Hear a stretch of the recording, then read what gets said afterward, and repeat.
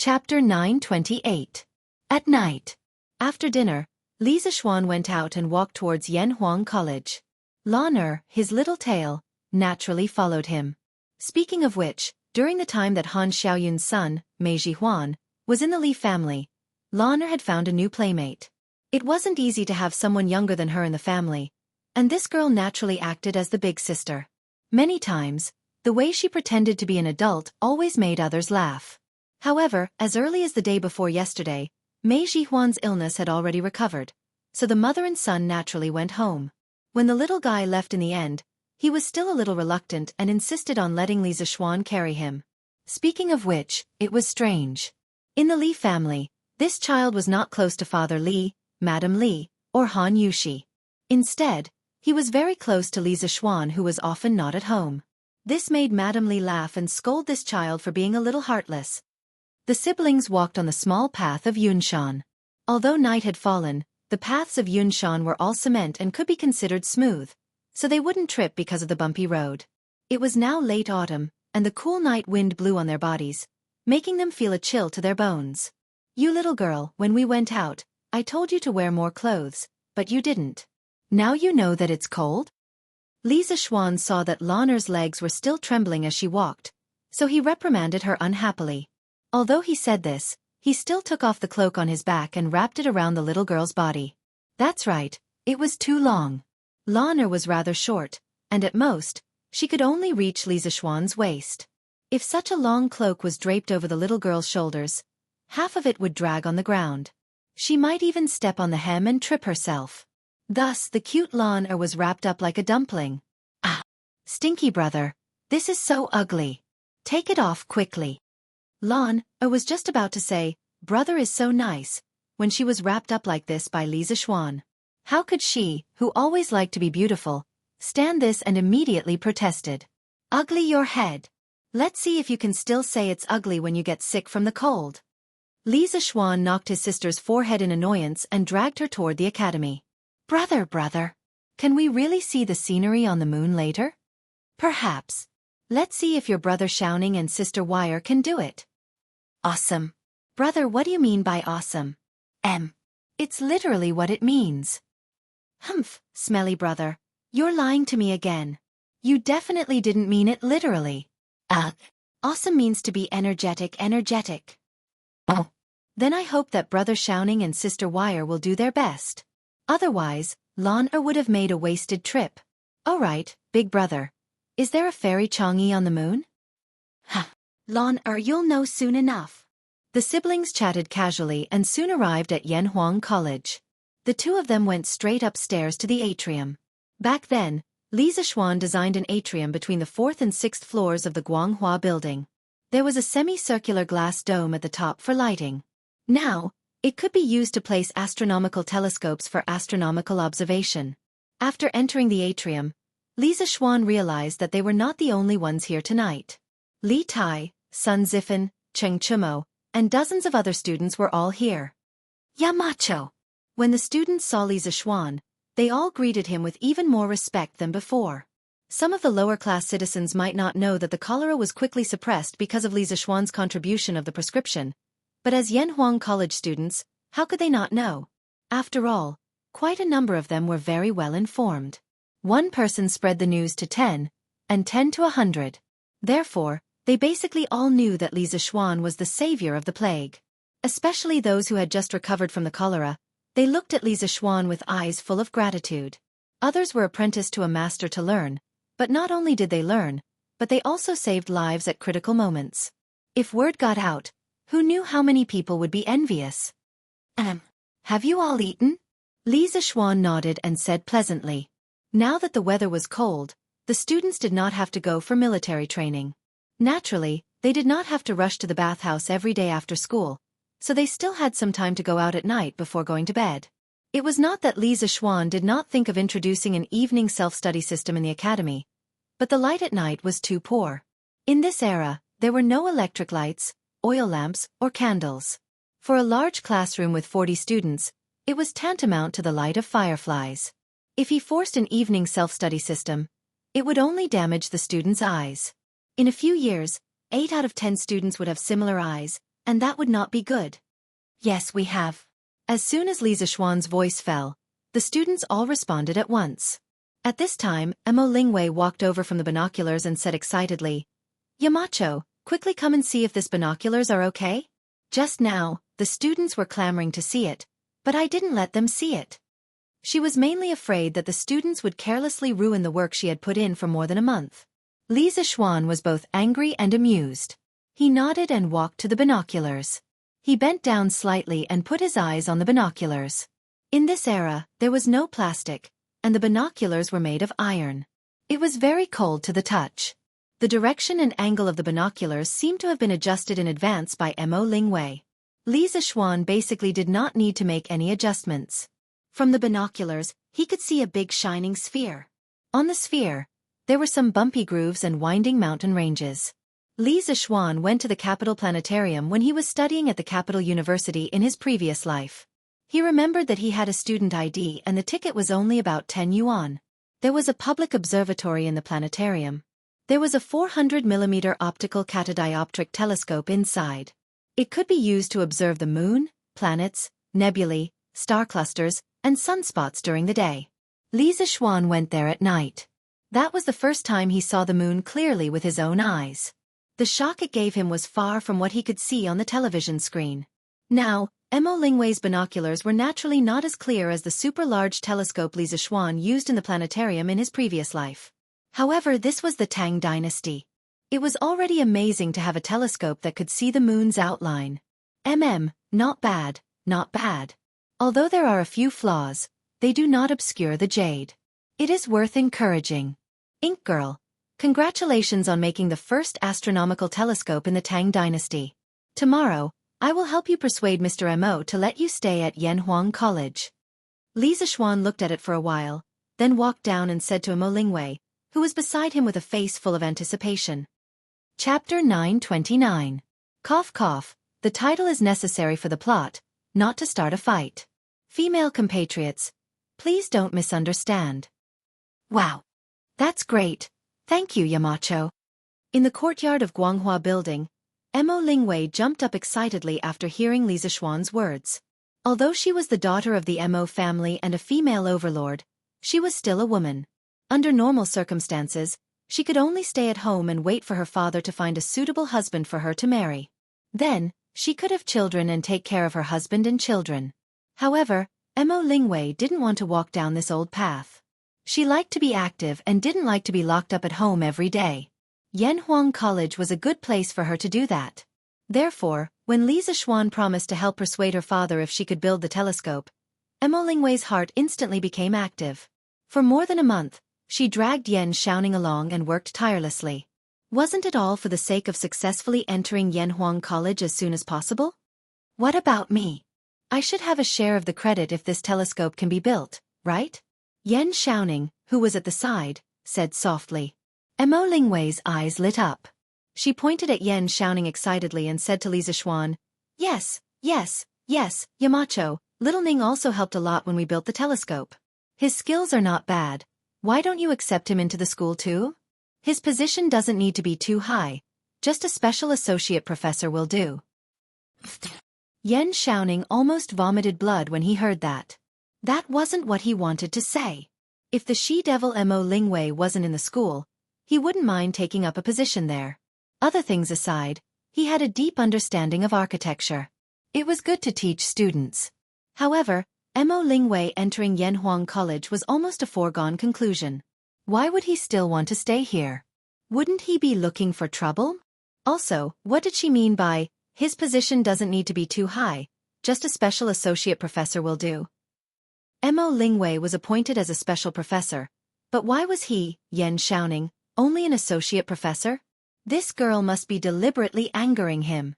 No, I don't agree. I don't want this credit anymore.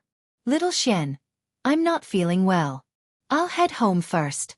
Yan Xiaoning hurriedly waved his hand and said a few words. Then, he fled as if he was fleeing. Hey. Little Ningzi, stop right there. Mo Lingwei hastily called out, but Yan Xiaoning's figure was nowhere to be seen. She couldn't help but stomp her feet in anger. I'm so angry. Don't let me catch you, or I'll teach you a lesson." The last sentence was said in a low voice, as if he was talking to himself. Lisa Schwan was speechless. "Ink girl, what have you done to Xiaoning in the past month? Why is he so afraid of you?" This girl rarely acted rashly in front of Lisa Schwan. When she heard Lisa Schwan's question, her little face instantly turned red.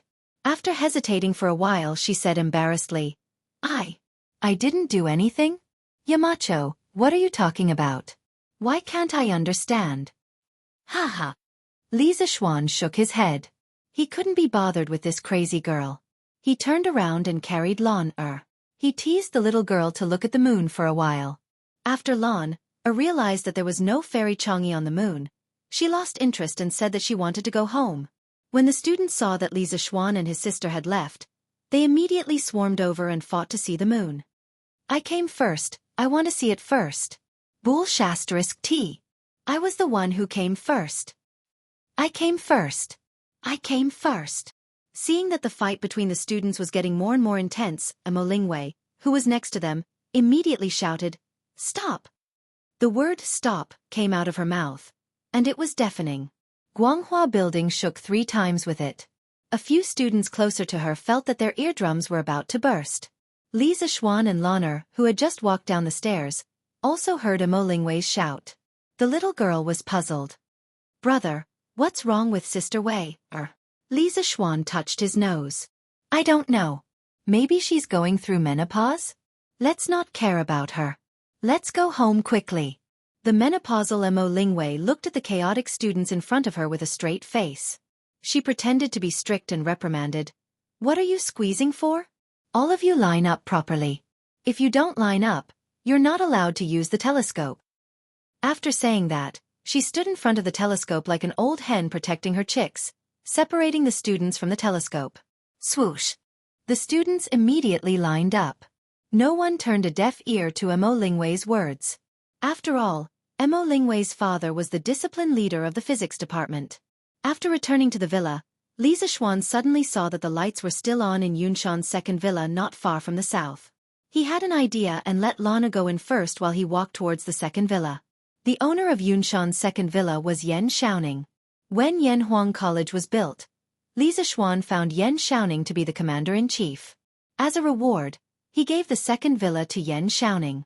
And this guy was still up so late after escaping from Guanghua Building. What was he doing? "In the past, I had countless friends, but only you were in the depths of my heart. I searched for you thousands of places in the mountains, but when I looked back, you were in the depths of the donkey shed, eating grass, leaning against a tree, with a towel wrapped around your head. Donkey, oh donkey, you're still the most worrisome." Lisa Schwan had just approached the second villa when he heard Yan Xiaoning reciting a poem. Oh, it wasn't a poem, nor was it a poem. There were no popular poems in the Tang dynasty. It sounded like he was just randomly reciting. But the content. Lisa Schwan almost burst out laughing after hearing it. This guy was actually talking to his donkey. Ahem, good line. Good line. I didn't expect you to have such literary talent, Xiaoning. I'm impressed. Lisa Schwan clapped his hands and interrupted Yan Xiaoning's affectionate confession and flattery. Yan Xiaoning paused, turned around and said, "Little Xian, you're here." "Yeah. What's wrong? Xiaoning, are you still angry at Ink Girl? It can't be, right? You're a man. Why are you getting angry at a weak girl?" "Weak girl?" Yan Xiaoning immediately exploded. Have you ever seen a weak girl as fierce as her? Look, the injuries on my arms and waist were all caused by her. Little Xian, let me tell you, don't ever trust women. Women are all drama queens, liars, and pigs. I'm a good example." At the end, Yan Xiaoning almost cried. Lisa Schwan was sweating profusely. Thinking about Mo Lingwei's hesitant reaction, he couldn't help but mutter in his heart, what kind of education did that crazy girl Mo Lingwei receive? She actually destroyed a 7-foot-tall man like Yan Xiaoning to this extent. Women are indeed terrifying when they become unruly. Chapter 930. Xiaoning, did Ink Girl hit you? Lisa Schwan glanced at the bruises on Yan Xiaoning's arms and waist and asked. He had thought that the two of them were just quarrelsome lovers who would occasionally quarrel with each other. He didn't expect that domestic violence would be involved. This problem was a bit serious. Yan Xiaoning said angrily. Isn't it? Xiaoxian, don't be fooled by her harmless appearance. She's very vicious. I don't want to stay with her in Yanhuang College forever. Li Zishuan wondered, don't you know how to fight back when she hits you? Yan Xiaoning rolled his eyes and looked at Li Zishuan as if he was looking at an idiot. Do you think I don't want to? But this woman knows martial arts. I'm no match for her. Li Zishuan suddenly understood. When he first saw Mo Lingwei, he saw that her lower body was extremely stable when she walked. He guessed that this girl might know martial arts. When Mo Lingwei showed her strength at the peak of the Grandmaster realm, Li Zishuan was even more convinced that Mo Lingwei knew martial arts. He just didn't expect that this girl would use her martial arts for domestic violence. Yan Xiaoning was really miserable. Ink Girl was fine. Why did she hit you? Li Zishuan thought about it and asked curiously. Yan Xiaoning spread his hands and said helplessly, how would I know? That's why I told you that this woman is the most difficult to understand. This girl is a heartless and unreasonable woman. Li Zishuan still felt that something was wrong, so he asked again, Ahem, Xiaoning, tell me the details of the few times she's attacked you recently. I can help you with the details. It was rare for Yan Xiaoning to find someone he could confide in. He planned to complain about Mo Lingwei's atrocities. After seriously recalling for a while, he began to slowly tell Li Zishuan the story. One day, Mo Lingwei was tired from grinding the lenses and said, Hey, little Ningzi, let's rest for a while. Let's talk for a while. Yan Xiaoning. Say what? Mo Lingwei with a shy face. Just, tell me your impression of me. Yan Xiaoning, deep in thought. His eyes lit up after a while. Do you know? I used to have two hearts, one kind and one evil. But ever since I met you, I only have kindness left. Mo Lingwei, a little happy, but also a little shy. Then why? Yan Xiaoning with his hands on his hips and laughing loudly. Because I'm so disgusting. Mo Lingwei. Oh. That day, Yan Xiaoning's waist was twisted in 7 places, his arms were twisted in 5 places, and his butt was kicked 4 times. Another day. Mo Lingwei. Little Ningzi, do you think what you did was right? Yan Xiaoning, pitiful, no, I apologize. I apologize for what I did wrong. I have a stubbornness in my bones. I couldn't hold it back just now. I'm very sorry. Mo Lingwei, she raised her chin like a winner. Then tell me, why are you apologizing? What did you do wrong? Yan Xiaoning with his head lowered, enduring the humiliation. Sorry, I was stubborn. Mo Lingwei, furious, go to hell. Even if you buy me Beauty Shop's pomegranate jiao, I won't forgive you. Note, Beauty Shop is the biggest rouge shop in Chang'an, and pomegranate jiao is the most expensive rouge in Beauty Shop. Yan Xiaoning, waving hands, all right. Then I won't buy it. I won't buy it. Don't be angry. Mo Lingwei. Oh. That day, Yan Xiaoning's waist was twisted in 3 places, his arms were twisted in 5 places, and his right foot was stepped on twice. He walked with a limp and only recovered after 5 days. Another day. Yan Xiaoning. Haha. I finished grinding a lens and clapping my hands happily. Let's go to Zuaxian restaurant for lunch. Mo Lingwei, face full of joy. Okay. Then she touched her purse. Mo Lingwei. But I didn't bring any money today. Yan Xiaoning, face full of joy, are you stupid? It's okay if you don't have money. I'll go alone. Mo Lingwei. Angry. Little Ningzi. That day, Yan Xiaoning's head was hit in 3 places, his arms were twisted in 5 places, and his abdomen was punched. Another day, night. Yan Xiaoning's office. Mo Lingwei, who was assembling the binoculars and suddenly shivered. Ah. It's so cold. Yan Xiaoning. Haha. I'm not cold. I told you to wear more clothes. Mo Lingwei, glaring at Yan Xiaoning with endless killing intent in her eyes. Yan Xiaoning. Don't stare at me, I didn't mean it that way, I. After stuttering for a while, Yan Xiaoning took off his cloak. Mo Lingwei thought that this blockhead was finally enlightened. Who knew? Yan Xiaoning threw his cloak on the table and said, Haha. Are you happy now? I'll be cold with you. Mo Lingwei didn't say anything. She picked up the iron rod in her hand and, That night, Yan Xiaoning's legs were bruised in no less than 5 places, and his butt was bruised in more than 10 places. After listening to Yan Xiaoning's story, Li Zixuan was stunned for a moment. He couldn't react at all. He sympathized with Yan Xiaoning before, but now, Yan Xiaoning lost control of his emotions after talking about so many sad past. His eyes were red and he said with grief and indignation, "Little Xian, help me be the judge. Isn't this kind of woman asking for a beating?" He was being unreasonable and making trouble out of nothing. "When I have the chance, I'll teach this girl a lesson. Otherwise, she'll never know how high the sky is and how deep the earth is." Li Zixuan opened his mouth and was speechless for a while.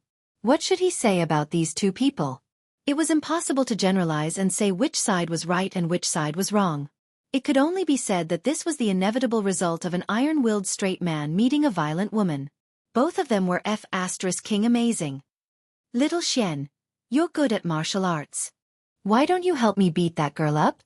Seeing that Li Zixuan didn't say anything, Yan Xiaoning rolled his eyes and suggested again. Li Zixuan's old face turned black.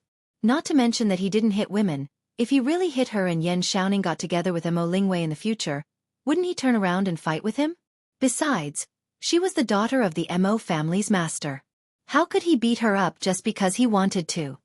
Okay. Don't say any more. What kind of stupid thing is this?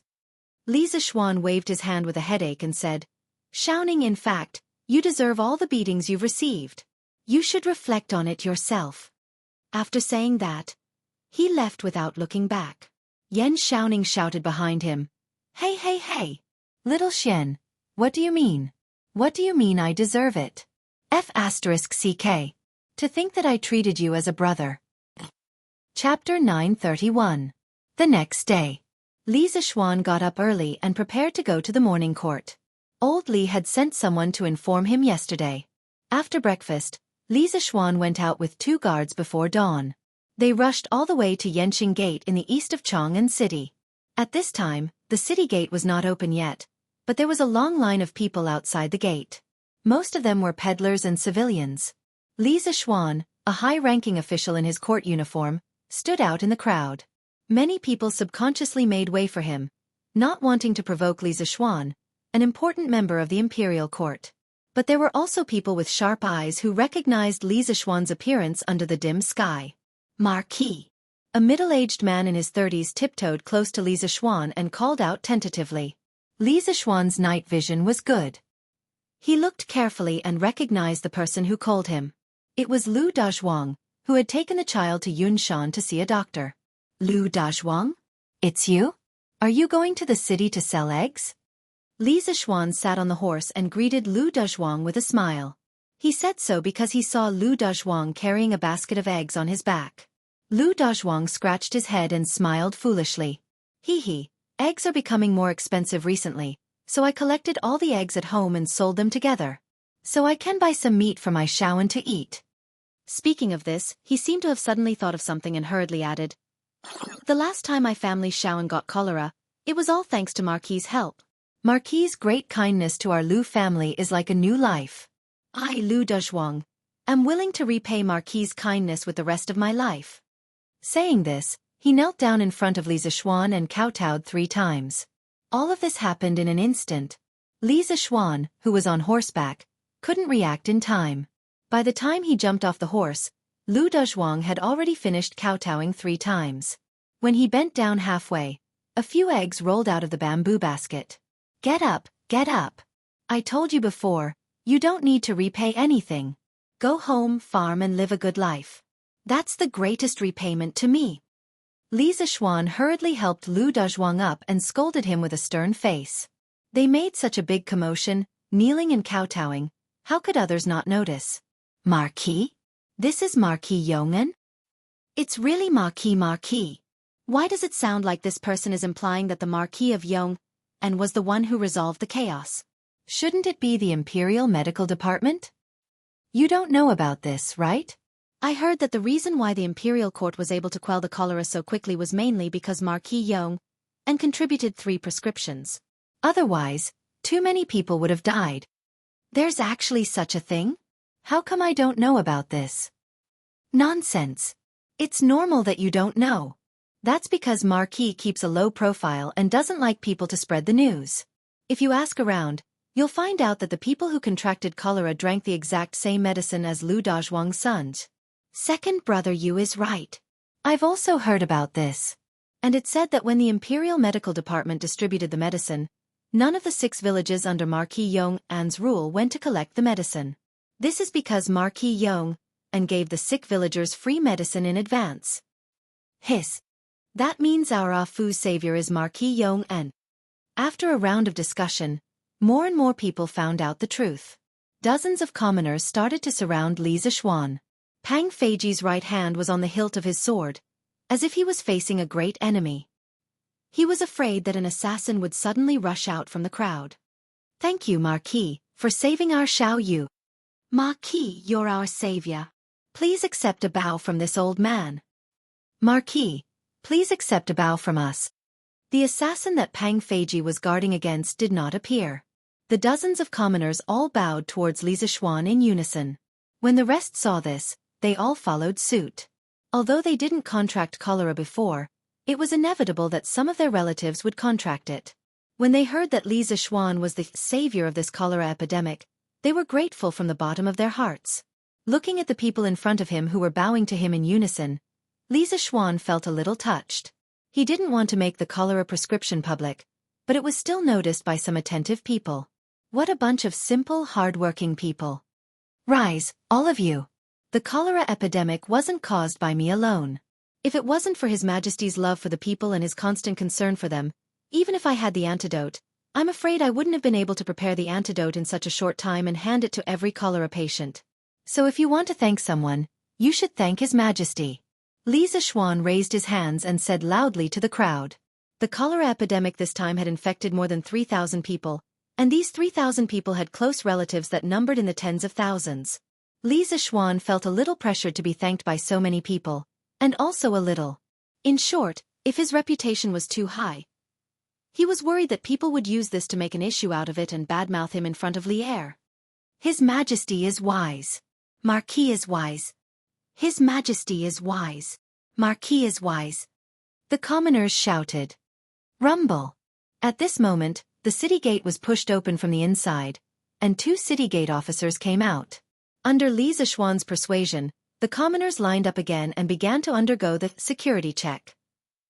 Yes, that's right. The city gate officers of this era were basically the same as the security guards of modern train stations and subway stations, but they didn't have high-tech equipment. After entering the city, Li Zishuan urged Dabai to run a little faster. The 3 of them rode straight to the imperial city, and soon they saw the tall and majestic imperial palace. Li Zishuan left Dabai in Pang Feiji's care, and entered the imperial palace alone. After chatting with the officials of the imperial court for a while, a servant came out to inform everyone to enter the Taiji Palace for the morning court session. After listening to Old Li, Fang Xianling, Wei Zhang, and the others discuss national affairs for a long time, it was finally Li Zishuan's turn to take the stage. He heard Li Er say in a deep voice, although the cholera epidemic has been quelled, we should still reward him according to his contributions. I'm sure all of you know that the epidemic situation was very critical. If it weren't for the Marquis of Yong and providing the prescription in time, the entire Chang'an city would have experienced a large-scale outbreak of cholera. If that happened, the imperial court would have suffered a great loss. Now that the cholera epidemic has been completely quelled, and not a single commoner has died from the disease, it's a miracle.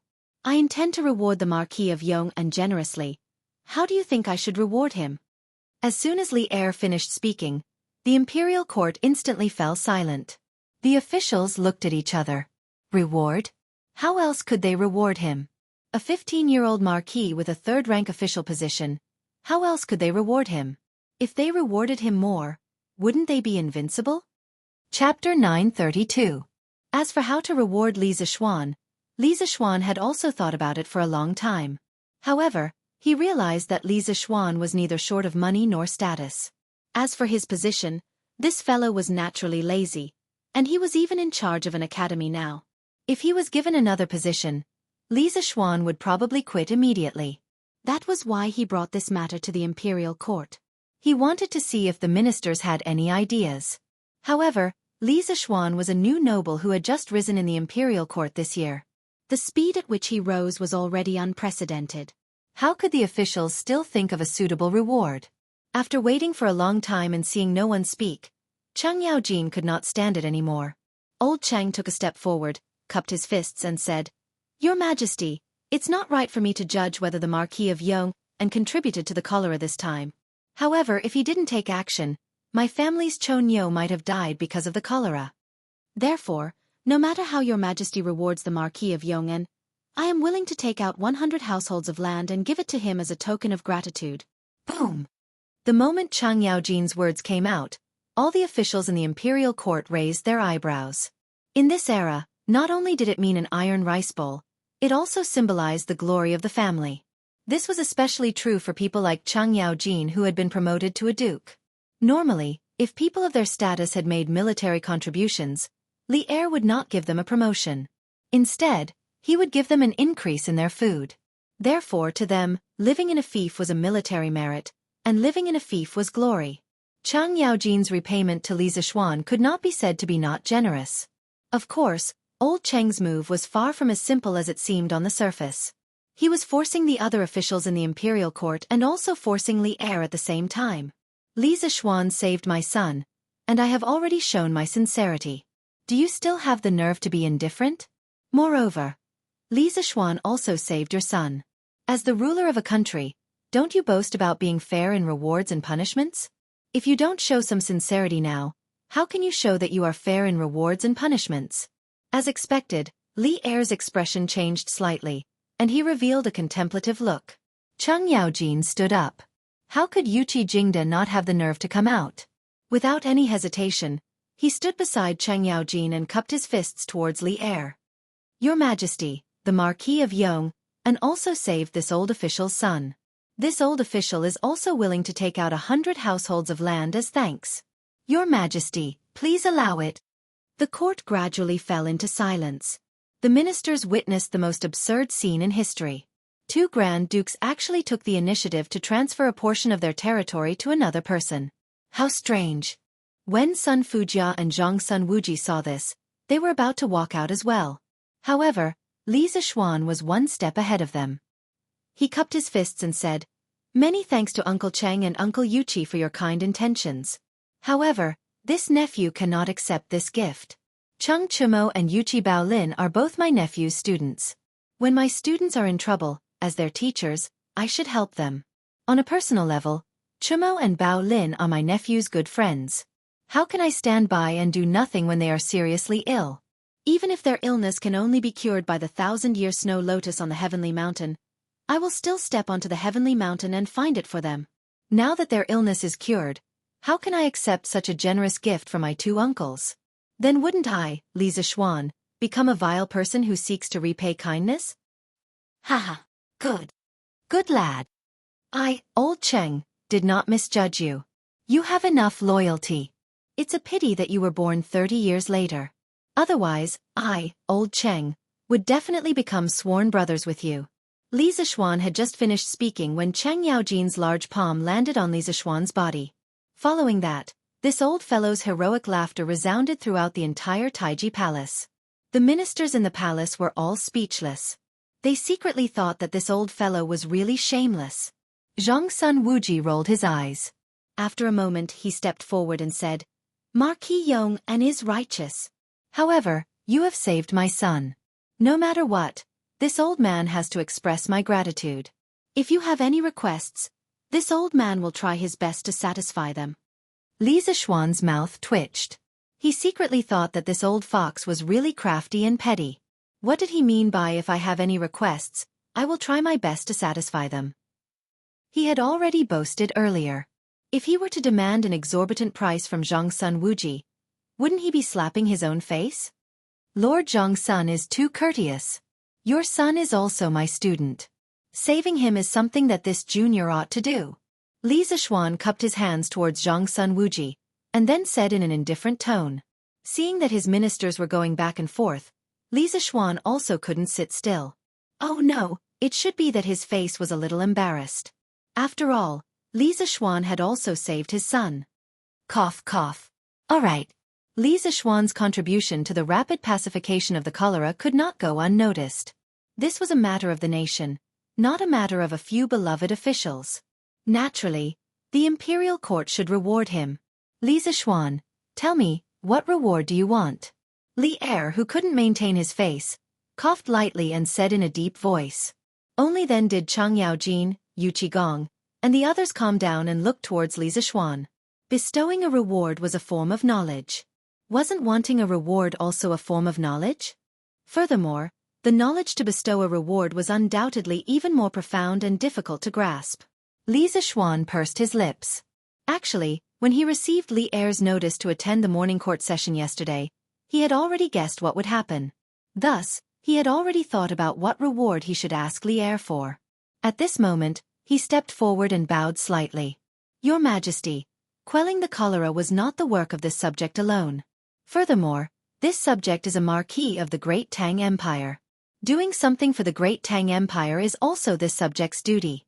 This subject does not dare to ask for a reward. One should be humble when needed. After all, if one was humble, this reward wouldn't run away. Li Zixuan loved to pretend to be a pig to eat the tiger. Li Er said unhappily, if I want to give you a reward, you should accept it. When did you become so overcautious? Speak quickly.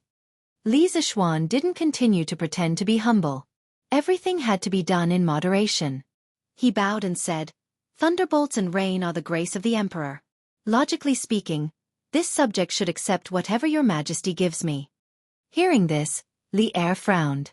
He really wanted to kick this glib-tongued brat. However, he heard Li Zixuan continue. However, this subject has something to ask of your Majesty. I would like to take the opportunity to say it today. I hope your Majesty will allow it. This brat had finally returned to his original appearance. Li Er said seriously, Speak. Li Zixuan said, This subject wishes to set up a medical school in Yanhuang College. At that time, this subject will train medical students together with the Imperial Medical Department. When the time is ripe, this subject intends to open medical schools all over the great Tang Empire to relieve the suffering of thousands of people. This subject will let the people of the great Tang Empire be able to treat illnesses and afford medicine. I hope your Majesty will allow it. Silence. After Li Zixuan finished speaking, the court immediately fell into silence. No one, including Chang Yaojin, expected Li Zixuan to make such a strange request. Wasn't he wasting the opportunity? Chapter 933. Inside the Taiji Palace. After Li Er heard Li Zixuan's words, he muttered in his heart. He thought to himself, why did this brat suddenly change his personality? He didn't even want to take the advantage that was sent to his mouth? Is this the only request? Li Er waited for a long time and didn't see Li Zixuan continue speaking. He asked uncertainly, Your Majesty, I only have this one request. I hope that your Majesty will grant it. Li Zixuan said lightly, Shao Xian Yu. Chang Yaojin anxiously glared at the side. He wanted to say something but was pulled back by Qin Qiong. Li Er looked deeply at Li Zixuan and then nodded. He said in a deep voice, Okay, I grant it. Among the officials in the palace, some let out a sigh of relief, while others sighed. Thank you, Your Majesty. No matter how others looked at him, Li Zixuan still had a calm and at ease look on his face. He had the demeanor of an expert who didn't care about material gains and didn't care about personal losses. Who knew that before Li Er finished speaking, Li Er changed the topic and said, I have always adhered to the principle that meritorious deeds should be rewarded and wrongdoings should be punished. Li Zixuan, whether it is saving the 3,000 people from the cholera or establishing the medical school in the future, they are all acts of meritorious deeds for the country. They should be rewarded. Marquis Yong and Li Zixuan, come forward and listen to the decree. Li Zixuan secretly thought that old Li still had a conscience. His move of retreating in order to advance was not in vain. Putting away the messy thoughts in his mind, Li Zixuan walked to the front under the stunned gazes of the officials. He solemnly bowed and cupped his fists, saying, This subject obeys the decree. Li Er's eyes narrowed as he scanned the officials in the palace. He then said, Marquis Yong, and has meritorious deeds for quelling the cholera. With the strength of one person, you saved thousands of people from life and death. At the crucial moment, you didn't claim the credit and didn't become arrogant. You are still able to worry about the country. You are truly a role model for all officials. I have decided to grant you 400 households and 100,000 gold. I will also bestow upon your mother the title of Lady Yi and your wife the title of a Korean third-rank noble lady. Your father, Li Jingma, is a secondary 7th-rank winged cavalry officer. Are you satisfied? Previously, Chang Yaojin had jumped out and said that he wanted to give 100 households worth of land to Li Zishuan. This gave Li Er a little inspiration. Since he could not raise Li Zishuan's title and position, and Li Zishuan did not lack money, he might as well increase his land. At the same time, he could also reward his family members with some empty positions. If everything was calculated, the reward would be very generous. In addition to the 600 households that were given to Li Zishuan when he was conferred the title of Marquis Yong, Li Zishuan now had a total of 1,000 households. What kind of concept was 1,000 households? One must know that the Duke of Lu Country, Chang Yaojin, only had 700 households. The Duke of Yi Country, Qin Qiong, also had 700 households. The Duke of Wei Country, Li Jing, only had 400 households. Li Zishuan's current land was almost catching up to the Prince of Hejian County, Li Shaogong. According to the records, Li Shaogong had 1,200 households. Li Zishuan was only a small marquis, but his land had already reached a shocking 1,000 households. It was truly inconceivable. Furthermore, 1,000 households land meant that Li Zishuan was now in charge of the life and death of 400 to 500 people. This subject thanks your majesty for your great kindness. Li Zishuan was also shocked by Li Er's sudden generosity. He had to admit that old Li's all-round multi-layered reward plan made him very satisfied. Your majesty is brilliant. Cheng Yaojin was overjoyed. He quickly followed behind Li Zishuan and sang praises. Zhang Sun Wuji hesitated for a moment before saying, Your majesty is brilliant. The Marquis of Yong cared for the people and even quelled the cholera single-handedly. None of the ancient sages could do this. Your majesty's generous reward is definitely worthy of the Marquis of Yong'an's name. No matter what, Li Zishuan had saved his son, Zhang Sun Chong. If he, Zhang Sun Wuji, didn't do anything, it wouldn't make sense. Furthermore, the rewards that Li Er gave were all within the rules. It wasn't too out of line. He had no reason to make things difficult for Li Zishuan on this matter. Instead, he might as well fulfill his wish. Since Zhang Sun Wuji had already agreed, who else in the imperial court would dare to come out and cause trouble for such a small matter? Strictly speaking, Li Er didn't give Li Zishuan a promotion. This was the most important thing. Most people could accept this result. Li Er nodded and said, Yes, Li Zishuan, I heard that Yanhuang College has made an astronomical telescope. Through this mirror, one can observe the sun, moon, and stars in the sky. Is this true? Once he said that, everyone was shocked. The officials couldn't help but look at each other. They were shocked and speechless. What kind of mirror could observe the sun, moon, and stars in the sky? Why does this sound so much like nonsense? It had to be said that even though these people were high-ranking officials in the imperial court, they weren't as knowledgeable as most of the students in Yanhuang College. Li Zishuan was already prepared. It should be said that from the moment Yan Shaoning and Mo Lingwei finished making the telescope, he had already expected that Li Er would know about this news soon. Furthermore, he had never thought of exchanging a national treasure like the telescope for money. He would definitely hand it over to the country. At this moment, Li Zishuan cupped his hands and answered, Your Majesty, the Academy has indeed made an item that can see the moon and stars from hundreds of thousands of miles away. It's called the astronomical telescope. Many teachers and students of the Academy have tried this mirror. Hearing Li Zishuan's confirmation, the officials couldn't stay calm anymore. The quiet and orderly imperial court suddenly exploded like a drop of water in a pot of oil. What? Yanhuang College actually has a magical item that can see the sun, moon, and stars clearly? This can't be, right? I wonder what it's like on the moon. Other than these officials who were just here to watch the show, the eyes of many military bigwigs lit up. Pharmacist, since this astronomical telescope can see the sun, moon, and stars clearly from hundreds of thousands of miles away, can it also see enemies from tens or even hundreds of miles away? It can predict the enemy's moves. This is what it means to predict the enemy's moves first. This magical item must not fall into the enemy's hands. That's right. We must fight for this item. This is a national treasure, not a toy.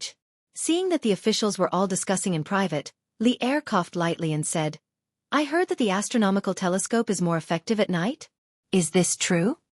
Hey, old Li's information is quite complete. Li Zishuan muttered to himself and then replied, That's true. Your Majesty, the light in the day is too strong. If you use the telescope to look at the sky, it's very easy to hurt your eyes, so the effect is better at night. Li Er nodded, then made a decision that stunned everyone. Tonight at 5 p.m., all officials of the third rank and above shall follow me to the Cloud Mountain to see the moon.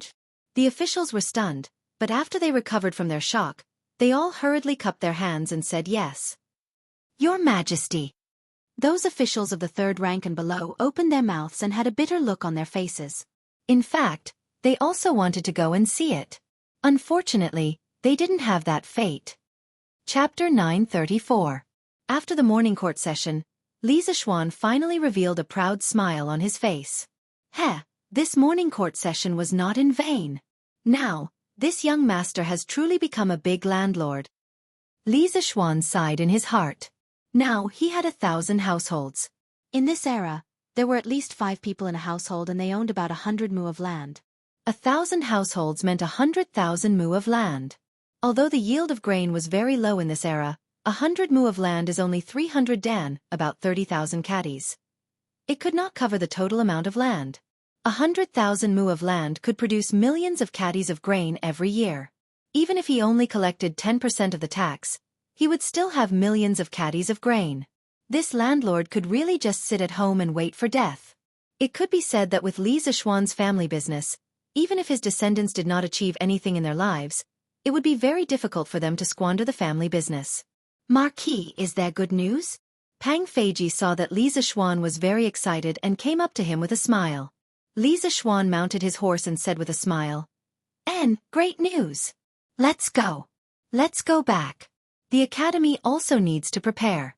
Tonight, His Majesty and the civil and military officials will go to the academy. What? His Majesty is going to the academy at night? Pang Feiji's eyes widened in disbelief. Ever since the world was peaceful, the emperor had never left the city at night. It was not because of the curfew. Why would an emperor care about that? The main reason was that it was not safe to leave the city at night. After all, there were no streetlights in this era. Everywhere outside the city was dark and it was easy for assassins to hide. Pang Feiji did not have time to think because Li Zishuan had already rushed out. He quickly mounted his horse and led his men to chase after Li Zishuan. Yun Mountain. After Li Zishuan returned home, he was not in a hurry to tell his family about the reward that Li Er had given him. This was because he knew that in the afternoon, the imperial edict from the palace would be sent down. When that time came, they would naturally know. Sure enough, someone from the palace came in the afternoon. The person who came to deliver the decree was Zhao Song, Li Zishuan's old acquaintance. The two exchanged some pleasantries. Zhao Song saw that Li Zishuan's family members were all present, so he cleared his throat and took out an imperial edict from one of his followers behind him, reading it aloud. The Emperor of the Great Tang has decreed that we rule the world through literature and subdue chaos through force. Moreover, military commanders and generals were the pillars of the imperial court, the backbone of the country. They were capable of both civil and military affairs, and their contributions to the imperial court could diminish their achievements and not be rewarded with favor. Li Zishuan, the Marquis of Yong'an, has quelled the cholera, and has rendered great service. He has single-handedly saved the lives of tens of thousands of people in Chang'an, saving the lives of millions of people from the ravages of cholera. Therefore, he will be granted 400 households and 100,000 gold coins. By the Emperor. Li Zishuan said, this subject, Li Zishuan, accepts the decree. Thank you, Your Majesty. When Li Jingma, Madam Li, and Han Yushi heard the good news, they were all stunned. This was really good news from the heavens. When Li Jingma came to his senses, he was about to send a servant to fetch the money when Zhao Song took out another imperial edict from the servant behind him.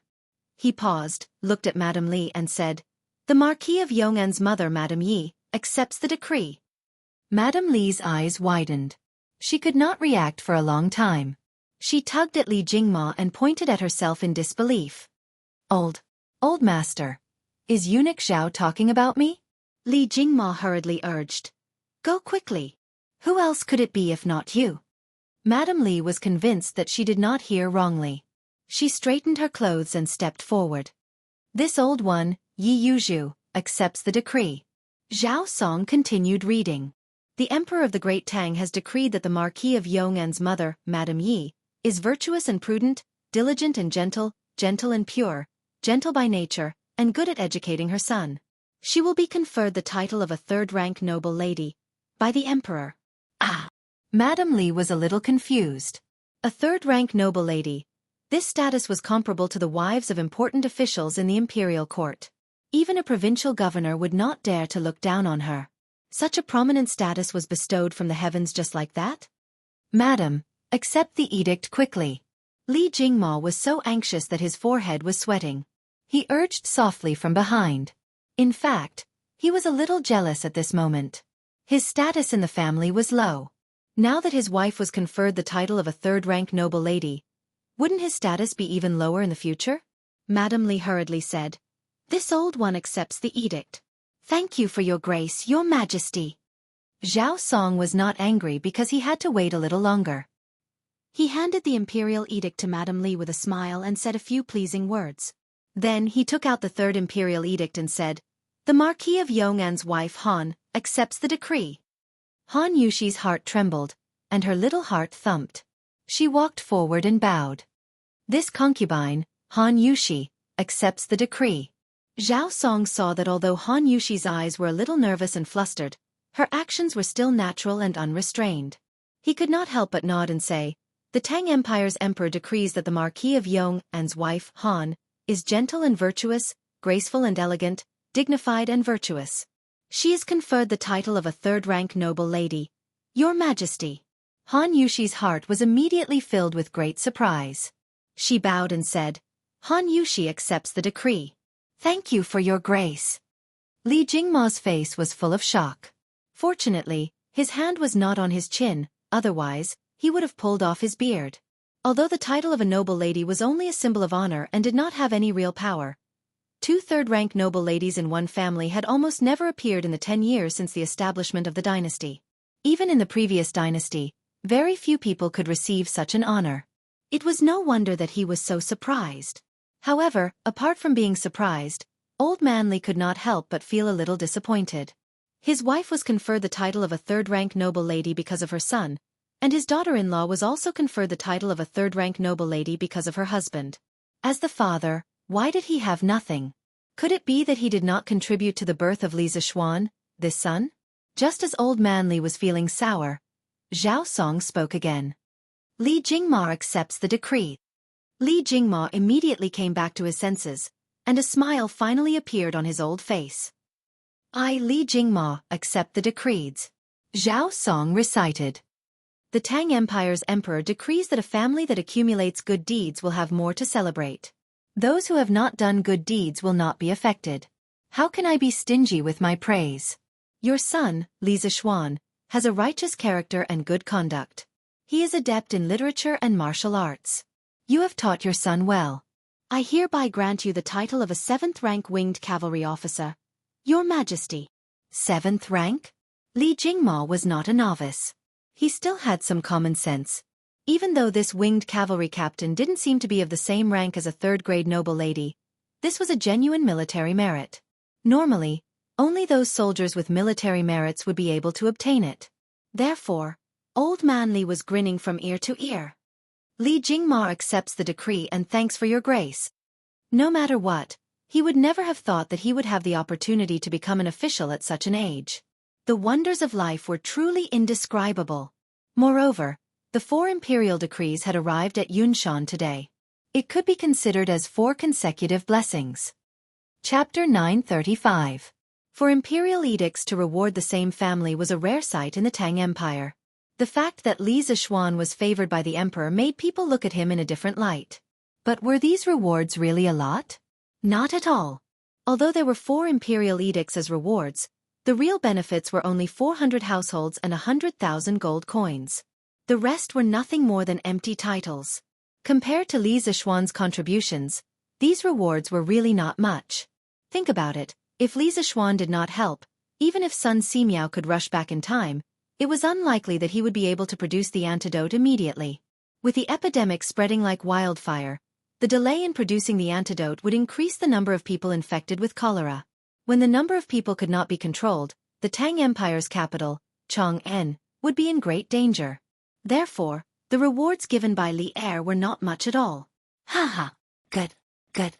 Today is really a day of great joy. Ha ha ha ha. After Zhao Song left, Li Jingma laughed heartily. It was rare that Madame Li did not dampen old Li's enthusiasm. She looked at her son lovingly and said, Xian'er is getting more and more favored by the emperor. Thanks to you, Xian'er, offering the antidote for cholera, not only did you save the people, but you also earned a title for your father. Your father will be happy for a while. Old Li was immediately unhappy. Ha! Madam, weren't you unwilling to let Xian'er help the king of Wei treat cholera? Madame Li said unhappily, I was afraid that our son would accidentally contract cholera too. So you're not afraid now? You're just a 7th-rank winged cavalry captain. How dare you talk back to a 3rd-rank honorary lady? You're offending your superiors. Hey, madam, this is not how things are supposed to be. Seeing their parents quarreling, Li Zishuan and Han Yushi couldn't help but look at each other and smile. This was life. Brother, why are you all rewarded but not Lan? Lan is your sister. I also contributed. The little cutie tugged at Li Zishuan's arm and looked up at him. Overjoyed, Li Jingma and Mrs. Li discussed and decided to return to the Li mansion in Chang'an for a while. According to Li Jingma's father, such a joyous occasion should be celebrated with the servants in the mansion. Although it was comfortable to live in Yunshan, it was not as lively as Chang'an. Before leaving, Madame Li specially called Li Zishuan to the side and said, Xian, you and Yushi have been married for quite some time now. It's time for you to have a child.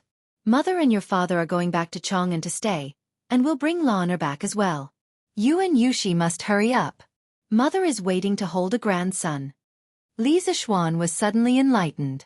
He finally understood why the old couple had suddenly clamored to return to Chang'an. It turned out that they wanted to create a couple's world for him and Han Yushi. Mother, we are still young. What's the hurry? Mrs. Li Zishuan couldn't help but slap Li Zishuan's arm. What's wrong with being young? Look at Mei Jun and Han Xiaoyun. Aren't they the same as you? Look at how adorable his Huaner is. You and Yushi should hurry up. Li Zishuan didn't want to disappoint his mother, so he didn't say much. He just vaguely agreed. Around 3 in the afternoon, Li Jingma and Madame Li brought Lan who also missed Chang'an. They dressed lightly and rode down Yunshan in a carriage, rushing towards Chang'an. Li Zishuan asked Pang Feiji to bring a team of personal guards to follow behind them. He entrusted them to stay in Chang'an and protect his parents. As for himself, Li Zishuan felt that he didn't need protection at all. The academy had 3 great grandmasters guarding it, so it was very safe. After watching his parents leave, Li Zishuan didn't have time to spend some alone time with his wife. He was called over by Mo Zhong to Yanhuang College. Li Gang heard that Li Zishuan was going to bring the civil and military officials to the academy to admire the moon with binoculars tonight. He wanted Li Zishuan to return to the academy in advance to take charge of the situation and make arrangements in advance to prevent any accidents. The old teacher had already treated the academy as his home. The students of the academy were his children. If something happened to Li Zishuan in the academy, the entire academy wouldn't have an easy time. Therefore, the old teacher was especially attentive. At 5:45 p.m., the sky gradually darkened. A full moon appeared in the sky, but it didn't look very bright. The civil and military officials who were admiring the moon led by Li Zishuan ascended Yunshan and arrived at the gate of the academy. They saw that there were big lanterns hanging on both sides of the road leading out of the academy. They were hung up every 5 steps, making the entire academy as bright as day even at night. Li Zishuan brought the leadership of the academy to the school gate to welcome them personally. Ha! I'm just here to try the binoculars. You're so good, making such a big fuss. I wonder how much money you've spent. After exchanging pleasantries, Li Zishuan pointed at Li Zishuan and scolded him jokingly as he walked. Li Zishuan cursed in his heart, but he said, Your Majesty and the officials of the imperial court came to the academy to admire the moon. Of course, the academy should prepare in advance.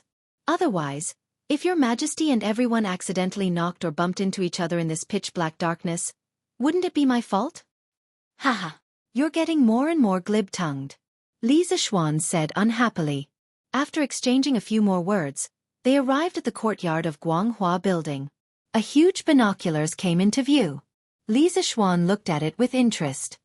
He touched and knocked on it for a long time before asking, "How do I use this?" Li Zishuan explained, "Your Majesty only needs to put your eyes in front of the cylinder. Then you'll see a whole new world."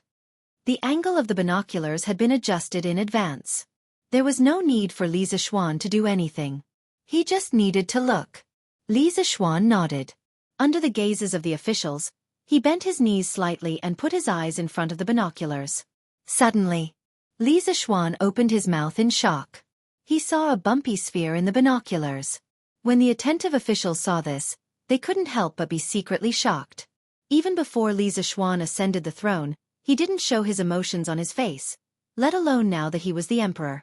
He didn't show his emotions on his face. But now, Li Zishuan looked so surprised that people couldn't help but think, what kind of scenery could surprise Li Zishuan, the emperor of a country?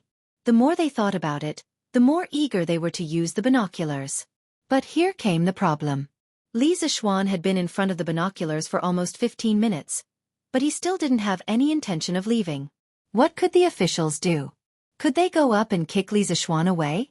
So they could only wait at the side for Li Zishuan to finish using it. Chapter 936. Teske, I didn't expect the moon to be like this. There's no moon lord, no jade rabbit, and no trees. It looks like there's only barren mountains and dry rocks. The Moon Lord refers to Chang-yi, and the Moon Star refers to the moon in the ancient language. The Book of Changes states that Tai Chi gives birth to Yin and Yang, and Yin and Yang give birth to the four symbols. Yin and Yang refers to Yin and Yang, and the four symbols refers to Tai Yang, Tai Yin, Xiao Yin, and Xiao Yang. After the Qin and Han dynasties, they gradually referred to the Eastern god Azure Dragon, the Western god White Tiger, the Southern god Vermilion Bird, and the Northern god Black Tortoise. Yanhuang College, Guanghua Building, Atrium. Li Er looked at it for a long time and finally couldn't help but sigh. However, he still didn't have any intention of moving. It seemed like he hadn't seen enough. The ministers all sighed in their hearts. Encountering such a boss who liked to eat alone, they, as little brothers, felt very helpless. Li Zishuan, can you point this telescope somewhere else? I want to see the Milky Way. Well, the origin of the word Milky Way is unknown, but there was the word Milky Way before the Sui dynasty. There were earlier names like Milky Way, and so on. Li Er reluctantly moved his eyes away from the telescope and said to Li Zishuan. All the officials were cursing in their hearts. Li Er was really pushing his luck. They hadn't even seen the moon yet, but oldly wanted to see the Milky Way. He was pushing his luck. Most of the ministers were angry, but they didn't dare to say anything. However, there were always one or two brave ones. Your Majesty, why don't you let me see what the moon looks like? I've lived for most of my life and have seen everything, but I've never seen what the moon looks like. Chang Yaojin couldn't help but mutter. Oldly didn't take it to heart. He laughed and said, Jijia, there's no hurry. The night is long, and there's still a long time. Besides, it'll be late at night and the moon will rise. You'll see it more clearly, right? Everyone was speechless, thinking that Li Er was really a shameless old scoundrel. Seeing Li Zishuan looking at him again, Li Zishuan had no choice but to bow and say, Your Majesty, this telescope is just a prototype. There are still many imperfections, so it is not enough to see the celestial bodies outside the moon. If you want to see other celestial bodies in the Milky Way, you have to wait for the Academy to make a greater technological breakthrough in the future. To be honest, this telescope was still very crude, and its image was not very clear. It could barely be used to see the moon, but as for other celestial bodies, forget about it. Li Er shook his head and said with a smile, It's fine. I just want to see what's the difference between using this telescope and using the naked eye.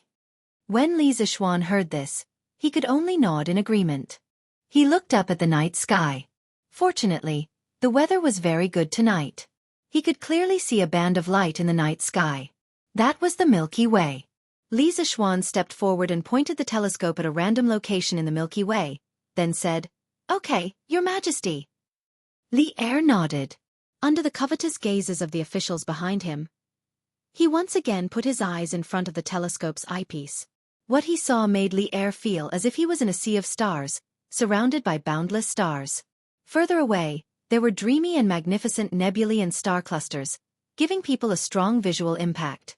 In the vast dark space, everything seemed so small. Emptiness, vastness, loneliness, shock, and all kinds of complicated emotions poured into Li Er's heart in an instant, making him, the supreme ruler of the human world, a little confused at this moment. Seeing that Li Er was silent for a long time, the officials couldn't help but look at each other. They didn't know what Li Er had seen that made him silent for so long. Cheng Yaojin was so anxious that he scratched his ears and cheeks. If the person squatting in front of the telescope was not Li Er, but someone else, old Cheng would probably go forward and kick him away, and take his place to enjoy himself. In fact, Li Zixuan quite understood Li Er at this moment. In his previous life, when he went to the cinema to watch Interstellar, he had been severely shocked. Some movies were not worth going to the cinema to watch. The big screen also exposed the shortcomings. Some movies were born for the big screen. When he went to the cinema to watch Interstellar, he was deeply shocked by the visual effects on the screen. Even after walking out of the cinema for a long time, his heart was still in a state of accelerated heartbeat, and he did not calm down for a long time. It was also because of this that he had specially gone to the capital's planetarium in order to feel the vastness of space and the brilliance of the interstellar. Those who had seen the star chart in space, regardless of whether they were men or women, could not resist its charm. At that time, his dream was really the sea of stars. If a technology company wanted to recruit volunteers for interstellar travel, he really might have given it a try. However, this was just his unrealistic dream at that time. Later, his dream became a house, a car, and money, and he completely became a layman. As a modern person, he was so shocked when he saw space. How could Li Er, an ancient person, be indifferent when he saw space for the first time? After about 15 minutes, perhaps he felt that his legs were a little tired from standing, Li Er finally came back from space. His face was full of absent-mindedness. He walked to the side and stood beside Li Zixuan, giving up the position of the telescope. Cheng Yaojin could not wait any longer. This old guy was afraid that someone would beat him to it. He rushed to the front of the telescope and shouted, "Xiao Xian, quick! Quickly point this guy to the position of the moon. Old Cheng, want to see if there are any fairies on it." Hearing this guy start talking nonsense, everyone could not help but laugh. Li Zixuan had no choice but to step forward and point the telescope at the position of the moon. Old Cheng smacked his lips and began his journey to the moon. Li Zixuan returned to his original position. Seeing that Li Er was still in a daze, he said, "Your Majesty, what do you think after seeing this Milky Way?" Li Er murmured, "Vast, vast. I feel that I am so tiny in the midst of all the stars in the heavens. Previously, you said that the ground under our feet was a sphere. At that time, I didn't believe it. Tonight, I completely believe it. In the past, I was still complacent about conquering this land, but compared to the universe, this land is probably as small as a speck of dust." After a pause, Li Er looked at Li Zixuan with a burning gaze and said faintly, "Marquis Yong, is it possible for Yanhuang College to let me go to the sky to take a look in my lifetime?" Li Zixuan was speechless. He never thought that old Li's feelings after seeing space were to actually want to go to the sky. Could it be that Li Er wanted to conquer the sea of stars in the future? Wasn't that too ridiculous? Chapter 937. Your Majesty, when engineering is developed to the extreme, it is indeed possible to achieve interstellar flight. However, there is still a long way to go. It could take decades, or even centuries. Li Zixuan was speechless for a while. He looked into Li Er's burning eyes and replied. In his previous life, the United States of America, which had been established for more than 100 years, relied on its advanced and complete industrial system to launch the Apollo program, which started in May 1961 and ended in December 1972. They achieved the first moon landing in history. The entire Apollo program lasted for about 11 years and cost more than $25 billion. It accounted for about 0.57% of the United States GDP and about 20% of the United States total scientific and technological research and development funds. At the peak of the project, there were more than 20,000 companies, more than 200 universities, and more than 80 research institutions that participated in the project. The total number of people involved was more than 300,000. It could be said that the United States of America had mobilized the entire country to complete the first moon landing project. Even a powerful country like the United States of America had done so. For a feudal dynasty like the Tang dynasty, which did not even have a complete industrial system, to complete space travel was tantamount to a fantasy. Not to mention a few decades, even 100 or 200 years would be difficult. A few decades? A few hundred years? Li Er's eyes suddenly dimmed. He muttered, "How I wish to live for a few hundred more years." Li Zishuan thought to himself. If Li Er had heard Han Lei's borrow another 500 years from the heavens, would he also sing a song to his heart's content? Feng Zhidai, who was standing behind Li Er, could not help but feel shocked when he heard the conversation between Li Er and Li Zishuan. According to his official position, Feng Zhidai was actually not qualified to stand here tonight. However, as the vice minister of the guard, he had the responsibility of accompanying the emperor. Moreover, for some reason, Li Er seemed to be afraid that he would forget and specially sent someone to inform him to accompany the emperor at Yanhuang College tonight. Hence he came. Although he had not used the binoculars before, from Li Er's expression and words, he could roughly imagine what Li Er was describing. After hearing Li Zishuan's reply, he could not help but feel a huge wave of emotions surging in his heart. This was because Li Zishuan did not give Li Er a direct negative answer. Instead, he said that it would take decades or centuries. This was a mission that seemed impossible to ordinary people, but Li Zishuan had turned it into a goal that could be achieved. This had completely overturned Feng Zhidai's understanding of the world. During his stay in Chang'an, he had collected a lot of information about Li Zishuan. The more he read, the more surprised he became.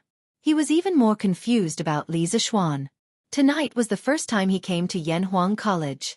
The majestic college was like an immortal palace standing on the top of a mountain.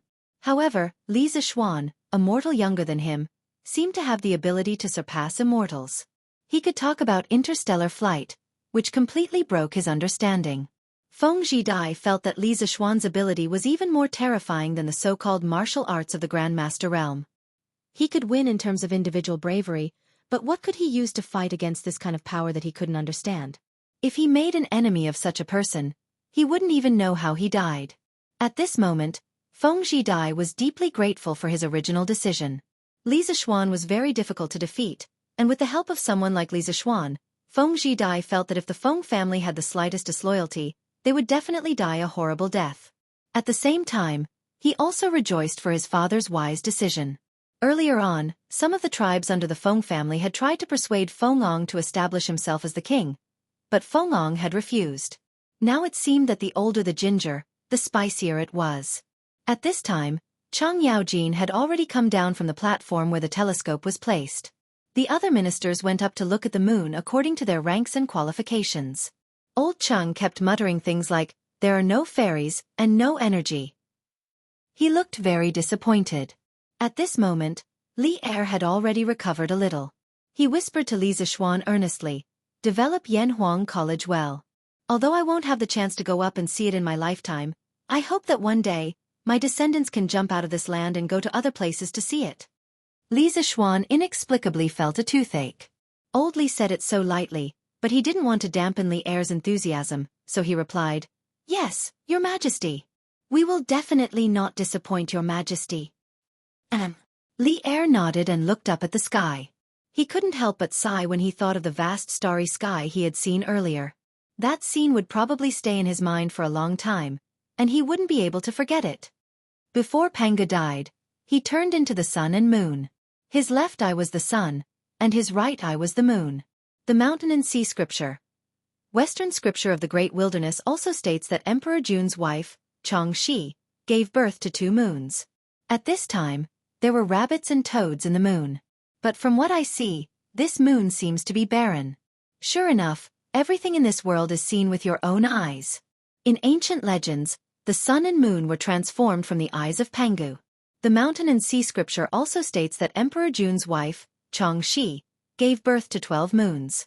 Emperor Jun was a mythical figure in the Shang dynasty. After looking at the moon with a telescope, Old Feng couldn't help but sigh. "Hey! I say, Old Feng, if there are no fairies on the moon, then there are no fairies. You are complaining so much here. Aren't you afraid that sister-in-law will? Hee hee. Chang Yaojin couldn't help but make fun of Feng Xianling after listening to him for a long time. Everyone roared with laughter. Few people didn't know that Feng Xianling was afraid of his wife. You, Cheng Jijia, if you continue to talk nonsense, do you believe that I won't go to your house and tell sister-in-law what you muttered before? Feng Xuanling's face turned red, and he pointed at Chang Yaojin angrily. As the saying goes, don't expose a person's shortcomings. Cheng Yaojin was too immoral. While these people were making fun of each other, there was never a shortage of people around the telescope. The courtiers who had never used it came up one by one to try it. After about 2 hours, almost all the courtiers had tried the telescope. At this time, a middle-aged man in a Taoist robe walked out of the crowd. He had a jade-like complexion and a graceful demeanor. It was Li Chunfeng. He was only a minor official in the Imperial Historian Bureau. Logically speaking, he wasn't qualified to be here tonight. He heard from the Imperial Historian Bureau that Li Er was going to bring courtiers above the 3rd rank to the Cloud Mountain to use Li Zishuan's newly made telescope to observe the moon. He was curious, so he asked Li Er personally for a spot. When Li Chunfeng met Li Er for the first time this year, he left a deep impression on Li Er with his knowledge of the calendar. When Li Er heard that Li Chunfeng wanted to go to the academy to observe the moon, he thought about it and agreed. At this moment, seeing that this man in a Taoist robe also wanted to use the telescope, Li Zishuan was curious. He couldn't help but ask, "May I know who you are?" Li Chunfeng smiled and bowed. "I am Huang Guanzi. Greetings, Marquis Yong'an." Chapter 938. Huang Guanzi? Li Zishuan found the name familiar. It didn't take him long to remember. When the results of the entrance exam of Yanhuang College were announced, Li Zishuan had investigated the families of the top students. Li Zishuan was ranked 2nd among the freshmen. Li Chuanfeng's information was on Li Zishuan's desk. Therefore, Li Zishuan knew a thing or two about Li Chunfeng. Li Chuanfeng's Taoist name was Huang Guanzi. In the first year of Zhengguan, he made 18 comments on the Wuyin Yuan calendar written by Fu Renjun, a Taoist priest. Li Er appreciated his talent and accepted 7 of his comments. Li Chunfeng was appointed to serve in the Bureau of Imperial History. Right now, Li Chunfeng was just a young man who had just made a name for himself in the imperial court. Few people would pay attention to him. However, Li Zishuan, who had transmigrated from the modern world, knew what Li Chuanfeng's name meant. For this reason, he even asked someone to look into Yuan Tiangong's information. He didn't give up until he found out that Yuan Tiangang wasn't in the imperial court. In fact, Yuan Tiangang only entered the imperial court in the 5th year of Zhengguan. "Oh, it's Taoist Li. Sorry for the disrespect." Li Zishuan bowed to Li Chunfeng and said politely. Li Zishuan looked at Li Zishuan seriously. This made Li Zishuan uncomfortable. He felt that Li Chuanfeng's eyes had a penetrating power that could see through everything. Under this kind of gaze, no secrets could be hidden. Li Zishuan's heart skipped a beat. He quickly used the Taishan Sutra to maximize his mental strength and stay alert. Li Chuanfeng's face suddenly turned pale. Sorry.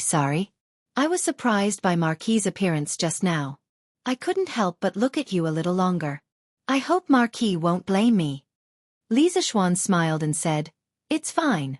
You and I are both Taoists, so how can we blame each other? This Marquis has heard that Taoist priest is quite accomplished in calendar, astronomy, and mathematics. If there's a chance in the future, I'll definitely ask for your advice. I hope Taoist priest won't hold back." Li Chunfeng cupped his fists and said, "Marquis, you flatter me. Marquis has been taught by a famous sect since he was a child. How can my insignificant skills be compared to Marquis'? I'm here today to use Yanhuang College's binoculars to verify some of my past conjectures. I hope that Marquis can help me." Confirm some conjectures? It was probably related to the calendar, right? Li Zishuan thought to himself. At the same time he promised, "Just use it, Taoist priest. In the future, the door of the academy will always be open for you. If you want to use this telescope, you can come any time." Li Chuanfeng's face lit up and he said, "Marquis, are you serious?"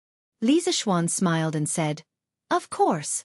If I'm not wrong, you probably want to use the telescope to calculate the calendar, right? Since ancient times, the calendar has been very important to the people's agriculture. If this telescope can help you, then it's Yanhuang College's and my good fortune, isn't it? Li Chuanfeng's face turned serious and he bowed sincerely.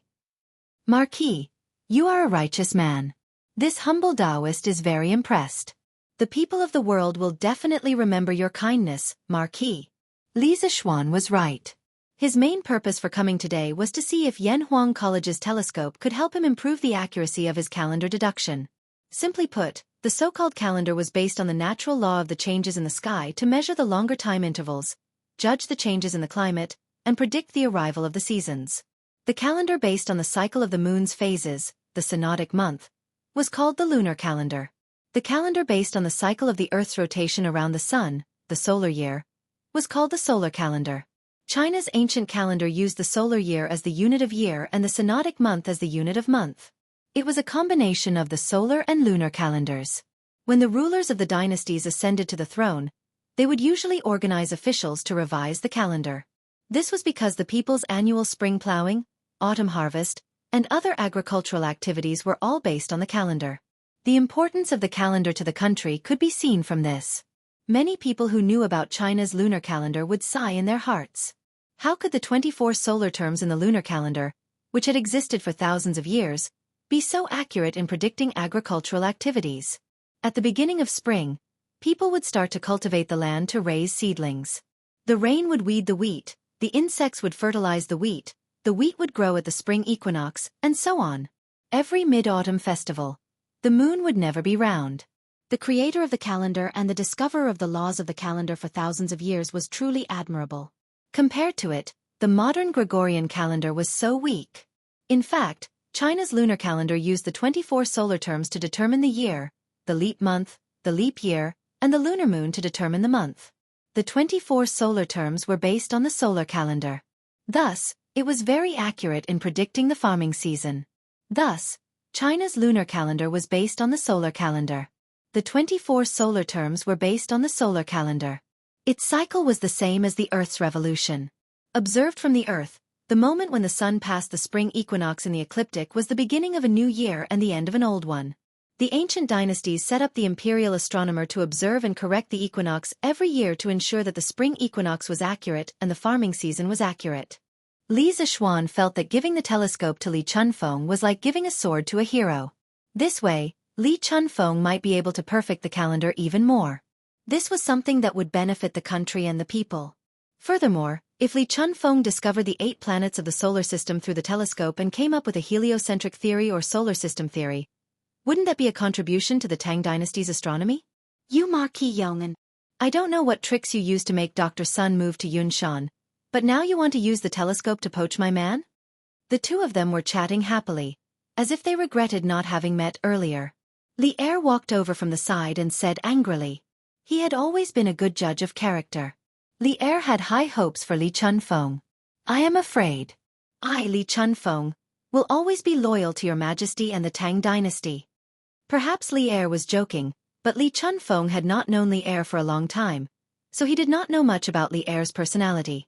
As the saying went, being in the king's company was akin to being in the company of a tiger, so he did not dare to treat Li Er's words as a joke. Li Zishuan wasn't afraid at all. He could tell that old Li was joking.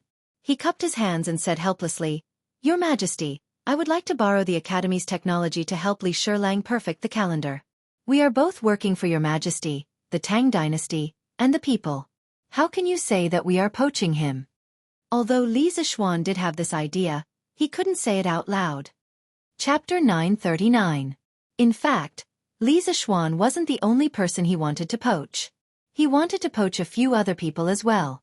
Previously, he had mentioned in the imperial court that he wanted to establish a medical school in Yanhuang College.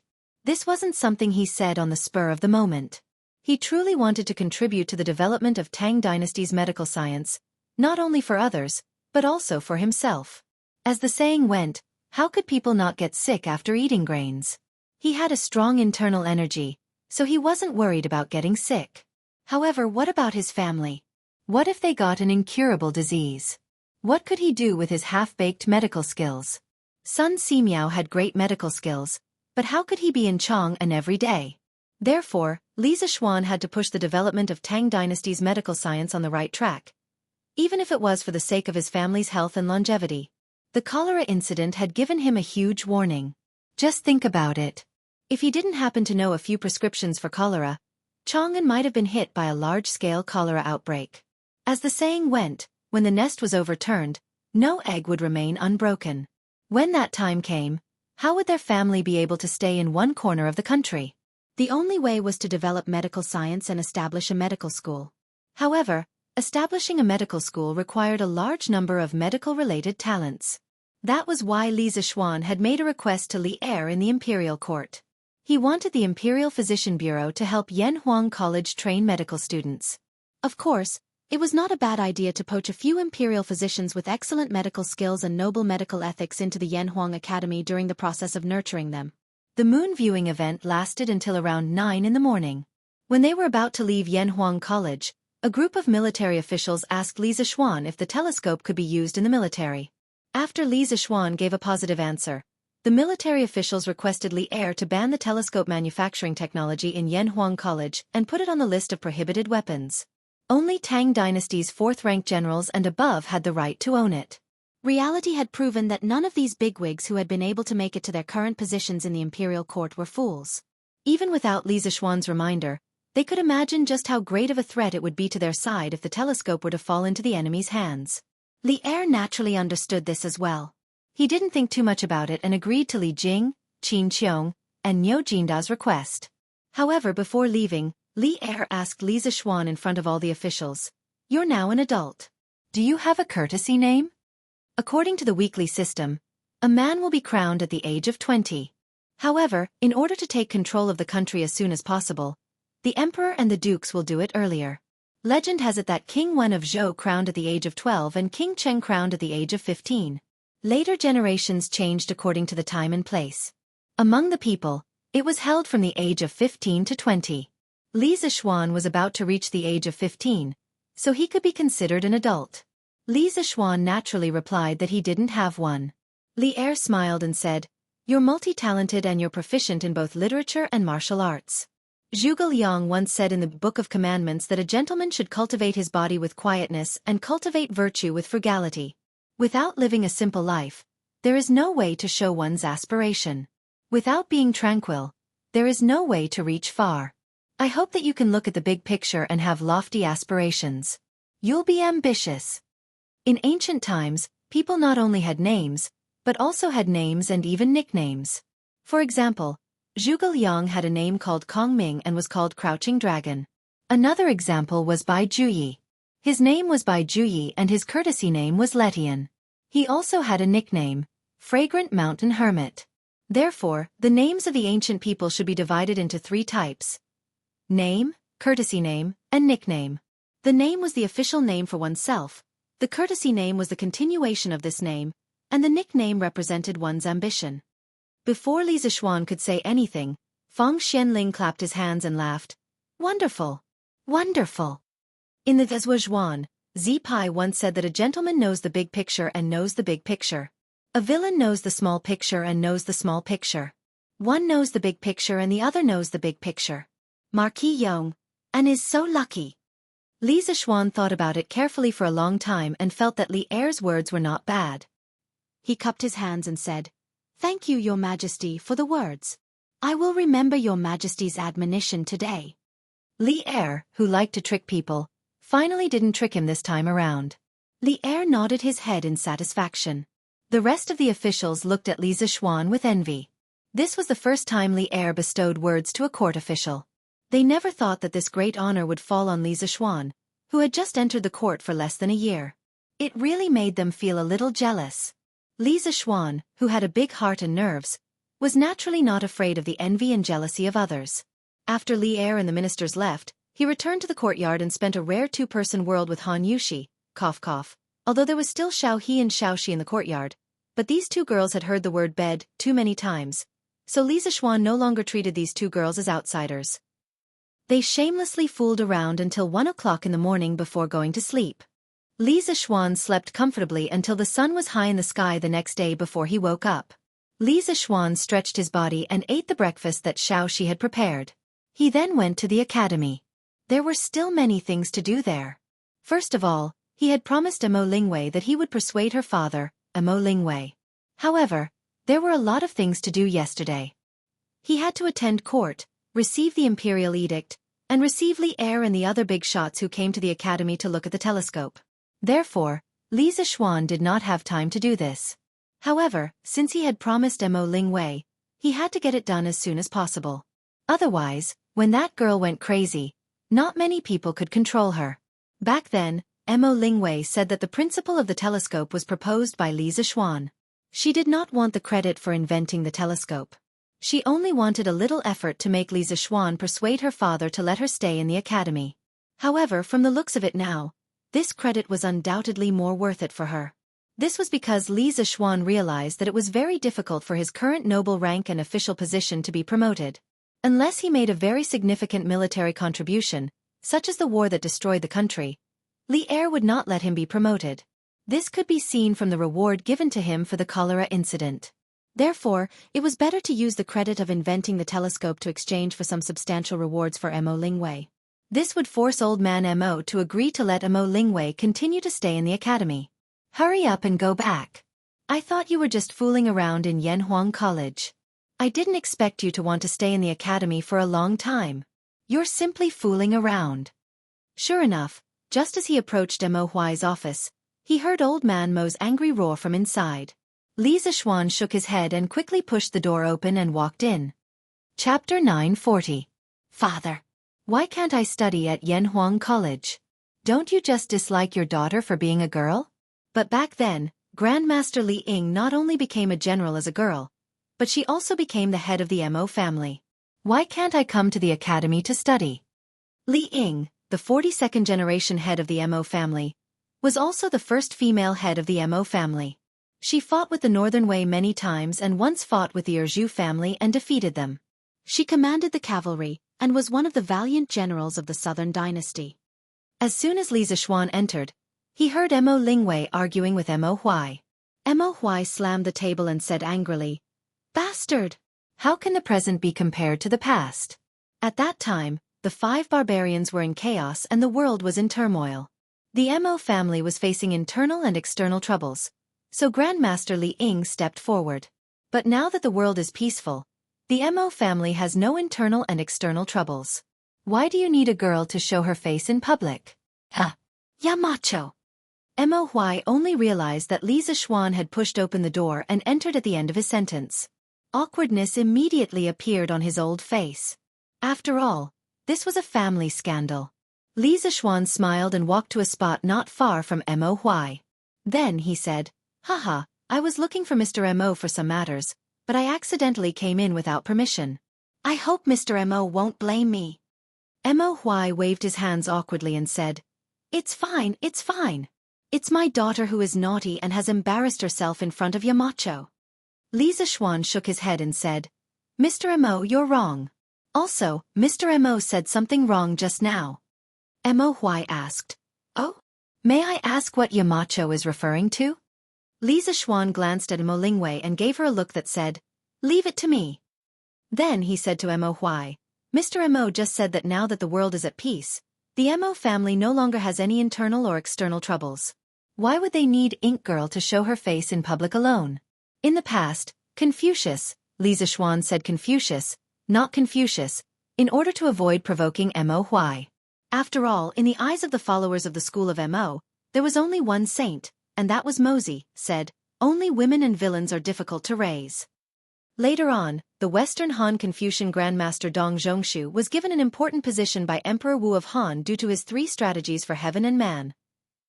Emperor Wu then adopted Dong Zhongshu's theory of heaven and man interaction, the 3 cardinal principles and 5 constant principles, and officially proposed, abolish the 100 schools of thought and respect Confucianism. The result of this was that men were superior to women, and women were inferior to each other. Originally, I thought that the concept of men being superior to women would only exist in Confucianism. Who would have thought that it would also exist in Moism? But Mr. Mo, don't forget that when the Mo family's divine ancestor was recruiting followers of the school of Mo and promoting Moism, did he mention anything about men being superior to women and women not being allowed to show their faces in public? Confucianism has changed a lot since then. I don't want, And I believe that Mr. Mo and the Mo family's divine ancestor don't want Moism to follow in the footsteps of Confucianism, right? Women's rights. Although Li Zixuan wasn't a woman, he also felt that the excessive concept of men being superior to women was very detrimental to the development of society.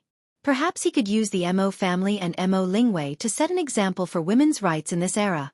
Moreover, if he let go of women's rights appropriately, it would also help to liberate society's productivity. Good. Yamacho, what you said is too good. Every word that Li Zixuan said was in Mo Lingwei's heart.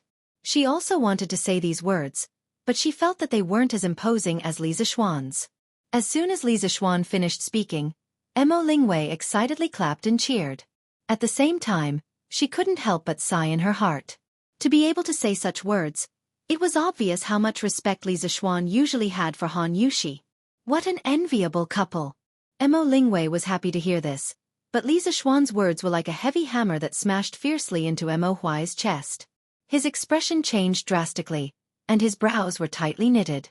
A drop of cold sweat slid from his forehead to his chin and landed on the ground with a plop. After a long time, Mo Huai spoke. His voice was a little hoarse. Thank you, Yamacho, for your reminder. Mo's legacy has indeed deviated from its original path. Yamacho's words today are like a warning bell. I will definitely keep them in mind at all times. Actually, Mo Huai's feelings for Li Zixuan were very complicated. Cough cough. Don't misunderstand. These feelings weren't ordinary feelings. When he first met Li Zixuan, he looked down on this young brat and was slapped in the face on the spot. However, the way Li Zixuan slapped his face made him realize that Li Zixuan had too many similarities with the Mo family's divine ancestor. He couldn't help but treat Li Zixuan as the reincarnation of the Mo family's divine ancestor. Although Li Zixuan had explained that he wasn't, Mo Huai still subconsciously treated Li Zixuan as the reincarnation of the Mo family's divine ancestor. It was precisely because of this that he was willing to bring the few remaining members of the Mo family to Yanhuang College. He felt that this might be a better way to continue Mo's legacy. Li Zixuan's words just now made Mo Huai feel that the Mo family's divine ancestor was beating him to his face. That was why his expression changed drastically and he broke out in cold sweat. Li Zixuan saw this and hurriedly said, Mr. Mo, you're too kind. That was just my opinion. If you feel that it's wrong, please don't take it to heart. Mo Huai said with shame. No. Yamacho is right. This old man brought the Mo family's disciples into the world for several months. I didn't expect that they would be tainted with the vulgarity of the world. I really shouldn't have. Oh, by the way, Yamacho, didn't you say that you wanted to talk to this old man about something? Li Zixuan finally revealed his foxtail at this moment and said, Ahem, Mr. Mo, I'm sure you've seen the telescope upstairs. His Majesty is very satisfied with it. And this telescope was mainly completed by your daughter. I see that your daughter is very talented in this area, so I want to invite her to the academy as a specially appointed professor. What do you think? Mo Huai frowned. Li Zixuan saw this and hurriedly said, Don't worry, Ink Girl will only be responsible for research after coming to the academy. She won't be responsible for teaching students. What do you think? Unexpectedly, Mo Zhong waved his hand and said, Yamacho, you're mistaken. This old man isn't worried about that. This old man thinks that the identity of a professor in the academy is very noble. How can this girl be qualified with her little cleverness? Li Zixuan laughed and said, Mr. Mo, you don't have to worry about that.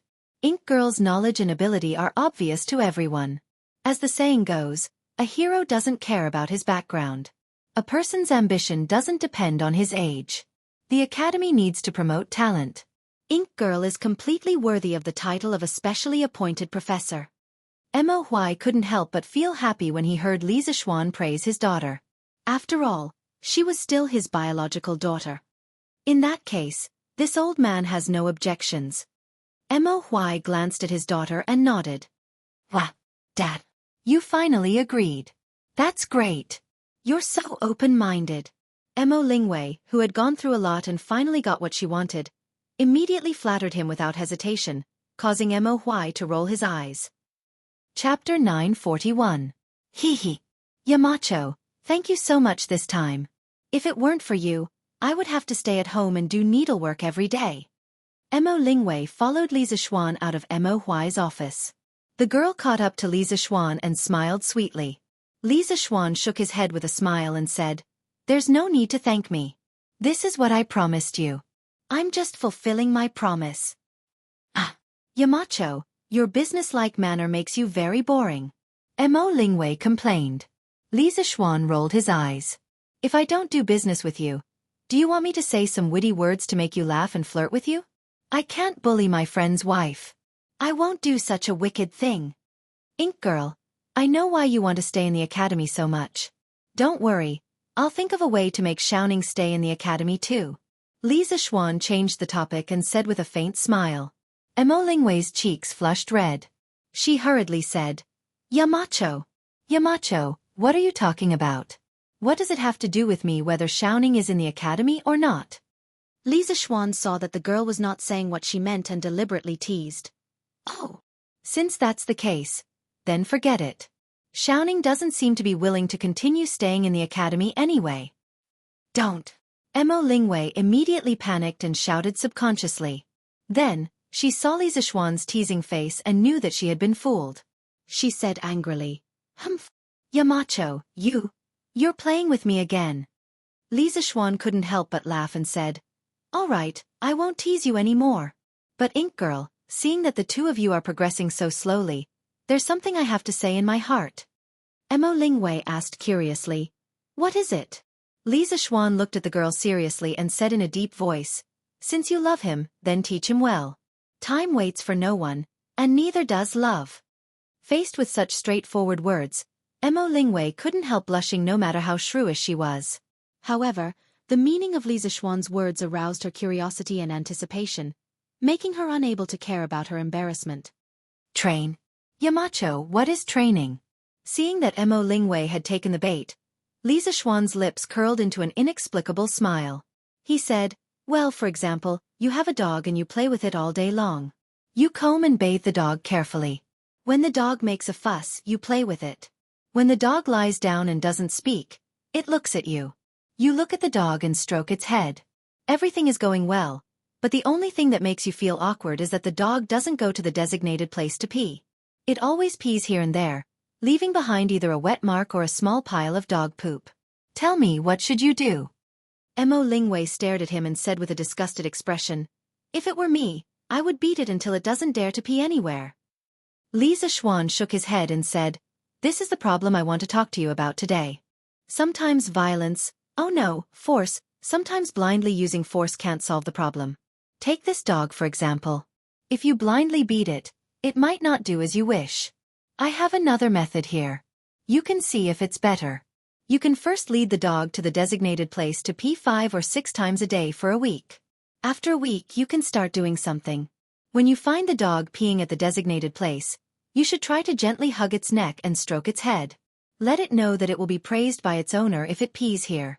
When you find the dog peeing somewhere else, you should severely reprimand it on the spot. Poke its nose and scold it. After a period of time, the dog will obediently go to the designated place to pee." Mo Lingwei frowned and thought seriously for a while. She said, It seems that Yamacho's method is better." Li Zixuan smiled and said, "Of course. In fact, this process is training. Training is a reward and punishment. The purpose of training is also very direct. It is to make the other party obedient. Obedient is the so-called obedience. Dogs need to be trained, but some people also need to be trained. If you blindly use force on Yan Xiaoning, it will only make him more afraid of you. In this way, the distance between you and him will naturally increase. I believe that you don't want to see this result, right?" Mo Lingwei's little face was a bit pale. She was probably frightened by Li Zixuan's analysis. At this moment, the girl nodded pitifully and said, Yes, yes. Although Yan Xiaoning is usually quite hateful, I know that he has a good heart. Yamacho, did you just say that you want me to train him like a dog? Underscore. Li Zixuan was sweating profusely. He resisted the urge to vomit blood and said, Cough cough, that was just an example. Mo Lingwei blinked and said, I know. I mean like training a dog. You have to clearly punish and reward Yan Xiaoning. This way, he won't be afraid of me in the future. Li Zishuan said in his heart. That's what you mean, but can't you put it in a nicer way? Logically speaking, he was already regretting telling Mo Lingwei these things. He didn't know if it was good or bad for Yan Shaoning. He waved his hand and turned around. All right, I've said everything that needs to be said. If you feel that this relationship is worth cherishing, then manage it well. You can't always let your emotions affect your decisions. When you encounter problems, you have to think for the other party. Things like relationships are not simple at all. I'll leave first. Think about it carefully. Mo Lingwei replied sullenly. She was a little curious as to why Li Zishuan knew so much about relationships. Seeing that Li Zishuan was about to leave, she suddenly thought of something and hurriedly chased after him. Hey, Yamacho, I'm now a professor of the academy. Can you give me a courtyard in Yunshan? Li Zishuan's face darkened. Not only did he have to be a relationship consultant for this girl for free, he also had to give her a house? What the F***ck is going on here? According to the rules of the academy, it's like this. Li Zishuan's face tightened as he said sullenly. Mo Lingwei was instantly amused. Haha. Then Yamacho, can you give me the third courtyard? Li Zishuan was a little curious as to why this girl wanted the third courtyard, but he couldn't give it to her. He shook his head and said, No, Sun Daozhong just moved into the third courtyard. You'd better choose another courtyard. Mo Lingwei's face was filled with disappointment. Suddenly, she raised her head and said with bright eyes, Yamacho, can you arrange for me to live in the fourth courtyard, and then move little Ning from the second courtyard to the fifth courtyard? Li Zishuan was suddenly enlightened, and then immediately retreated. He was completely defeated by this girl who dared to love and hate. Chapter 942. In the end, Li Zishuan didn't agree with the girl's nonsense and slipped away. At this time, he came to the third courtyard, Sun Simiao's temporary residence. The old Taoist was drying herbs in the front yard. Hu Jingyao was also there to help. The little girl was wearing a white dress and had a reserved temperament. Coupled with her smile, she looked a little ethereal and was becoming more and more like the fairy doctor. Young master. You're here. Hu Jingyao saw Li Zishuan at the entrance of the courtyard and greeted him with a smile. Sun Simiao heard and turned around with a smile. Xiao Xian, you're here? Oh no, now that you have a courtesy name, I should call you Zuan. Haha. Li Zishuan smiled. Actually, he hadn't gotten used to the name Ziyuan yet. If someone else were to call him Ziyuan next to him, he probably wouldn't know who they were calling out to. Haha, Taoist son, Ziyuan is me, Xiao Xian is also me. You can call me whatever you like, I don't mind at all. Hey, are you guys drying medicinal herbs? Li Zishuan greeted Sun Simiao, then looked at the medicinal herbs in the courtyard and asked. Sun Simiao nodded. Yes. A few days ago, I and Xiao Xian picked some herbs on the west side of Yunshan. Since the weather is good these 2 days, let's take them out and dry them. Li Zishuan asked curiously, There are herbs on Yunshan? Sun Simiao handed the bamboo sieve to Hu Jingyao and smiled at Li Zishuan. Heaven and earth have spirits and nurture all things. Every blade of grass and tree can be used as medicine. Yunshan has abundant rain and water, and the west side of the mountain is uninhabited. Of course, there will be many mature herbs. Li Zishuan thought about it. Indeed, very few people went to the west side of Yunshan. According to Second Master Lu, the terrain there was dangerous and there were often some ferocious beasts. At the end of the Sui dynasty, many farmers risked hunting in the mountains in order to get food. There were often casualties when they went to the west side of Yunshan. Thinking of this, he said worriedly, Taoist son, the west side of Yunshan has dangerous terrain and there are often some ferocious beasts. In my opinion, you shouldn't go there to pick herbs in the future. Besides, there aren't any rare herbs there, so why would you take the risk? Sun Simiao waved his hand and chuckled. Haha, it's fine, it's fine. Over the years that I've been traveling the world, I've also picked herbs from various places. Qinling Mountains, Taibai Mountains, Zhongnan Mountains, Mount Shu, and Wudong Mountains. Which of these places is not more dangerous than Cloud Mountain? This poor Taoist has a way to avoid wild beasts. Little Xian, you don't have to worry. To be honest, Sun Simiao was still not used to calling Li Zishuan by his courtesy name. Li Zishuan was helpless. After thinking for a while, he suddenly had a bright idea and said, Priest son, Since there are medicinal herbs in this cloud mountain, why don't we mobilize the people and let everyone go into the mountain to gather the herbs together? First, it will be safer with more people. Second, the herbs that the villagers gather can be sold to us. For them, it can be considered a considerable income. Third, priest's son, your medical skills are superb. There are countless patients waiting for you to treat, yet you often go out to gather herbs. This is simply a waste of talent and will delay the treatment of many patients.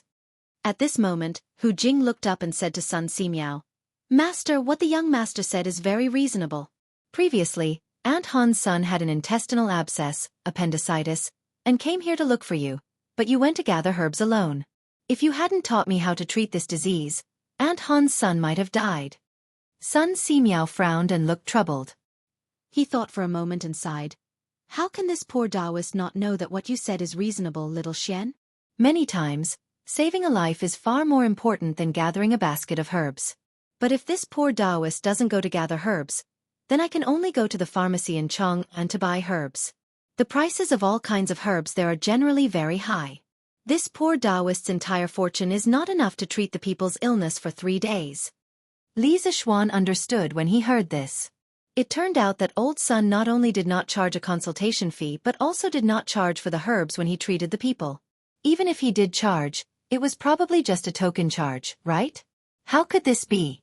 Li Zishuan, who had experienced all kinds of unreasonable charges in the modern era, felt that where could he find such a good doctor like old Sun? If there really was, even 1,000 of them wouldn't be too much. That, Taoist son, I came here today because I have something to discuss with you. Li Zishuan changed the topic and cupped his hands towards Sun Simiao. It's about the medical school, right? Sun Simiao smiled.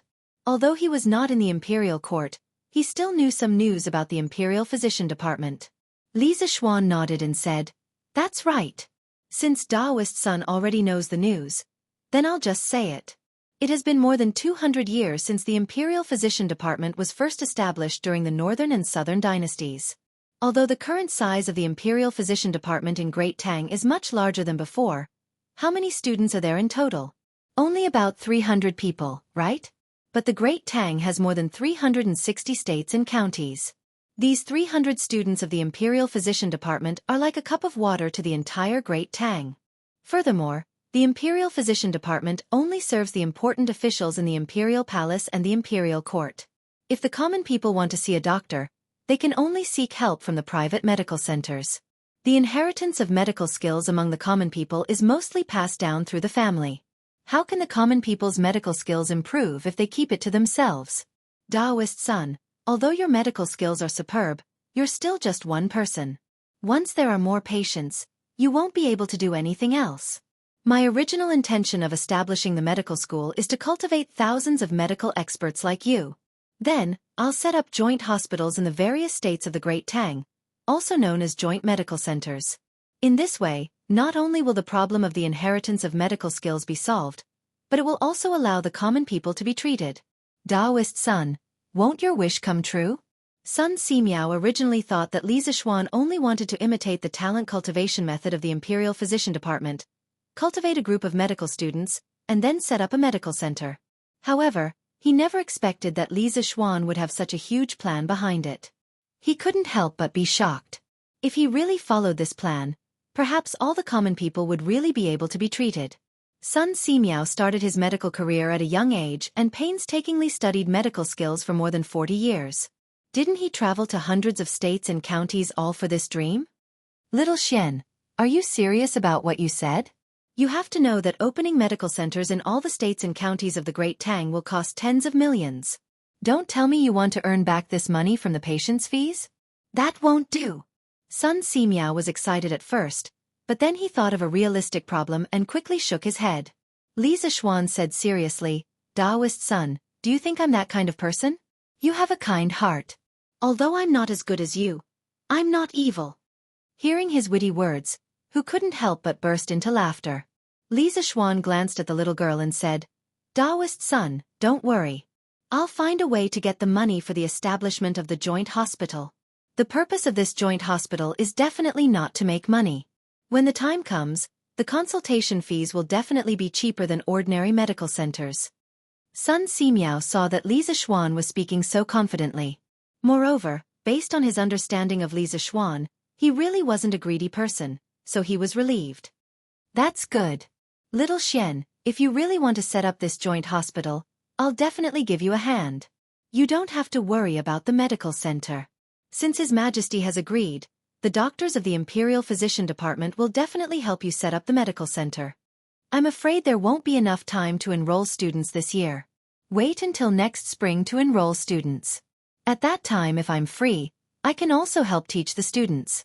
Li Zixuan said happily, "Thank you, Taoist son." Chapter 943. Li Zixuan did not have much confidence in getting Sun Simiao to join them. Now that the results were out of his expectations, he left the third courtyard with satisfaction. Then he prepared to go down the mountain to find his father-in-law, Han Tianhu, to discuss the matter of organizing the villagers to go into the mountains to collect herbs. Recently, he had planned to set up a school hospital department in Yanhuang College. When the time came, he would need to buy a batch of herbs. It would be better to buy them from the villagers. As for the herbs that Yunshan did not have, he would buy them from the pharmacies in Chang'an.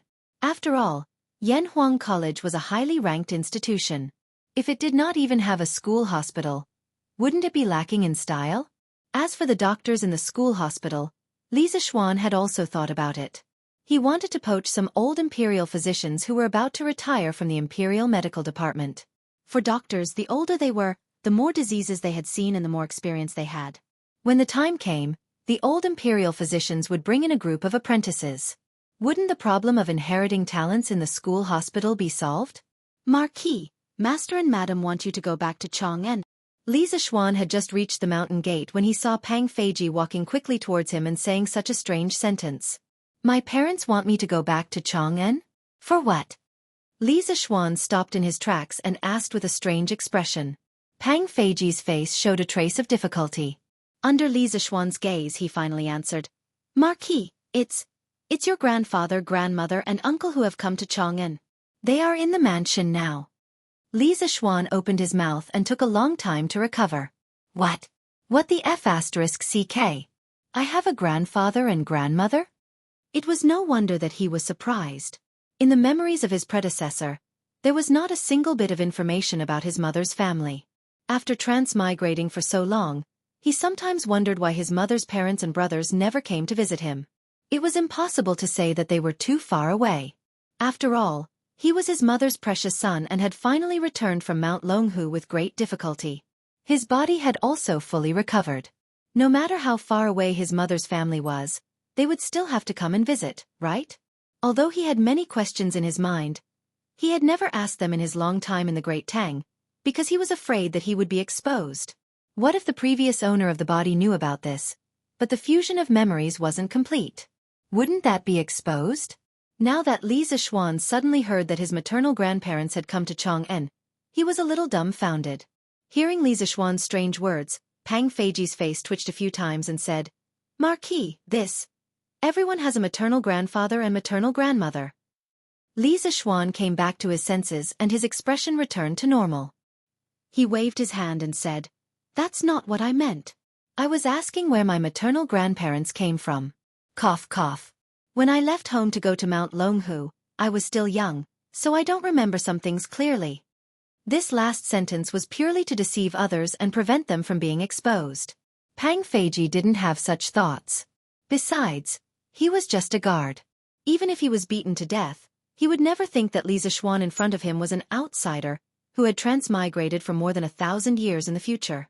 At this time, when he heard Li Zixuan's question, he bowed and answered, Marquis, your maternal grandparents came from Nanyang. Madam used to be from Nanyang. Nanyang? Li Zixuan was even more puzzled. Nanyang was not far from Chang'an, only about 400 li. If they rode a horse carriage, they would arrive at Chang'an in at most 5 days. But his grandson, who had been away for treatment, had returned to Chang'an for so long. Why hadn't his maternal grandparents come to visit him? It didn't make sense. Pang Feiji definitely didn't know the answer to this question, so Li Zixuan was too lazy to ask. He ordered, Feiji, go to the Han family village and find my father-in-law. Tell him to inform the 8 villages under my rule that there are large amounts of herbs in the west of Mount Yunshan. Each village can organize young adults to go into the mountain to collect herbs. The herbs that they collect can be sold in Chang'an by themselves, or they can be sent to the academy to exchange for money. The academy recently wants to purchase a batch of herbs.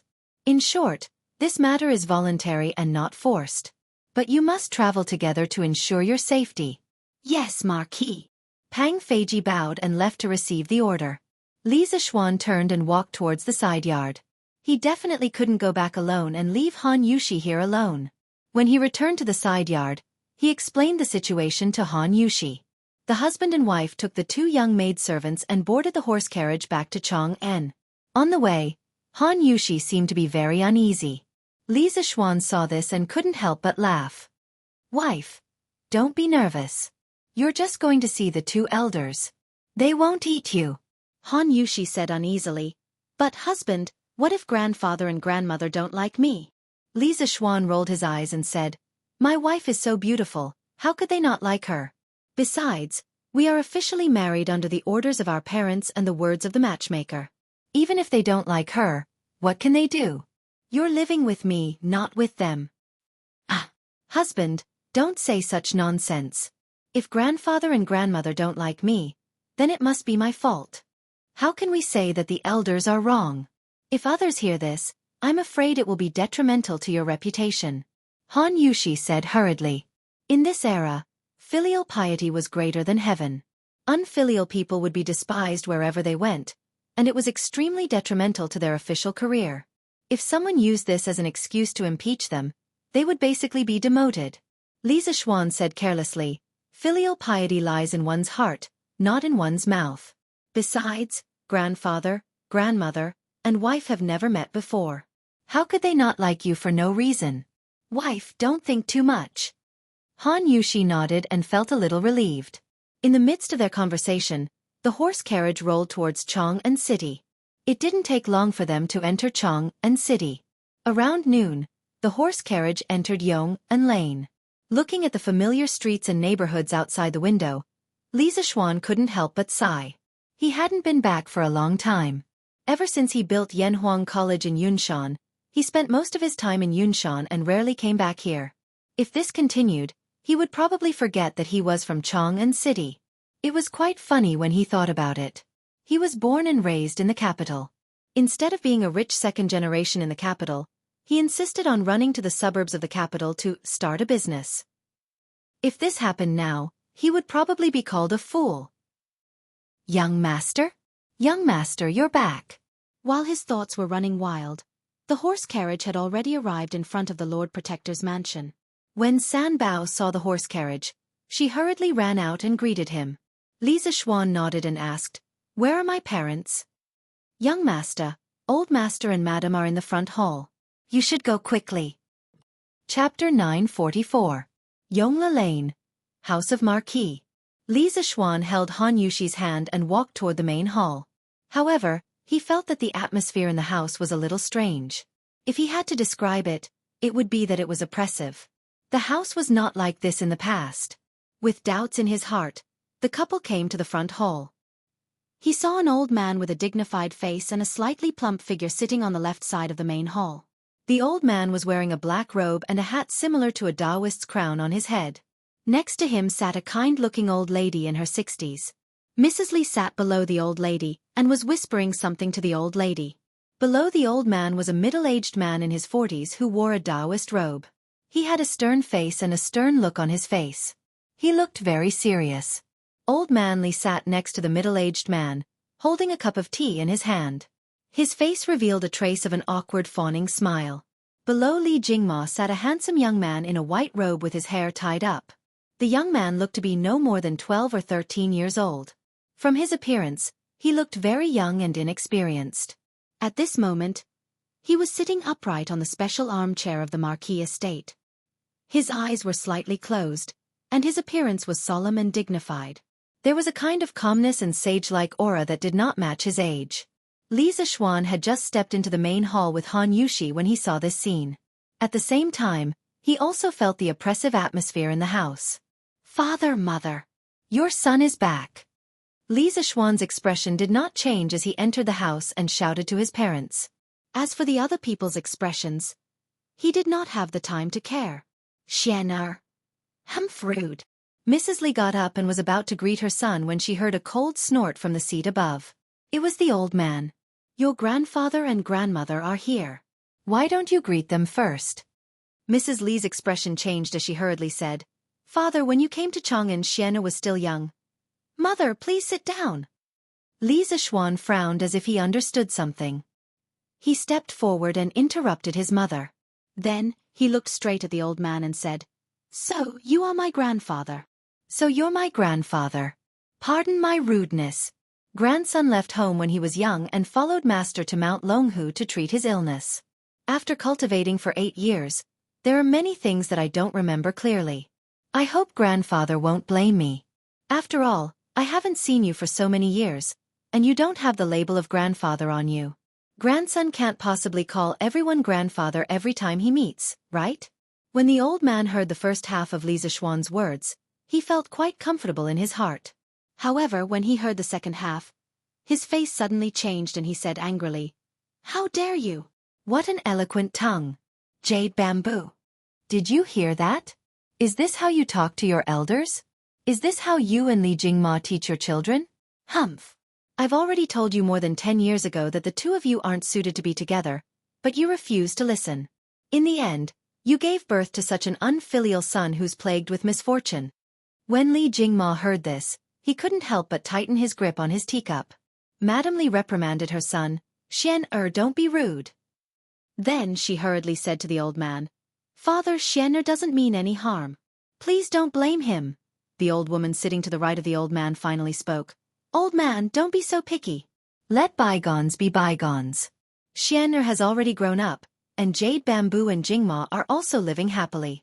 Why do you have to bring up the past again? The old man's face flushed red. He wanted to say something, but in the end, all he could say was a sigh. The old woman looked at Li Zixuan and said lovingly, come, let grandmother take a look at you. I haven't seen you for more than 10 years. I've missed you so much. Li Zixuan stopped in his tracks and looked hesitant. Madame Li nudged her son and whispered, go, your grandmother is calling for you.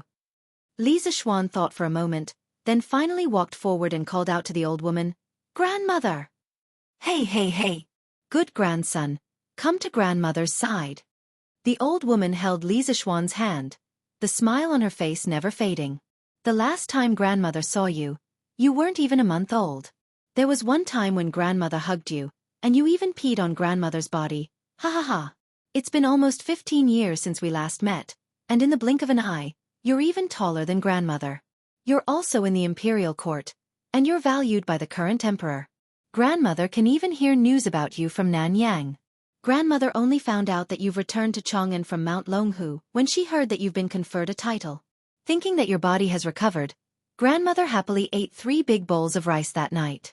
After that, I heard that you created some kind of newspaper, so I asked your uncle, Hui Ming, to buy a copy for me every day. There were all kinds of interesting things in the newspaper. Every time I read the newspaper, I would think, is my good grandson happy now? Is he healthy? Is he well? In July, grandmother heard that had founded an academy and was recruiting students from all over the great Tang Empire. Grandmother originally wanted to send your cousin, Fa Shan, to add to your popularity, but this child's ambitions were not there, so she gave up.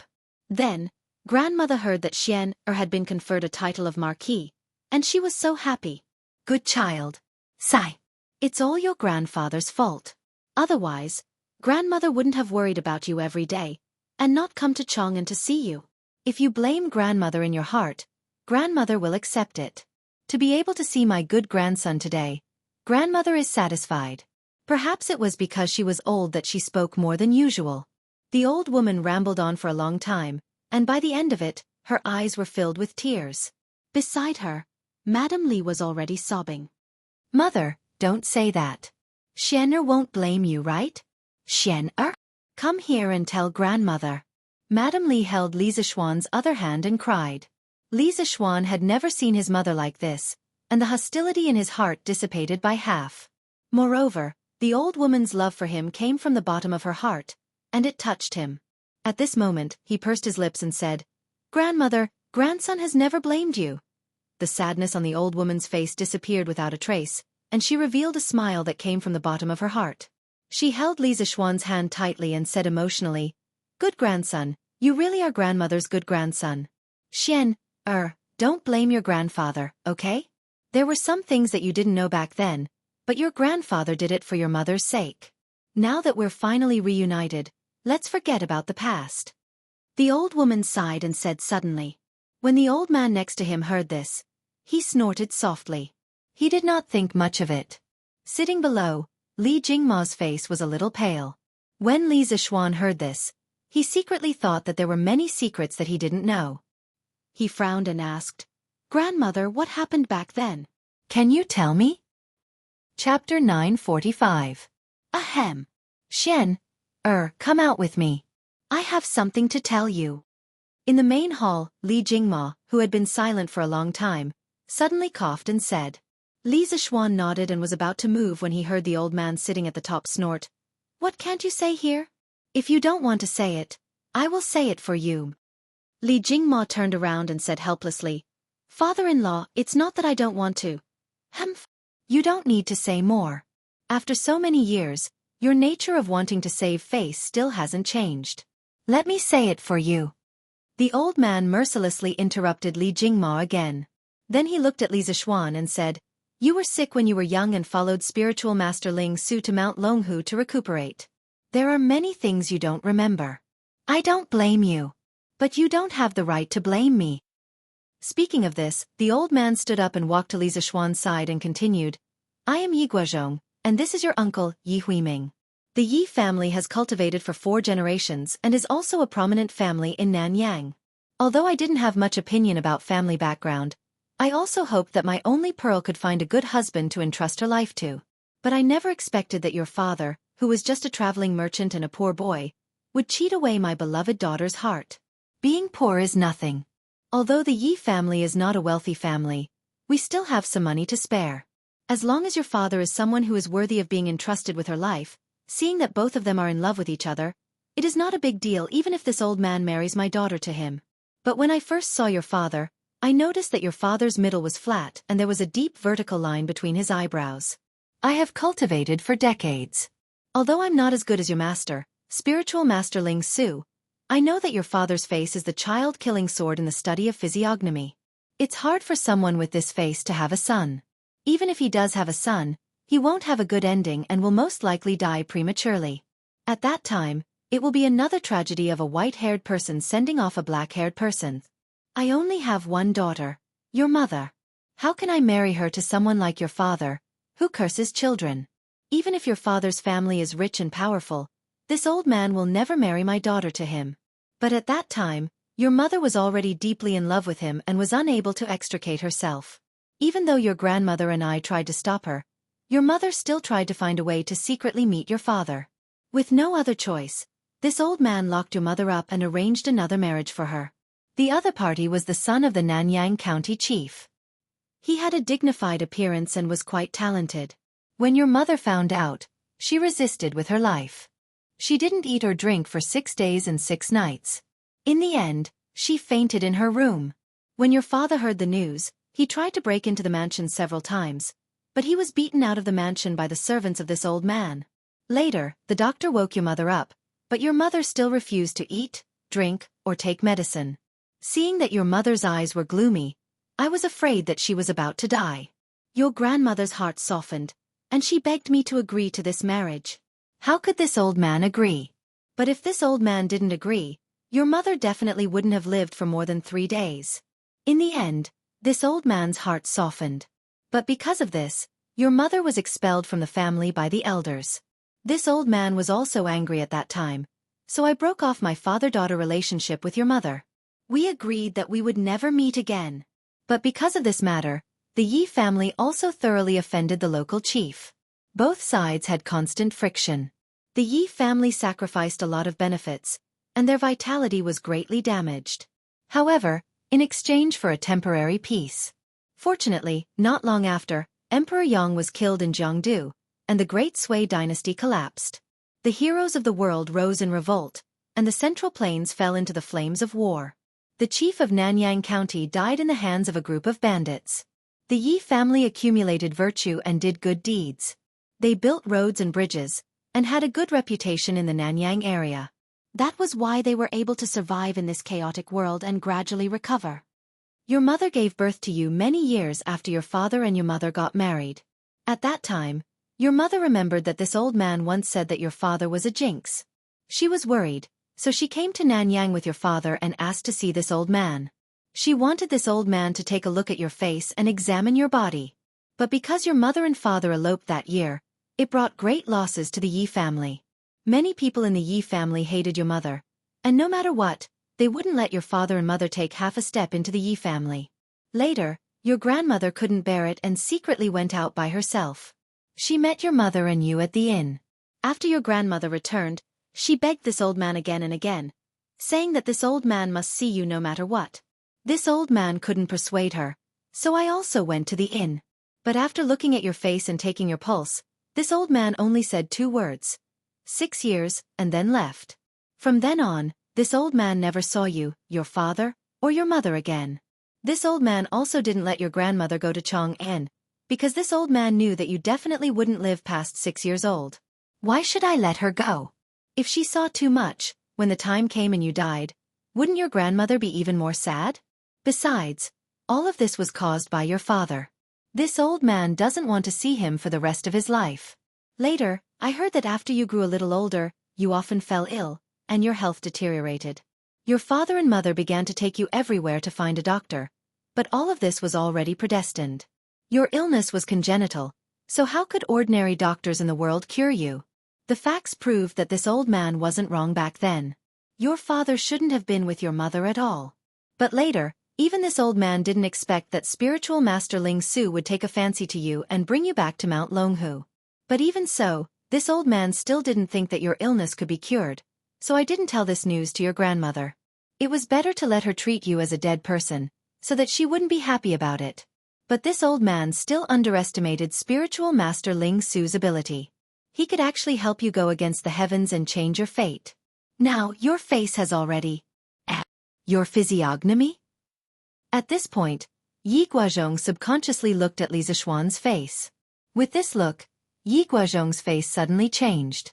There was shock, and even more disbelief. Seeing this, Mrs. Li immediately panicked. She walked over and asked anxiously, "Father, what's wrong? Is there something wrong with Xian'er's face?" Li Zixuan also looked at Yi Guozhong curiously. His predecessor had cultivated for 8 years. Although he wasn't very proficient in the 5 Taoist metaphysics, mountain, medicine, fate, physiognomy, and divination, he had dabbled in all of them. As an atheist from the 21st century, Li Zixuan didn't believe in these things at first. But after merging with the memories of his predecessor, he started to believe. A few days ago, Li Zixuan also stared at his face for a long time, but he was interrupted. Now, Yi Chongyang's expression made Li Zixuan curious. What's wrong with my face? Why does this old man have such a reaction? Chapter 946. Marquis Mansion. Main Hall. Yi Guozhong was shocked for a long time before he recovered. He shook his head and sighed. The problem isn't his physiognomy, but that I can't see his physiognomy clearly. Could this be the person of destiny? If this old man came from the modern world, he would definitely scold, "Why the F***ck is your face covered in mosaic?" Yes, Li Zixuan's face is indeed covered in mosaic. Ordinary people can't see it, but if a physiognomist looks, they will find that his fate is gray, as if he is in a fog, making it difficult for people to see through. Mrs. Li didn't understand and hurriedly asked, "Father, what do you mean? What is the destined person? Is this physiognomy good or bad?" Yi Guozhong looked at Li Zixuan with a complicated expression. He was speechless and said, "The destined one. The destined person is also called the person outside of fate. The person who has this kind of fate is already out of the control of the heavens. In the future, he may conquer the world, intimidate the world, or he may be the enemy of the world and die an unnatural death. In short, it is difficult to predict whether it is good or bad. It is either great luck or great misfortune. It is all up to the destined person to choose." At this moment, The young man who had been sitting quietly on the chair stood up and said as he walked over. Madam Li and Li Jingma were both stunned. They never expected that this unremarkable little fellow would actually say such words that did not match his age. Li Zixuan was also a little surprised. From the moment he entered the room and saw this young boy, he felt that this child was somewhat different. Now it seems that his guess was not wrong. This child is most likely a Taoist, and his cultivation time is definitely not short. While talking, the young boy had already walked in front of Yi Guozhong. He raised his head and stared at Li Zixuan's face with burning eyes. But don't forget, he is only 11 or 12 years old. His face is still childish. Coupled with such a mature expression, it will make people want to laugh and think that he is pretending to be profound. Yi Guozhong's face didn't show any surprise.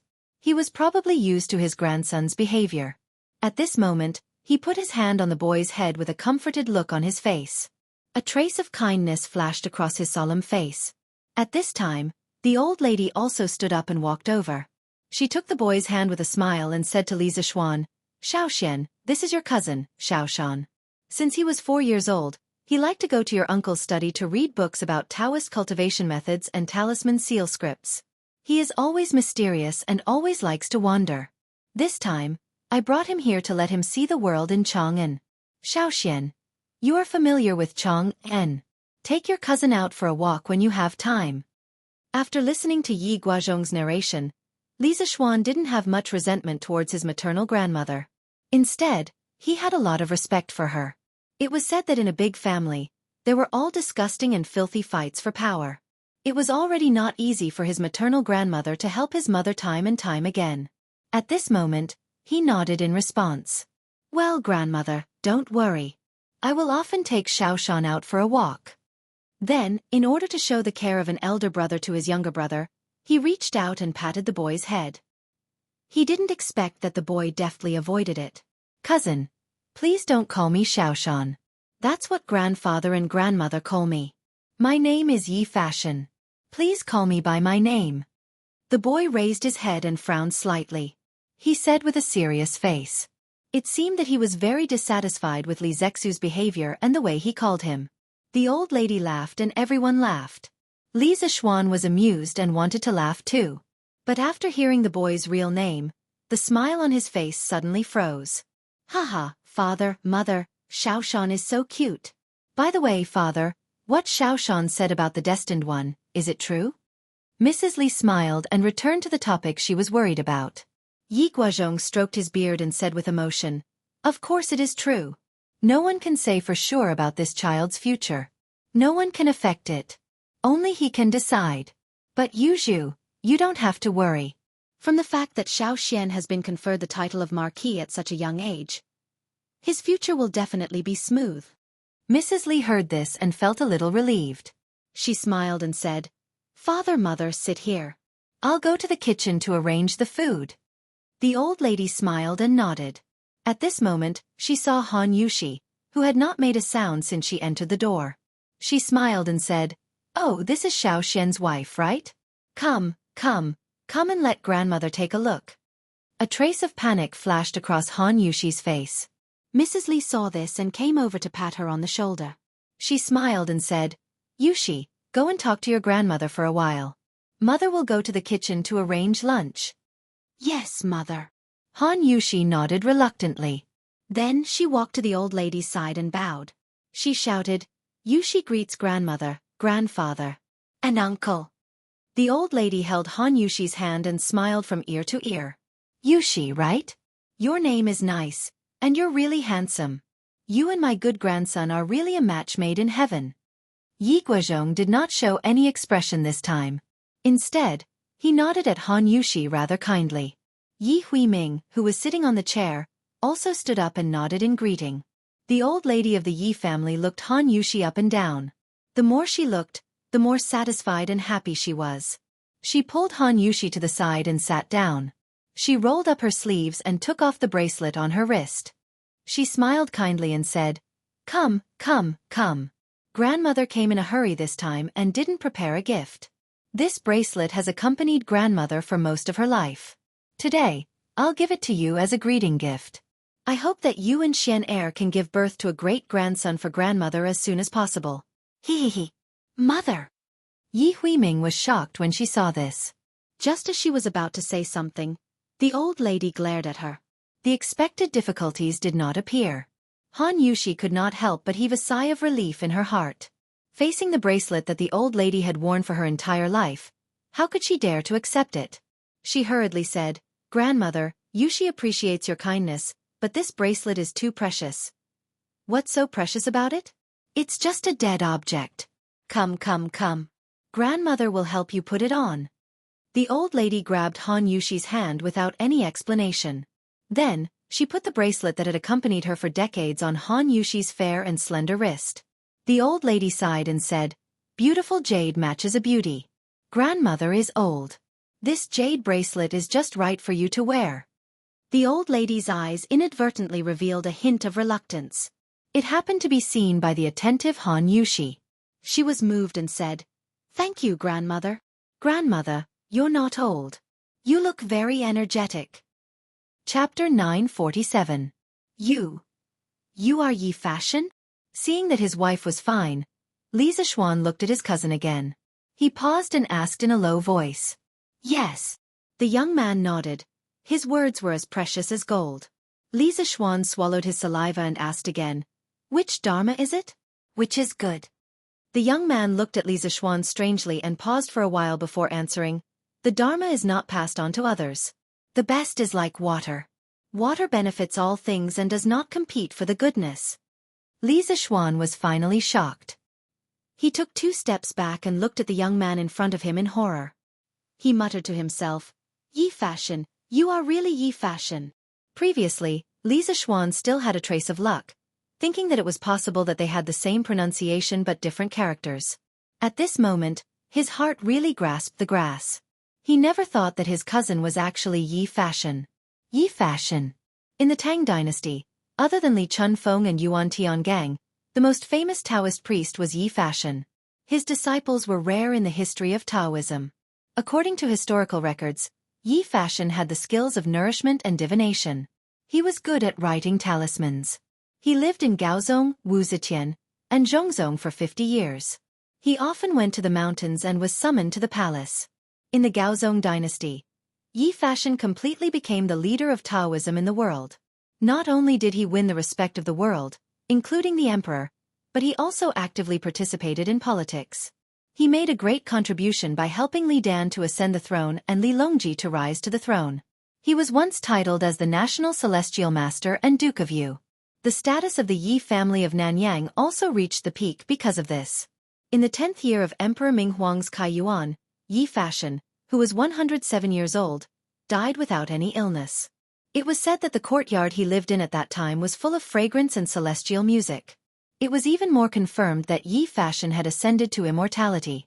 19 years after Yi Fashion's death, Emperor Xuanzong of the Tang dynasty wrote the Inscriptions of Honored Master Yi, describing in great detail Yi Fashion's diving into the water palace, flying into the fire room, cutting open the stomach and cleaning the intestines, cutting open the eyes and selecting the membranes, conscripting the ghosts, running away from the gods and other mystical techniques. Gradually, Yi Fashion became the god worshipped by the Yu Lu believers. In the official history, Yi Fashion was a human, a noble and virtuous person. But in the folklore, he was a god, a Tao immortal with remarkable abilities. Such an awesome national heavenly master, and immortal of the mortal world, had become his cousin? At this moment, Li Zixuan's brain couldn't wrap itself around the situation. At this time, he couldn't help but feel that his mother was really awesome. She was actually born in such a big family, and she even had such an awesome nephew. Yi Guozhong also noticed the commotion. He walked over and frowned. He looked at Li Zixuan and asked, "Shaoxian, what's wrong? Is there something wrong with the name Shaner?" Logically speaking, the 2 words Shan and Shan were originally based on the Book of Changes and the Taoist principles of Yin and Yang and the 5 elements. It took him a lot of effort to come up with a name. How could there be a problem? Li Zixuan came back to his senses and quickly waved his hand. No. This name is very good, very good. Grandfather, please take a seat first. I'll bring my cousin around the mansion to familiarize himself with the environment." After saying that, he dragged Yi Fashion out without any explanation. "Sean, How many years have you been cultivating? Who is your master? Outside the house, Li Zishuan didn't bring Yi Fashion around the mansion. Instead, he went to the pavilion in the west courtyard to fish for information from this kid. After all, he was very curious about the legendary heavenly master Yi. Moreover, most of the historical records about Yi Fashion were too fantastical and legendary. Li Zishuan more or less had doubts in his heart. Cousin, please don't call me Sean. Yi Fashion frowned and said seriously.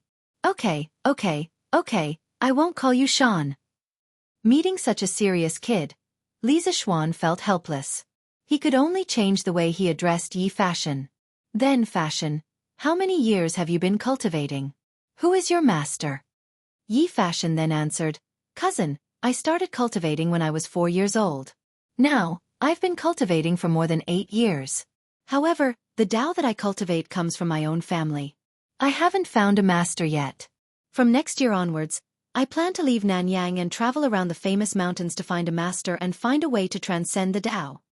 The 4 generations of Yi family cultivators all used Yin arts and impeachment to save people. It could be said that the family had a long history. Even if Yi Fashion didn't go out, he could still learn the profound Tao. Before Yi Fashion, the Yi family had many famous Taoist priests. For example, his granduncle Yi Jingning was good at Tao, but he was good at literature. When his grandfather was still alive, he was a Taoist priest and a Taoist priest.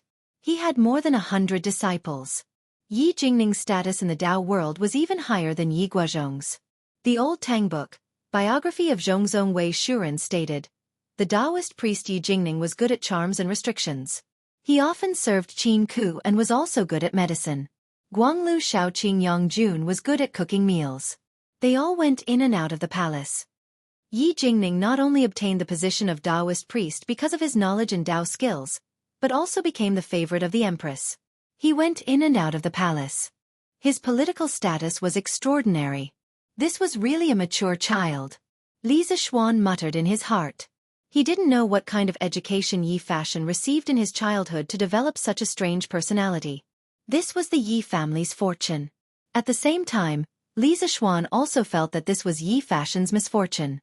This kind of life meant that he was destined to lose his carefree childhood. Li Zishuan was surprised to hear that this child was going to travel alone next year. He said with a straight face, Fashion, do your father and grandfather know that you are going to travel? Even though Yi Fashion was young and mature, he was still afraid of his father and grandfather. At this moment, he shrunk his neck and showed a rare guilty look on his face. He answered crisply, So what if they know? So what if they don't? My goal is to cultivate and save the world. No one can stop me from going out to search for the Tao. What a stubborn child. Li Zishuan said helplessly, Fashion, have you heard of the saying that parents should not travel when they are alive?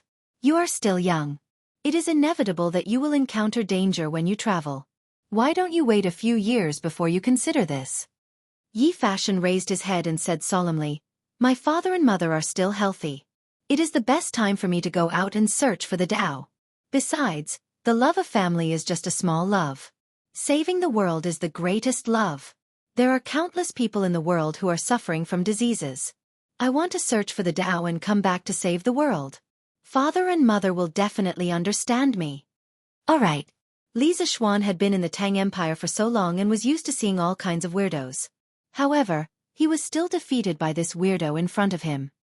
He opened his mouth and was about to say something when suddenly, Loner's voice came from behind him. Ah, brother, you are here. Chapter 948. Loner. When Li Zishuan turned around, Loner had already skipped over. Li Zishuan couldn't help but rub the ponytail on his little sister's head. He smiled and said, Loner, where did you go just now? Why didn't I see you after so long? Loner smiled and slapped Li Zishuan's big hand away. Then she said weakly, Lon was looking for little Gray to play in the backyard. Grandfather and uncle looked very fierce. Loner didn't dare to play in the front yard. Before Li Zishuan came back, the main hall was occupied with Li Jingma's being criticized special meeting. The atmosphere in the house had always been very oppressive. Children were usually more afraid of this kind of atmosphere, so Loner sneaked into the backyard to play with little Gray. Brother, isn't he that? As she spoke, Lana noticed Yi Fashion standing behind Lisa Xuan. She quickly covered her mouth with her hand. At the same time, a trace of embarrassment appeared on her delicate little face. It was very cute. After all, she was bad-mouthing someone's father and grandfather in front of them. How could she not be embarrassed? Haha. Lon, this is your cousin, Yi Fashion. You should have seen him before. Lisa Xuan couldn't help but laugh and say. Lana had an, I know I was wrong expression on her face. She said to Yi Fashion in a crisp voice. Nice to meet you, cousin.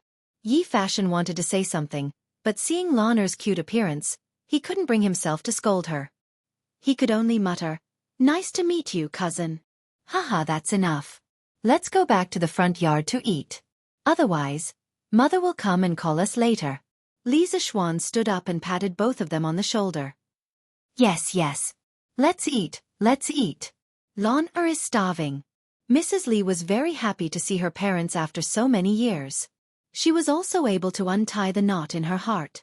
This level of happiness was almost comparable to the time when she saw her son return from Mount Longhu. Although she had been expelled from the family back then, Mrs. Li understood that being able to be together with the person she loved in such a big family under such circumstances was already the best ending. Haven't you seen other young ladies of noble families fight to the death for marriages they don't like? In the end, their parents are still unmoved and watch coldly as they commit suicide? The living conditions of big clans were good, but most of the so-called big clans were cold-blooded. She, Yi Yuzhu, was able to walk together with Li Jingma in the end because Yi Guozhong was soft-hearted at the last moment. Expelling him from the family was just an explanation to the other members of the family. Mother, try this mushroom celestial steamed pigeon. Yi Yuzhu picked up a small piece of pigeon and placed it in the old lady's bowl. The Yi family was also considered a wealthy and influential family. What kind of food had they not eaten? However, the old lady had never heard of this dish before. She couldn't help but ask curiously, Yuzhu, why is the name of this dish so strange? This old lady has never heard of it before? Yi Yuzhu chuckled and said, Mother, this dish is a new dish that Yushi came up with a while ago. Put the pigeon into a pot in advance, add mushrooms, scallions, ginger, garlic, immortal wine, and salt, and mix it well. After marinating it for 2 hours, put it into a pot and steamed it for 2 hours. This dish is the most nourishing. Mother, quickly try it. The old lady said in surprise. Oh, it's actually a dish that my granddaughter-in-law came up with? This old lady has to try it properly. After saying that, she picked up the white and tender pigeon and put it into her mouth. Who knew that the pigeon meat would melt in her mouth? It was even more tender than tofu. Moreover, a strong mushroom fragrance and wine fragrance instantly exploded in her mouth. The old lady had lived for most of her life and was not a greedy person at all. At this moment, her eyes widened and she picked up another piece for herself. After eating, the old lady sighed. Yuzhu, this pigeon tastes really good. It melts in the mouth, is smooth and tender, and leaves a fragrance in the mouth and teeth. It's simply endless aftertaste. The kitchen maids of the Marquis' mansion definitely can't do this. It should be you who made it, right? I didn't expect my Yuzhu's cooking skills to be so good now. Jingma Lana and Xiao Xian have been blessed these years. Mrs. Li smiled and said, Mother, your eyesight is really good. It's not easy for you and father to come. Of course, Yuzhu has to personally cook a few delicious dishes for you. Actually, Yushi is better at doing this than me. I learned it all from her. If she personally cooks, Mother, you will know what true delicacies are. The old lady smiled and said, Hee, not only is my granddaughter-in-law beautiful, but she also cooks so well? Xiao Xian, you have to treat Yushi well and strive to give birth to a great-grandson for grandmother as soon as possible. Yes, grandmother. Lisa Xuan did not want to dampen the old lady's mood, so he agreed. Han Yushi's face was flushed red, and everyone in the room laughed. Of course, other than the other two little fellows who were engrossed in eating. Mother, you don't know. Actually, the one with the best cooking skills in our family at first was Xian. The new dishes in the Zuaxian restaurant in the West City were almost all made by him at the beginning of the year. But later, this child was put in an important position by the emperor and became busier and busier. He didn't have the mood to think about food anymore. One look and you can tell that she's his biological mother. She can say that her son is lazy so tactfully, naturally, and in a dignified manner. Later on, when Yushi married into our family, this child followed the new dishes that Xiao Xian made in the past and came up with many dishes himself, such as fried chicken with black bean sauce, fresh shrimp with sweet wine, mushroom chicken pot, fried crab meat with rice flavor, shrimp scallops, kung pao shredded taro, abalone mushrooms, colorful beans fried rice cake, snow pear and white fungus stewed meat soup. Hee hee, alright. Yuju, stop talking. If you continue, your mother's saliva will flow out. The old lady narrowed her eyes and quickly interrupted Yi Yuju's words. She looked at Han Yushi next to her and said with a loving expression, "These dishes, just hearing the names makes grandmother salivate. Yushi, Xiao Xian is really lucky to have married you." Mrs. Li smiled and said, "Isn't that so? Mother, look, Xiao Xian has been married for less than half a year, and he's already a little fat from eating." Hee hee. The old lady smiled and said, "It's good to be fat. It's good to be fat. Xiao Xian is still too thin. He should eat more." "Who asked this child to be so lucky to have married such a good wife? It's just that my granddaughter-in-law has suffered." Han Yushi was a little overwhelmed by this fierce praise. She hurriedly said, Grandmother, this is what Yushi should do. Don't praise me like this.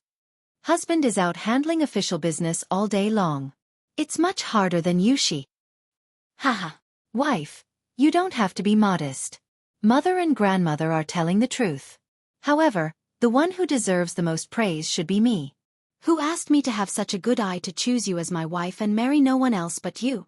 At this moment, Li Zixuan, who had silently made a fortune, suddenly began to boast shamelessly and shamelessly. There was a hint of humor in his voice, but it was more of his gratitude to his wife. As soon as he finished speaking, everyone at the dining table laughed.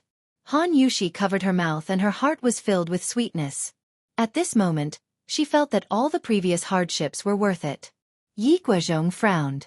He wanted to say that it was not polite to laugh while eating, but then he remembered that this was not his home, so he gave up. In fact, ever since he entered the Li family, he felt that this place was very different. As for what exactly was different, he couldn't quite pinpoint it. If he had to pinpoint it, it was probably happiness. Everyone here, including the servants, was happy. It was the kind of happiness that came from the heart, not a forced smile. He had cultivated for decades and had his own way of seeing through people's hearts. "Mother, it's not easy for you and father to come here. Stay in Chang'an for a few more days.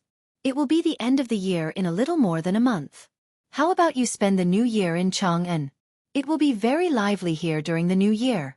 After laughing for a while, Mrs. Li looked at the old lady and said. Han Yushi also said, "Yes, grandmother. It's getting colder and colder, and the road will be difficult to walk. Why don't you and grandfather stay in Chang'an for a few more days? I can take this time to be filial. Husband, what do you say?" The old lady patted Han Yushi's shoulder and narrowed her eyes. Yi Guozhong also looked at Li Zixuan. Han Yushi's last sentence seemed ordinary, but it was actually a question. She was asking if Li Zixuan had forgiven the Yi family for driving Mrs. Li out of the family back then. Now anyone with a discerning eye could see that Li Zixuan was in charge of the Li family now, not Li Jingma. Yi Guozhong also wanted to take this opportunity to see Li Zixuan's attitude towards the Yi family. From a father's point of view, what Yi Guozhong did back then was not wrong, and he had never regretted it over the years. But how could the things in the world be measured by a simple right or wrong? As Yi Yuju's son, Li Zixuan certainly had a reason to take revenge for his mother's past. And now, Li Zixuan also had the ability to do so. Although the Yi family had a good reputation in Nanyang, they were not qualified to go head-to-head with Li Zixuan, the marquis of the great Tang Empire who was favored by the emperor. But if Li Zixuan really shed all pretense of cordiality, he would also be cursed for being unfilial. In this era, if anyone was labeled as unfilial, then that person's future was basically over. Therefore, it could be seen that the Yi and Li families were in a delicate situation where both sides would benefit if they cooperated, and both sides would lose if they fought. Although Yi Guozhong looked indifferent on the surface, as the former head of the Yi family, how could he really not care? Li Zixuan's choice was directly related to the fate of the Yi family. The atmosphere suddenly became heavy. Seeing that most people were looking at him, Li Zixuan also put down his chopsticks. He was not wise, so naturally, he could understand the key points. There was no doubt that he had resentment towards the Yi family in his heart. Not to mention how well his mother usually treated him. Even if she did not treat him well, he should be grateful to his mother. Because if it were not for his mother's insistence, there would not be a person like Li Zishuan in the Tang Empire, and there would not be a story of spiritual master Lingshu accepting a disciple. Then, as a person who had transmigrated from the modern era, he might have transmigrated into someone else's body. Anyway, no matter who he transmigrated into, Li Zishuan felt that his identity would not be as perfect as his current one. A rich second generation, a martial artist, and a disciple of a hidden expert. It was really difficult to have such a perfect identity. Therefore, not only was Mrs. Li a good person, but she was also Li Zishuan's great benefactor. In the end, he did not expect that his mother had been expelled from the family many years ago, and his father had been beaten by the Yi family servants with sticks. How could Li Zishuan not be angry? To be honest, when he first heard about this kind of thing, he even had the thought of burning down the Yi family. But, seeing that his mother looked at him with a trace of pleading in her eyes, Li Zishuan's heart suddenly softened. It seemed that even though his mother had been hurt by the Yi family, she still had a lot of feelings for the Yi family. Also, as the saying goes, blood is thicker than water. His mother, Yi Guozhong, and the old lady of the Yi family were connected by blood. How could it be broken just like that? Forget it, forget it. Li Zishuan sighed silently and said with a smile, "My wife is right. Grandmother, you should stay in Chang'an for a few more days. Yushi knows how to cook a lot of dishes. She can take advantage of these days to cook one by one to show filial piety to Yum."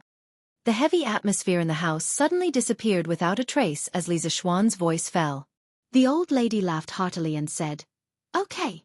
Since my good grandson and granddaughter-in-law like me so much, then I will stay in Chang'an for a few more days to enjoy my life and try my granddaughter-in-law's cooking while I'm at it." Hee hee. Okay. Grandmother, don't worry. Yushi guarantees that you won't eat the same dishes every month, and all of them will be delicious. Han Yushi breathed a sigh of relief. She actually understood Li Zishuan's current situation better than anyone else. She was afraid that Li Zishuan would let his emotions affect his decisions. For the sake of the resentment in his heart, he would disregard everything and do the unfilial act of putting righteousness before family.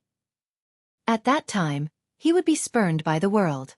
Fortunately, Li Zishuan made a wise choice and did not let his emotions affect his decisions. Yo! There won't be the same dishes every month? What you're saying makes your grandmother want to stay here forever. The old lady said half-jokingly. Mother, what do you mean by staying here?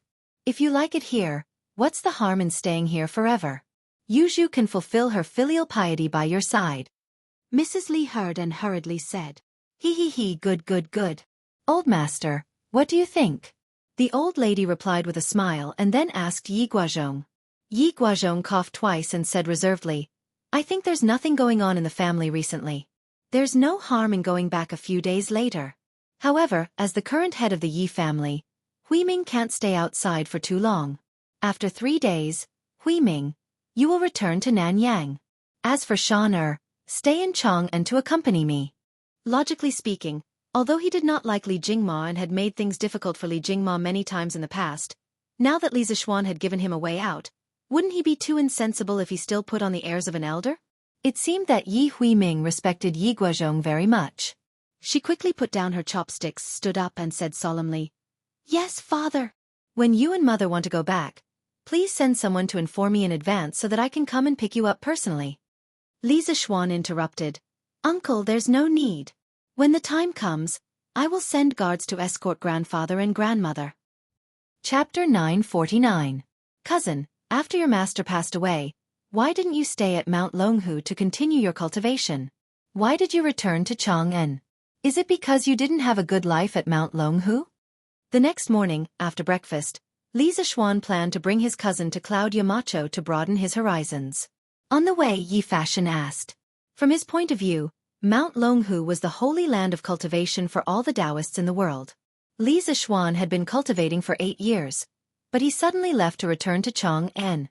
This was something that Yi Fashion, who was determined to use his Taoist skills to save the world, could not understand. When Li Zishuan heard this question, he subconsciously thought to himself, if the original Li Zishuan had really stayed at Mount Longhu to cultivate, how would I have the chance to transmigrate here? I might have already been reported to the king of hell.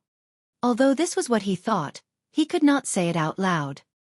He smiled and said, "No, the head of Mount Longhu and junior marshal uncle are very good to me. The reason why I returned to Chang'an is because my parents are getting old. If I don't return to fulfill my filial piety to them, how different would I be from a beast?" Yi Fashion's expression was a little unnatural. He said, "Then cousin, how will you continue your cultivation in the future?" Li Zixuan turned around and looked at Yi Fashion's young face, which was pretending to be mature. He said, "Fashion, I think you have a misunderstanding about cultivation. Who said that you can only cultivate in a Taoist temple? As long as you have the Tao in your heart, where can you not cultivate? What is not Tao? What is not cultivation? The heavenly Tao is not kind-hearted. It is always with good people. The level of a cultivator depends on the depth of their use of Tao. Tao is not the private property of any immortal, God, or true saint. Why should we care about where we cultivate?" Yi Fashion was stunned. After a long while, he bowed to one side and put his hands together in front of his stomach. He bowed from bottom to top and said, "Cousin, you are wise. Fashion has learned a lot." Li Zixuan's expression changed. Yi Fashion's etiquette was very particular. Taoists had 3 etiquettes and 3 kowtows. Towards mortals, they would bow and kowtow. Towards gods, immortals, and immortals, they would bow and kowtow. Yi Fashion's etiquette was the standard Taoist kowtow. This was usually done towards the elders of the sect. From this, it could be seen that Yi Fashion was really touched by the words just now. Li Zixuan returned the etiquette by cupping his hands and said, "Monk, everyone has their own Tao. Cousin's Tao is the Tao of the mortal world. In the world of mortals, treat your family well and help those around you that you can. Of course, I also hope that you can be a Taoist of the mortal world in the future and not hide in the mountains to cultivate. You don't have to sit and watch the change of dynasties and not think about the people of the world." Yi Fashion bowed again and said, "Cousin, don't worry. Fashion wants to learn the profound Tao and walk the world to save the people of the world. I will not be a blind Taoist who only knows how to cultivate in seclusion." Li Zixuan smiled and nodded. He brought Yi Fashion and continued walking towards the Cloud Mountain. Yes, they were walking. He didn't know what was wrong with this cheap cousin of his. The Ho mansion clearly had horses, but he wasn't willing to ride them. Even if there was a carriage, he wasn't willing to sit in it. He said that he wanted to see how the people were living. Although Li Zixuan didn't want to, he couldn't just tie this kid up on a horse, right? Even though he had only spent a day with Yi Fashion, Li Zixuan already knew that when his cousin was stubborn, even 8 horses wouldn't be able to pull him back. Therefore, he might as well accompany this unlucky kid and walk together. Bang bang bang. Use more strength. The soil is still loose. How can you do it? Han Xiaodong, didn't you eat? Second Master Lu, I won't hide it from you. I really didn't eat this morning. Hey, you little rascal. You only know how to talk nonsense with me. Mother asterisk ka. Work harder. The weather is getting colder. If we can't fix it by the time it freezes, we will delay Marquis's important matter. Look at the construction team of the 4th Regiment. How fast are they progressing? After they left the city, they walked through a section of the official road and arrived at the small path leading to the Cloud Mountain. They walked forward for about 2 or 3 miles. Then, they heard a series of loud crashing sounds as well as the noise of some people. Yi Fashion looked over curiously. In the end, he was blocked by a small hill. He asked, "Cousin, what's going on over there? Why is it so lively?" Li Zixuan smiled and said, "The construction team of the academy and the villagers are repairing the road. We will see it after we turn this corner." Repairing the road? Yi Fashion thought to himself. How could there be such a big movement when they were repairing the road? However, even though he was doubtful, he still lowered his head and quickened his pace. After a while, the 2 of them had circled around the mountaintop. What entered their eyes was a dense mass of people. Some were hammering the ground with large hammers, some were shoveling soil to fill holes, some were pushing carts to dump sand and stones, and some were dumping mud onto the flat road. However, the mud was greenish-gray in color, which made Yi Fashion feel surprised. "Cousin, what is that slurry thing in the carriage?" Li Zixuan looked in the direction of his finger and replied, "That is cement. In the beginning it can be shaped like mud. However, it will solidify after a period of time. Once solidified, it will be as hard as a rock. Even if it is raining, it will remain in its original state. Oh? There is such a magical thing in this world? Why have I never heard of it before? Yi Fashion could not help but feel that the capital was indeed different. A small place like Nanyang could not be compared to it. Li Zixuan smiled and said, "Cement has only been around for half a year. It has not spread to Nanyang yet. It is normal that you have not seen it before." While they were talking, the two of them had already approached the road construction site. A hale and hearty old man with white hair and a white beard walked towards them. It was Master Lu. "Yo, Marquis, you are here? Why did you not ride a horse today?" "And this is?" Li Zixuan smiled and replied, "I wanted to train my legs so I did not ride a horse today." "All right, Master Lu, this is my cousin. He just arrived in Chong and yesterday. He wants to visit the academy today." Yi Fashion saw that when Li Zixuan spoke to the old man in front of him, he did not put on any airs like Marquis. His tone was also not arrogant and condescending. Instead, there was some respect for an elder. Yi Fashion was surprised but did not show it on his face. He saluted Master Lu and said, "Greetings, Master Lu." Master Lu was flattered and said, "Hey, little Lang Jun, you are too courteous. Since you are Marquis's relative, I should be the one greeting you." Li Zixuan smiled and said, "What are you saying, Master Lu? You are my elder." "All right, Master Lu. This road looks like it is almost finished, right?" Master Lu wiped his sweat and said, "Hey, Marquis, it is almost over, almost over. There are only about 3 miles of road left to be repaired. It will take about 10 days to completely repair it. It is just that I am ashamed to say that we farmers are not very good at repairing this kind of cement road. We are dragging Regiment Commander Gong and the others down." When Li Zixuan first divided the construction corps, he set up 5 regimental commanders. They were Hu Hanyun, Master Lu, Chao Xiaofu, Gong Minyong, and Ni Taifeng. Later, in order to repair the cement road and the academy's project was almost completed, Li Zixuan disbanded 2 construction regiments, with a total of nearly 5,000 people. One was the 2nd Regiment of 2nd Master Lu, and the other was the 4th Regiment of Gong Minyong. Master Lu's prestige in this area was still very high. Later, the farmers who came to help repair the road were also under his command. In this way, Master Lu's 2nd Regiment now had more than 3,000 people in name. However, these farmers who came to help had not experienced the big project of Yanhuang College. Naturally, they lacked experience. As a result, although Master Lu's 2nd Regiment had more people, the overall progress was not much different from Master Lu's 4th Regiment. Li Zixuan smiled and said, "It's okay, there is no rush. Don't let the villagers be too tired. By the way, Master Lu, I asked my father-in-law to inform everyone to go into the mountains to pick herbs. Do you all know?" It was out of good intentions that the farmers were willing to help with the road repairs. At first, Li Zixuan wanted to pay the workers who came to help, but the farmers refused to accept it no matter what. It was only after he changed the wages to a bucket of rice that the farmers reluctantly accepted. The price of a bucket of rice was much lower than the wages of the construction site. Facing such a group of kind-hearted farmers, what else could he complain about? Master Lu heard Li Zixuan's question and grinned. "Marquis, we all know.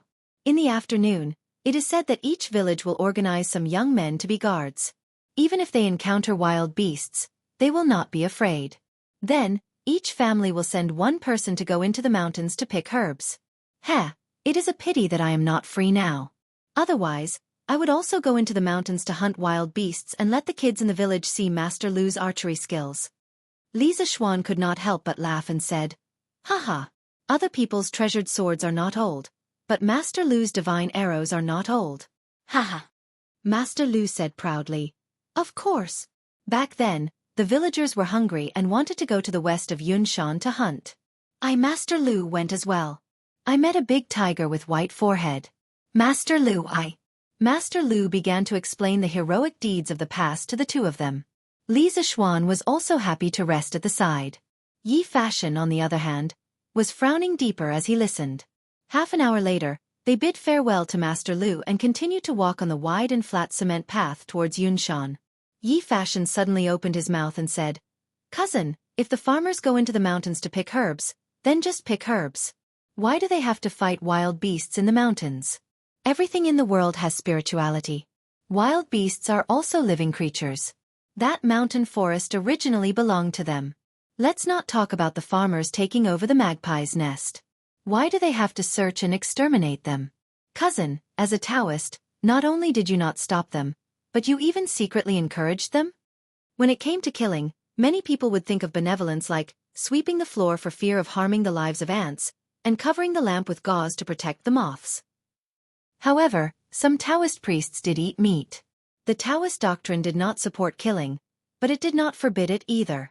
Li Zixuan was inexplicably stunned. He did not expect Yi Fashion to ask such a question.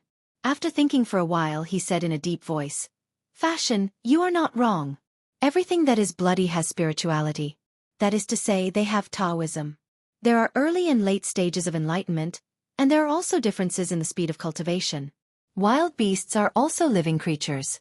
Logically speaking, they should not be killed easily. But sometimes, killing is to protect them. When a wild beast wants to attack a person, what should you do? Kill. Or use your Taoism to influence it. The people are just mortals. They only care about food, clothing, and taking care of the old and young. Everything they do is for survival. Is there anything wrong with that?" Li Zixuan remembered that during the War of Resistance against Japan in his previous life, Taoists held guns in one hand and incense in the other. After killing the Japanese, they also worshipped the gods. Compared to those Taoist priests who only knew how to cultivate in seclusion deep in the mountains and forests, and did not care about the suffering of the people, such Taoist priests were the ones he admired. Killing is to protect them? Yi Fashion muttered under his breath and fell into deep thought. When the sun was about to reach the top of their heads, the two finally reached the top of the Cloud Mountain. When they stepped through the mountain gate and saw the tall and majestic Yanhuang College building, Yi Fashion was still greatly shocked even though he had mentally prepared himself. That small face of his that liked to pretend to be mature was now filled with shock and astonishment. "How is it? Fashion? Cousin, this college is not bad, right?" Li Zixuan saw that Yi Fashion finally showed a rare look of shock and was somewhat proud of himself. Gulp. "Yes, it is not bad." Yi Fashion swallowed his saliva and said, "This was more than just not bad. It could be called a celestial palace." Li Zixuan laughed and said, "Haha, let's go. I'll show you around the college." After that, he led Yi Fashion into the college. They visited the Red Building, the auditorium, the sports field, the cafeteria, the student dormitory, the laboratory building, and so on. Finally, the two returned to Guanghua Building and went to the courtyard where the telescope was placed. He did not expect to meet Li Chunfeng here. "Oh, Taoist Li is here too?" Li Zixuan walked up to him and said with a smile. "Marquis." Li Chunfeng was focused on fiddling with the telescope. When he heard the voice, he quickly turned around. When he saw that it was Li Zixuan, he heaved a sigh of relief and said, "Marquis, please don't blame me. I've discovered a few celestial bodies recently, so I've been using this telescope more frequently." Li Zixuan waved his hand and said, "It's okay.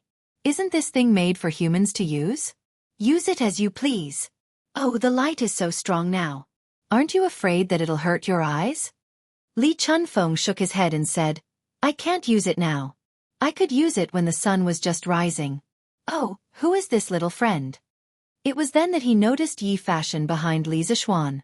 Li Zixuan introduced him. "This is my cousin, Yi Fashion, from the Yi family of Nanyang. He has been cultivating for more than 8 years. Fashion, this is Taoist Li Chunfeng, currently working in the Taisha Bureau. He's an expert in Taoism and has a noble character." Yi Fashion walked up and saluted. "Greetings, Taoist Li." Li Chunfeng returned the salute and said in surprise, "The Yi family of Nanyang? Are you the Yi family of Sanzhou?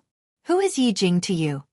Yi Fashion answered, "Yes, the Yi family of Sanzhou. The person you're talking about is my granduncle." Li Chunfeng mumbled, "Granduncle? You're the descendant of Elder Yi. What a coincidence." Chapter 950. The Yi clan of Nanyang had a long history. They were the descendants of Yi Wang, the founder of the Yi clan of Jiangnan. Yi Wang was originally from Yi County of Nanyang Commandery, now part of Hunan. He was once the governor of Yanmen and became the Guanglu minister at the end of the Han dynasty. In the second year of Gen N, he came from Qingzhou to Jiangnan and lived in Danyang Zhurong, now Zhurong Jiangsu. He was the founder of the Yi clan. Yi Ju was the governor of Tang, now Hangzhou Zhujiang. He loved the people like his own children and was known as Father Yi. Yi Ju settled down in Tang under the persuasion of the people and became a prominent family there. After Yi Ju passed away, he was buried on the right side of Mao Mountain in Songyang of Kwa Prefecture. He was known as the founder of the Yi clan of Kwa Prefecture or Mao Mountain. Yi Ju had 4 sons. The second son, Yi Zhenshi, was promoted to General Zhichong and stayed in Songyang. Yi Jian's descendants lived on the right side of Mao Mountain. Because of the long history of the temple, they were known as the Yi clan of Mao Mountain. Yi Fashion was Yi Ju's 19th descendant. Therefore, it was not wrong to say that Yi Fashion was from the Yi clan of Kwa Prefecture. Taoist master. You know my granduncle? Yi Fashion heard Li Chuanfeng's mumbling and was confused. His granduncle Yi Jingning was in his 70s. Li Chunfeng looked like he was in his 20s or 30s at most. Logically speaking, he should not have any connection with his granduncle. When your granduncle was still the chancellor of the Imperial College, I had a relationship with him. However, your granduncle might not remember it clearly. Li Chunfeng smiled but did not want to go into details. Yi Fashion did not want to force him. The 2 Taoists who had left a deep mark in the history of the Tang dynasty talked for another hour. Seeing that it was almost noon, Li Zishuan invited the 2 to Yanhuang College's cafeteria. Li Chunfeng could not help but sigh at the grandeur of Yanhuang College when he saw the clean and luxurious cafeteria. Yi Fashion was not surprised because this kid had just visited the cafeteria. The students were still in school and there were no students who dared to skip classes to eat in advance. So the cafeteria was not crowded. Only a few teachers who did not have classes in the morning. When they saw Li Zishuan, they hurriedly greeted him. Li Zishuan greeted them with a smile and did not say much. The 3 of them ordered a few dishes and a pot of wine.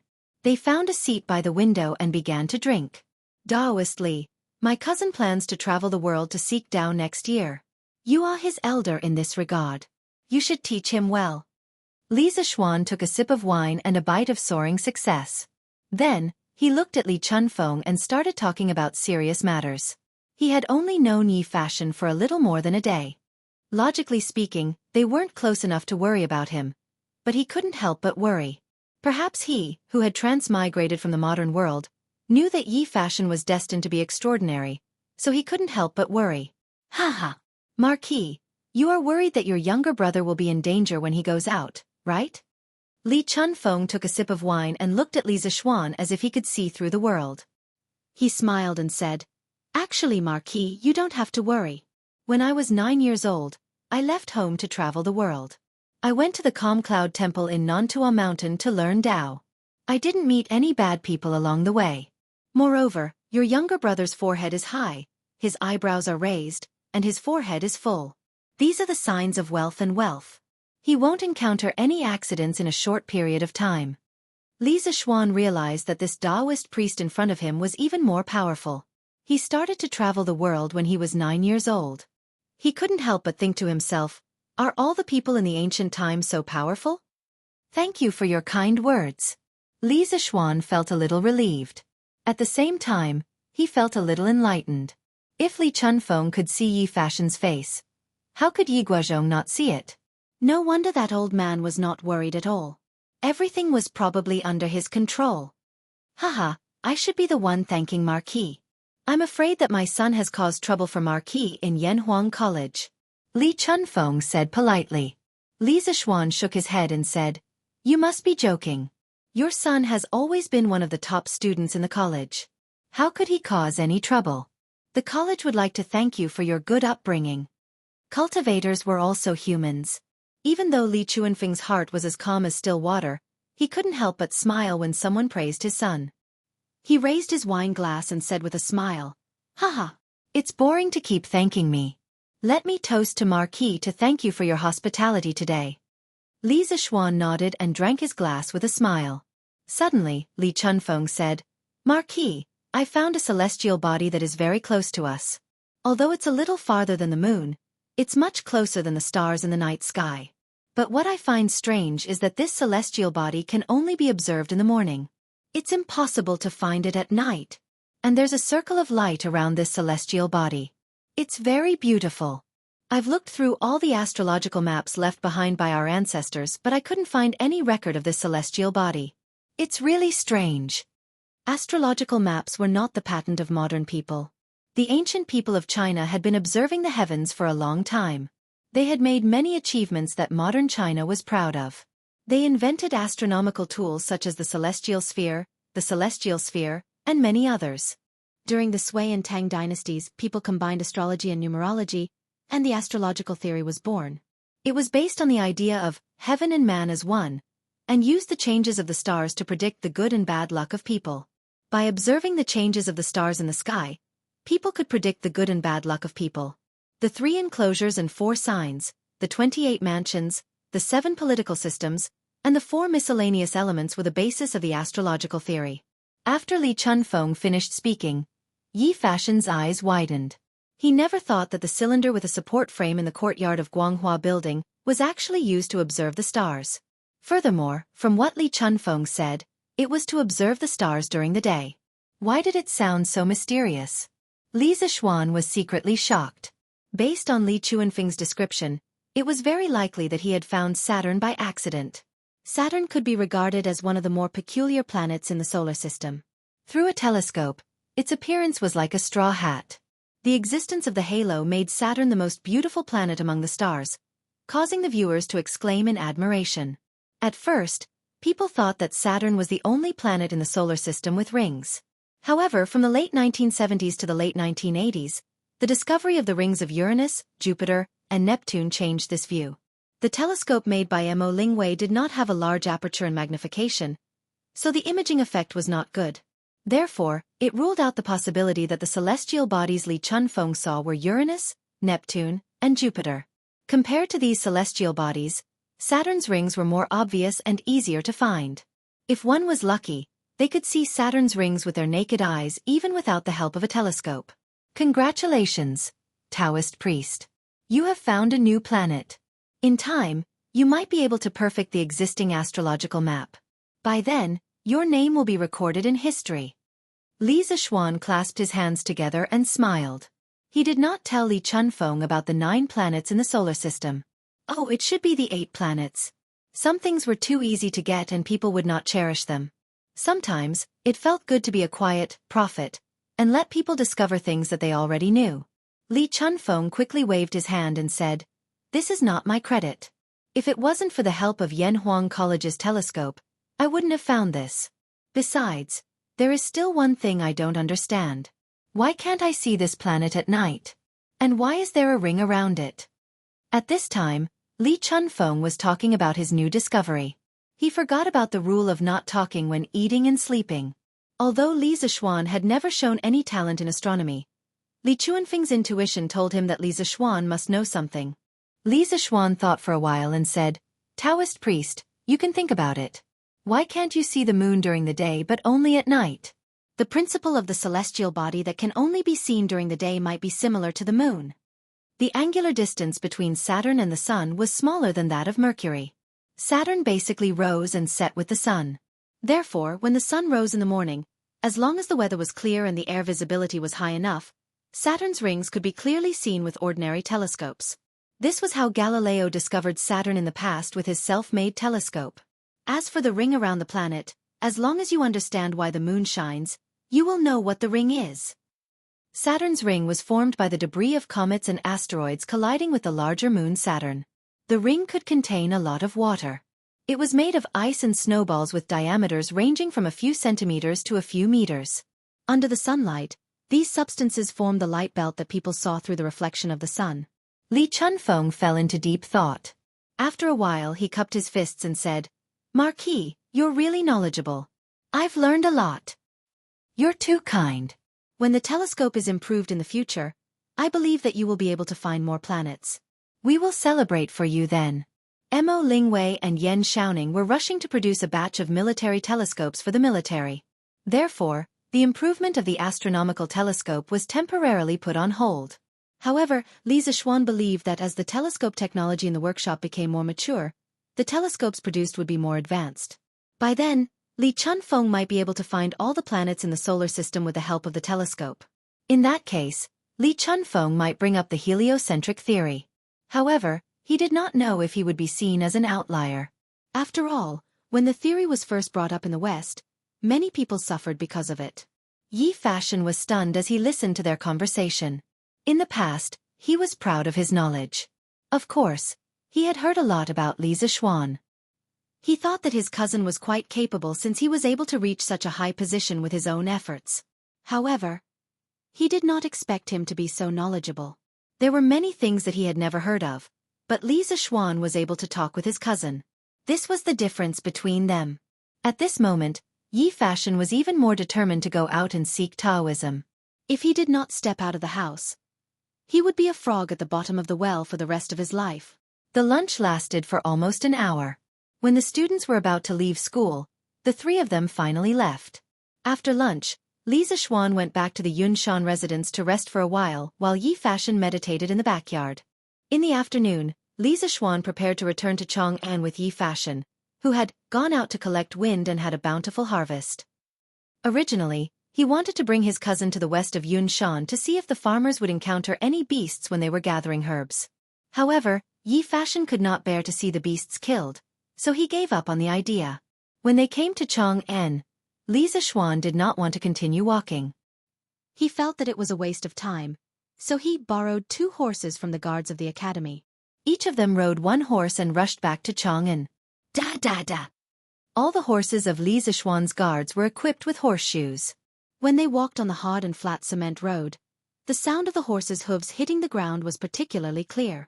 Not only did people like to walk on the cement road, horses also liked to walk on it. Once they were on the cement road, they could clearly feel that the horses were running faster. At this speed, it didn't take long for them to reach the end of the cement road. After another quarter of an hour, they finally left the small path and walked onto the main road. Who would have thought that they would be greeted by a large group of soldiers? It was a grandiose group of about a few thousand people. Whoa! When Li Zishuan saw the leader of the group, he hurriedly stopped his warhorse and jumped off to greet him. Your Highness, are you leading the soldiers to the south? Li Zishuan asked. Yes, the person was Li Xiaogong. There were dozens of officials behind him. When Li Xiaogong saw that the person who had come was Li Zishuan, he had the army move forward slowly first. He would catch up with the officials in a while. Then he replied to Li Zishuan, that's right.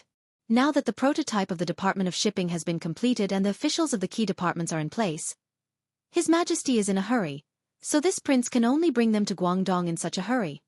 It was obvious that Li Xiaogong did not want to go to the south at this time.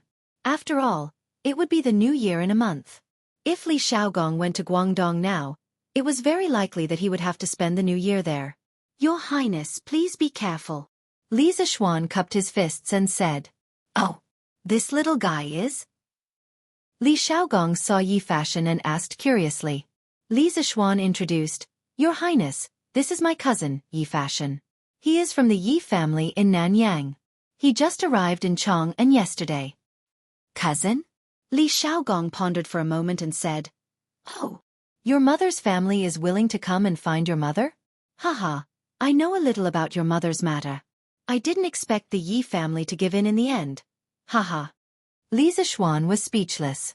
Hearing Li Xiaogong's words, he already knew about the Li and Yi families. However, this guy was really tight-lipped. He had never mentioned it before.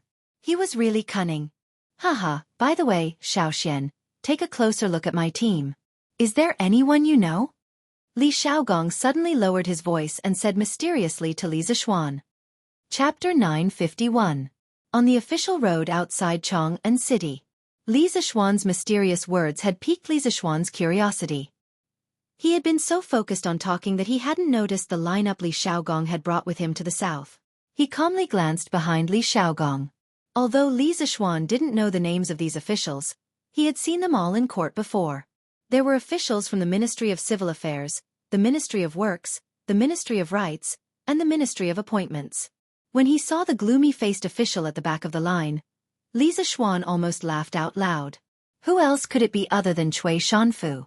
Speaking of which, Li Zixuan hadn't even had the time to take revenge on the old fellow when Cui Shanfu had urged the diplomatic corps to go to Yanhuang College to watch the military training exercise. He hadn't expected Li Xiaogong to be so supportive, silently bringing this old fellow to Lingnan. Let's see how this old fellow can jump around once he's there. Yo! Isn't this Minister Cui? You've been promoted.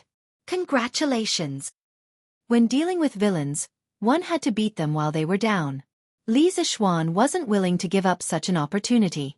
He walked over to Cui Shanfu and cupped his hands with a smile.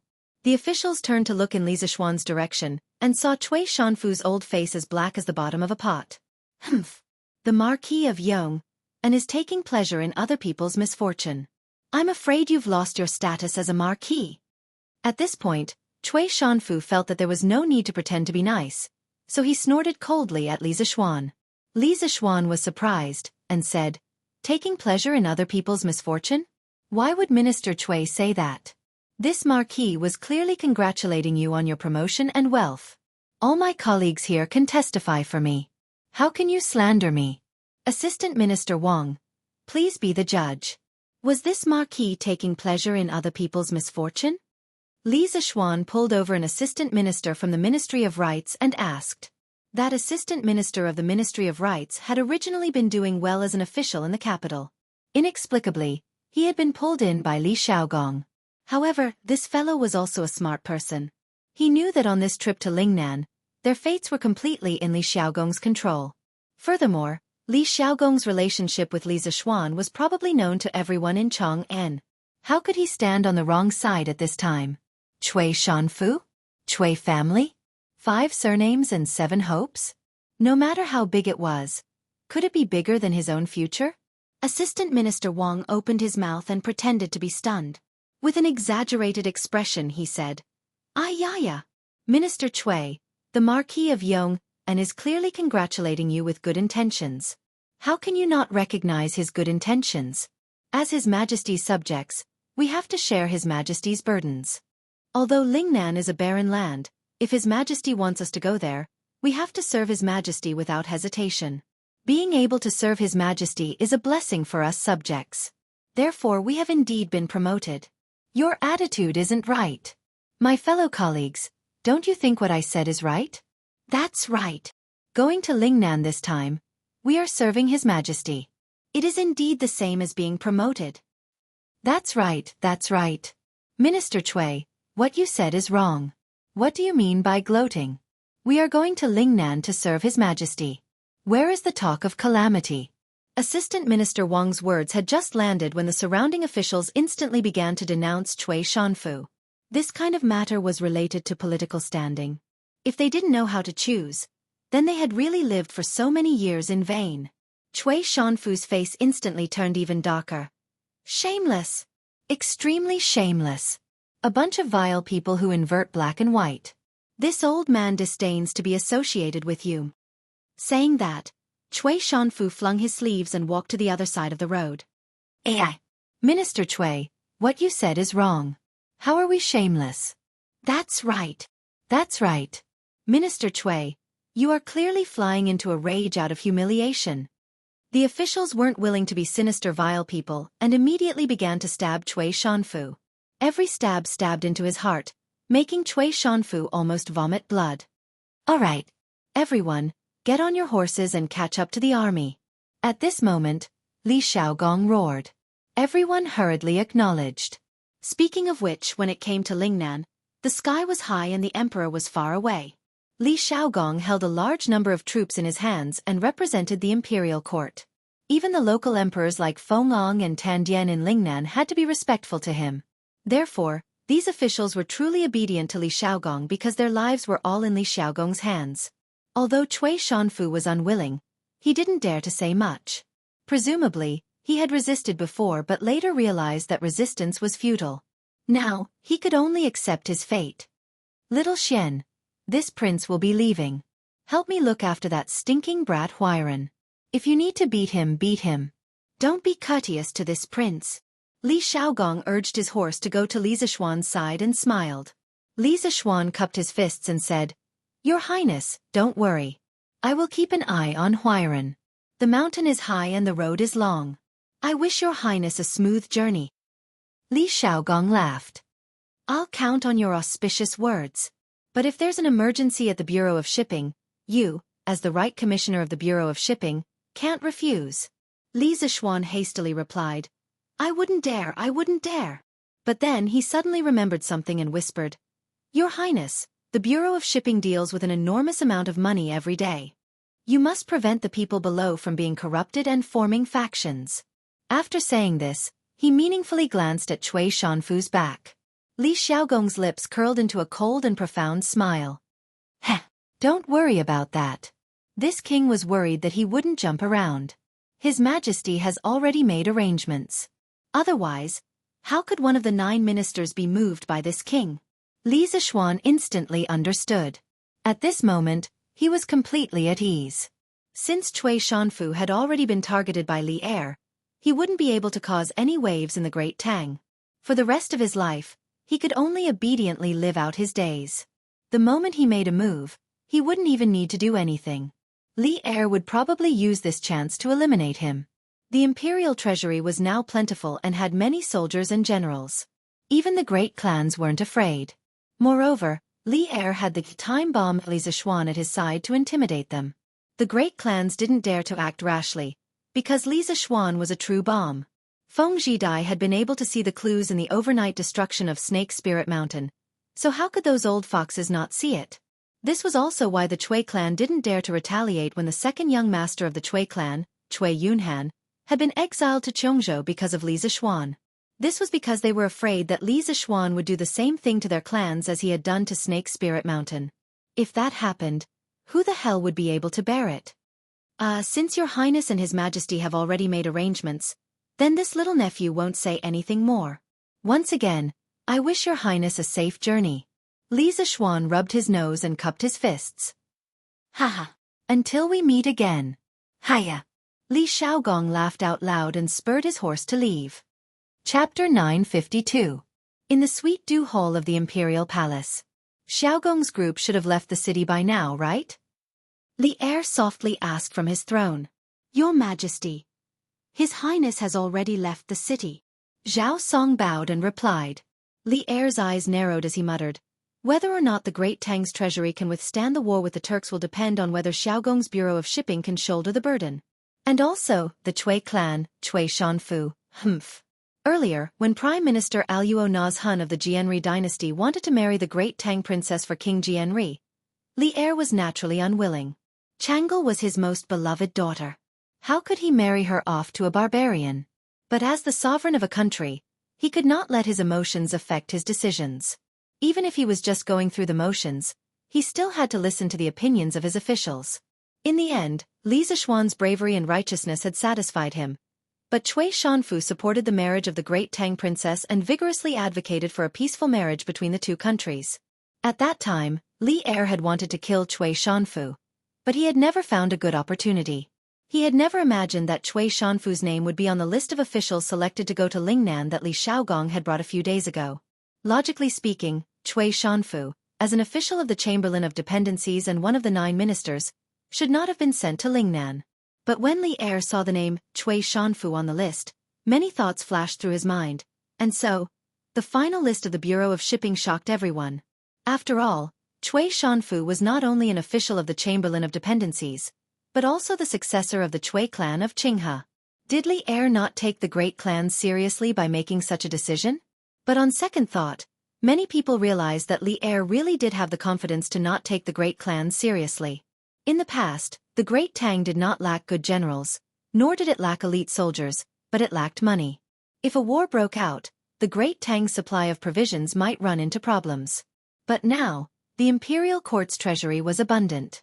It did not lack soldiers, generals, or provisions. If the great clans dared to be impudent, they would have to consider whether or not they could withstand Li Er's thunderous strike. Would the great clans dare to be impudent? Of course not. Since Li Er had dared to make this decision, it meant that he had already made preparations for the counterattack of the great clans.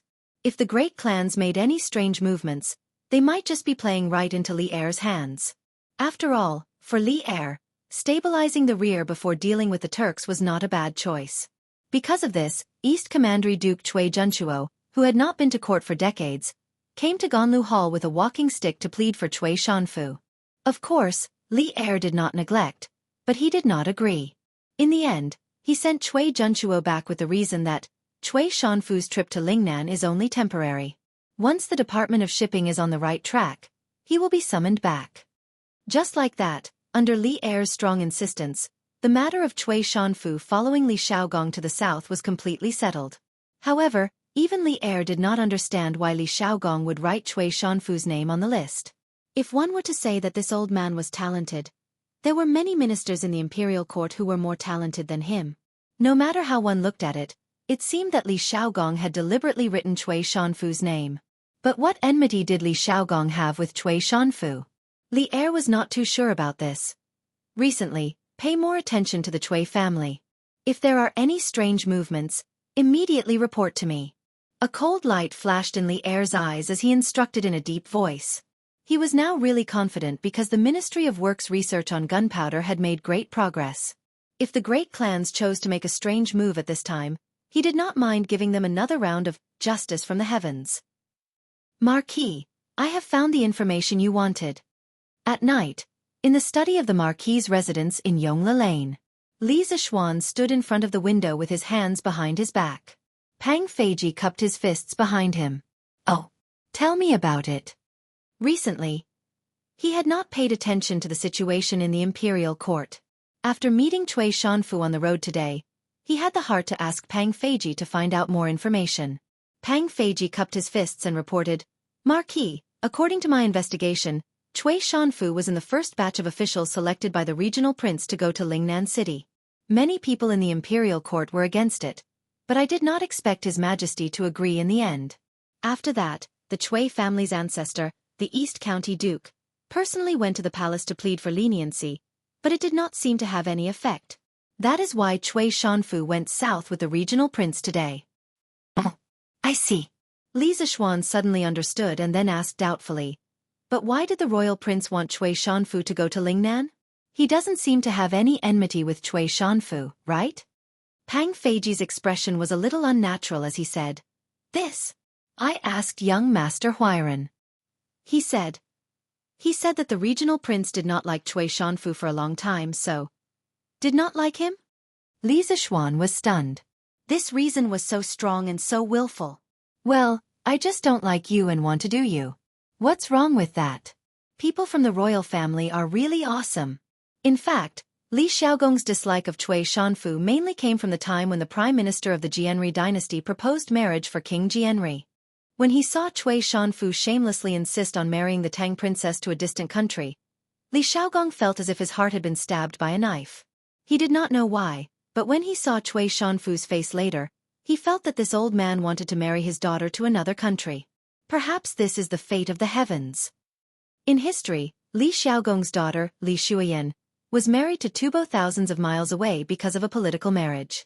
Although she left behind the beautiful story of Princess Wenqing came to Tubo, who knows the pain of the separation of father and daughter and the inability to see each other again. Marquis, I inadvertently found out a piece of news about young Master Huiran. Pang Feiji glanced at Li Zishuan cautiously and said in a low voice. What news? Tell me. Li Zishuan's interest was piqued and he quickly asked. Pang Feiji said, according to the news I found out, young Master Huiran was very famous in the Nanyang area since he was young. He was even called the fairy child. Seeing that Li Zishuan was very interested, Pang Feiji continued. It is said that young Master Huiran's mother had a dream during the day. She dreamed that a meteor entered her mouth and swallowed it. When she woke up, she was pregnant and gave birth to young Master Huiran 15 months later. This has become a legend in the area. When young Master Huiran was 7 years old, he accidentally drowned in the river and disappeared inexplicably. His uncle only found young Master Huiran's clothes by the river bank. 3 years later, young Master Huiran returned home. His uncle asked him where he had been all these years, but young Master Huiran said, The fairy child led me to drink the cloud juice, so I did not leave any ears. Marquis, do you think this is amazing? Young Master Biao must have met a boy by the side of a deity. The more Li Zishuan listened, the deeper his frown became. In the end, he said with a straight face, Don't talk about strange things.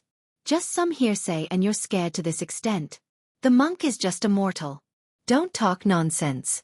Get lost and go to sleep. Yes, yes, yes. I will take my leave. Chapter 953. Your Majesty, this is the first batch of military binoculars developed by the Academy. Would you like to try it? On the afternoon of the second day, Mo Lingwei and Yan Xiaoning were personally escorted by Mo Zhong and Mo Yun. They brought the binoculars to the Ho mansion and handed them to Li Zixuan. Since there was nothing to do in the afternoon, Li Zixuan brought the binoculars to the imperial palace. Li Er, who was in front of the dragon desk, was immediately energized. He quickly walked down and said, "So fast? Let me see." As soon as he finished speaking, he was already in front of Li Zixuan. Li Zixuan handed the binoculars to Li Er. Li Er took it and said in surprise, "So small? Can you see it clearly?" Brat, are you cutting corners for me again?"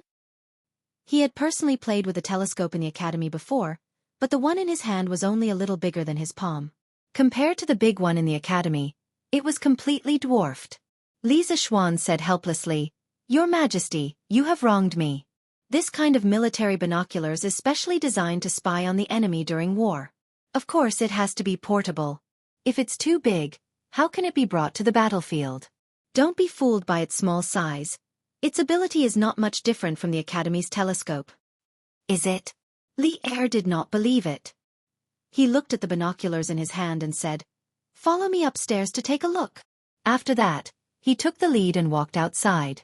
Taiji Palace was the main palace of the Tang Empire, so it was also called the Inner Palace. It was usually the place where officials gathered. Of course, it was also Li Er's office. Taiji Palace occupied a large area, including Taiji Palace, Yin and Yang Palace, and Ganlu Palace. Taiji Palace was not a group of palaces on the first floor, it had a second floor. Li Zixuan and Zhao Song followed behind Li Er and came to the corridor on the second floor of the Taiji Palace. At this time, the sun had already set halfway down the mountain. Standing at their position, they could see the gorgeous red clouds on the horizon. The sky was dyed a deep red by the sunset glow, like a magnificent red sea. It was very spectacular. It was really, such a scene should only exist in the heavens. How many times can one see it in the human world? Li Er narrowed his eyes and looked at the magnificent sunset for a while. Then, he picked up the binoculars and held the binoculars in front of his eyes. In order to protect the lens, Mo Lingwei added rubber to the edge of the lens. Compared to the hard and cold iron frame, the soft rubber was undoubtedly more comfortable for the eyes. Li Er raised the lens and looked at the front. Suddenly, a head wearing armor appeared in his field of vision.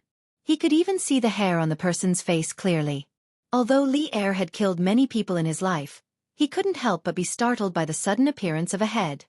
Li Zixuan could clearly see Li Er's wrist tremble slightly before returning to normal. "Your Majesty, how is it? The effect of this military binoculars isn't bad, right?" Li Zixuan laughed secretly, but asked softly. It's okay." After adapting to the ultra-long vision provided by the binoculars, Li Er was now using the binoculars to look for other sceneries. How could he have the time to comment on Li Zixuan? Therefore, he only gave a short reply and went back to playing. In fact, the effect of the binoculars was not only okay, it was simply too good. When Li Er was playing with the astronomical binoculars, he could see the moon and stars hundreds of thousands of miles away. Those stars were originally far away, so he didn't have much of an intuitive feeling about the magnification effect of the binoculars. But now it was different. Standing here, he could even see the appearance and clothing of the people on Vermilion Bird Avenue outside the Imperial City. It was exactly the same as the scene he couldn't see when he stood next to those people. This kind of intuitive visual impact shocked Li Er. For a moment, he was addicted to playing with it. "Ahem. Your Majesty, it's getting cold, you." After a full quarter of an hour, Li Zixuan estimated that Li Er should have seen everything that could be seen from this angle. At this moment, a gust of cold wind blew from the west. Zhao Song could not help but let out 2 dry coughs. Li Er reluctantly put down the binoculars and said, "Let's go back to the Ganlu Palace." After a while, the 3 of them returned to the Ganlu Palace. Li Er looked at Li Zixuan with a face full of smiles and said, I'm very satisfied with this binoculars. Just based on this, my full support for you to establish Yanhuang College was not in vain. Hee. This binoculars was produced by the Chitsu Pavilion Workshop, right? Li Zishuan replied, Your Majesty, this binoculars was made by Yan Shaoning and Mr. Mo's beloved daughter, Amo Lingwei. The workshop can now mass-produce them based on the technology they provided. Amo Lingwei? Li Er muttered once, then suddenly seemed to remember who Amo Lingwei was.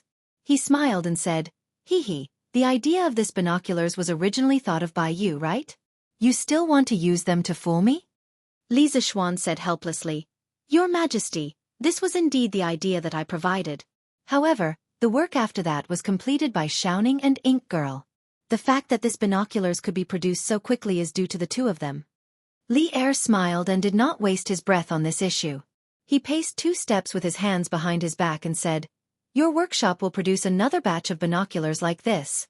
Medicine Master and Jijia have mentioned this to me more than once. Li Zishuan nodded and said, Your Majesty, Your Majesty. However, how much does Your Majesty want? After all, the production of this thing is extremely complicated and the materials are also extremely expensive. Li Er said with a toothache. You brat, don't try to fool me. How would I not know that the most important part of this binoculars is the 4 pieces of colored glass? As for the colored glass in your workshop, it is all made from sand. Li Zishuan never expected old Li to know so much. He quickly coughed dryly and said, Your Majesty, don't think that the materials are cheap. However, the process is complicated. To turn a bag of sand into colored glass, it requires dozens of processes. To grind the colored glass into the lenses of the binoculars, the workshop's old craftsman would have to grind it for several days. Furthermore, it might not even succeed. This is the cost. Shut up. Then tell me, how much are you planning to sell this binoculars to me for? Li Er said with a black face. Li Zishuan stretched out 5 fingers and carefully said, Your Majesty, I'll give you a friendly price. 500 strings of coins for one. How about that? 500 strings of coins? Li Er stared and sneered. 500 strings of coins, you brat. Aren't you afraid of dying from overeating? At most 150 strings of coins. Get the workshop to make 50 for the imperial court as soon as possible. Don't try to bargain with me. This is my bottom line. Li Zishuan said with a pained expression. Your Majesty, you are cutting my flesh. Sigh, fine. 150 strings of coins it is. Just treat it as my contribution to the great Tang Empire. Chapter 954. After finishing the deal for the binoculars, Li Er sat back on the throne in satisfaction. He was very satisfied with this deal. And so was Li Zishuan. The price of 500 strings of cash that he quoted to Li Er was just a bluff. He had already expected Li Er to bargain with him. Although the final price of 150 strings of cash was not high, it was not low either. The workshop could make a small profit from this deal. At this moment, Li Er narrowed his eyes and looked at Li Zishuan. He said, This binoculars is a national treasure. The technology used to make them must not be leaked. In order to prevent people from sneaking into the workshop, I will send a team of imperial guards to guard the workshop. Do you have any objections? Li Er had fought in wars all his life. He understood the importance of binoculars in battle. Because of this, he knew better than anyone else that if the enemy had binoculars, it would be a great misfortune for the Tang army. That was why he was so concerned about the safety of the workshop. Li Zishuan thought for a while and gritted his teeth. He said, I don't mind if your Majesty sends imperial guards to guard the workshop, but your Majesty's men are not allowed to interfere with the daily operations of the workshop. Otherwise, I would rather close the workshop. Li Er narrowed his eyes, which flashed with a dangerous light. The hall immediately fell into silence. Zhao Song could not help but reveal an anxious expression as he silently blamed Li Zishuan for daring to say anything. After a moment of silence, Li Er suddenly slammed the table and stood up. He pointed at Li Zishuan and said angrily, Bastard! Do you think that I will swallow your workshop? Ridiculous! I have the wealth of the world. Do you think that I lack your workshop? In fact, he knew better than anyone what was most valuable about the workshop. It was Li Zishuan's endless and amazing ideas. Without Li Zishuan, the workshop was worthless. That was why he had never thought of swallowing the workshop and taking it for himself. I have misspoken. I hope that your majesty can forgive me. When Li Zixuan heard this, he heaved a sigh of relief and immediately cupped his hands in surrender. Although his words just now were suspicious of gauging the heart of a gentleman with one's own yardstick and might have even infuriated Li Er, he had no regrets. There were some things that had to be made clear from the start. He did not want his workshop to be a tool for the imperial court to make money. His workshop was to represent the most advanced productivity of the great Tang. Humph. You brat. You're getting bolder and bolder. I will remember this and settle it with you in the future. Li Er snorted coldly, venting the dissatisfaction in his heart. Then he suddenly changed the topic and said, You know about Cui Shanfu, right? Li Zixuan was suddenly confused. He didn't understand why Li Er would suddenly mention this. Your Majesty, I happened to meet Cui Siqing outside the city yesterday. I didn't expect that Cui Siqing would follow Commandery Prince Hejian to the south to serve the country after not seeing him for a month. I admire you very much. Li Zixuan thought for a moment, then pretended to be confused and said in a strange tone. Li Er widened his eyes and had the urge to curse. He secretly thought that this brat's mouth was getting more and more despicable. If Cui Shanfu heard this, he would probably be angered to death. However, he didn't know that Cui Shanfu was almost angered to death by Li Zixuan outside the city. According to my investigation, the reason why the Nanyang envoys suddenly wanted to visit Yanhuang College last time was because of Cui Shanfu's instigation. He probably wanted to embarrass you in public. This person actually disregarded the imperial court's reputation because of personal grudges.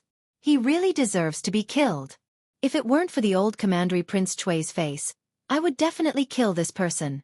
What do you think? What do I think? Stand and watch. Li Zixuan mischievously said in his heart. In fact, when he heard Li Er say this, he was quite shocked. He didn't expect Li Er to know about this matter. After thinking about it, he cupped his hands and replied with a serious face. Your Majesty, I think that the country is the country. Only when there is a country can there be a home. The country is first and the home is second. At any time, the country's interests are above everything else. Although I don't know how I offended Cui Siqing shouldn't have disregarded the Tang Empire's reputation to seek revenge on me. His intentions are truly deserving of death. Li Er looked at Li Zixuan with a faint smile and nodded. Yes, so I sent him to Lingnan. I hope that he can properly reflect on himself. Your Majesty is wise. The ruler and the official chatted for a while more before Li Zixuan took his leave. Outside the palace, pedestrians hurried to and fro on Vermilion Bird Avenue. It seemed that they all wanted to rush home before the curfew. Li Zixuan rode on his horse and happened to meet an old acquaintance. Yo, Dr. Qin. You just came out from the Imperial Physician Bureau and are preparing to go home? That's right, it was the doctor from the Imperial Physician Bureau, Dr. Qin, who had attacked Snake Spirit Mountain with Li Zixuan and tested the poison with his own body. Hey, so it's Marquis. I've seen Marquis before. Marquis, how have you been recently? This old man has just been dismissed from the Imperial Physician Bureau and is about to go home. Dr. Qin hurriedly greeted with a smile. Li Zixuan dismounted and stood beside Dr. Qin. The two walked side by side. Li Zixuan said as he walked, Haha, Dr. Qin, we are people who have been on the battlefield together. There's no need for you to be so polite. I wouldn't dare. Dr. Qin shook his head and laughed. Li Zixuan rolled his eyes and suddenly said, Oh right, Dr. Qin, this Marquis intends to establish a medical school. In the next few years, I will establish public medical centers in all the states of the Tang Empire. The Academy's medical school will cultivate medical talents for these medical centers. Dr. Qin's medical skills are superb and your medical ethics are noble. I wonder if you can recommend some similar talents to this Marquis? To fill up the Academy's medical faculty. Well, this was a rather old-fashioned way of recruiting people. He just had to wait for the willing to take the bait. Public medical centers? Marquis is indeed bold. I admire you. But I've been in the Imperial Physician Bureau for most of my life. I'm afraid that those friends of mine are no longer practicing medicine, right? Dr. Qin praised and then said regretfully. Li Zixuan smiled and said, Since there's no one else to recommend, Dr. Qin, why don't you come to Yanhuang College yourself?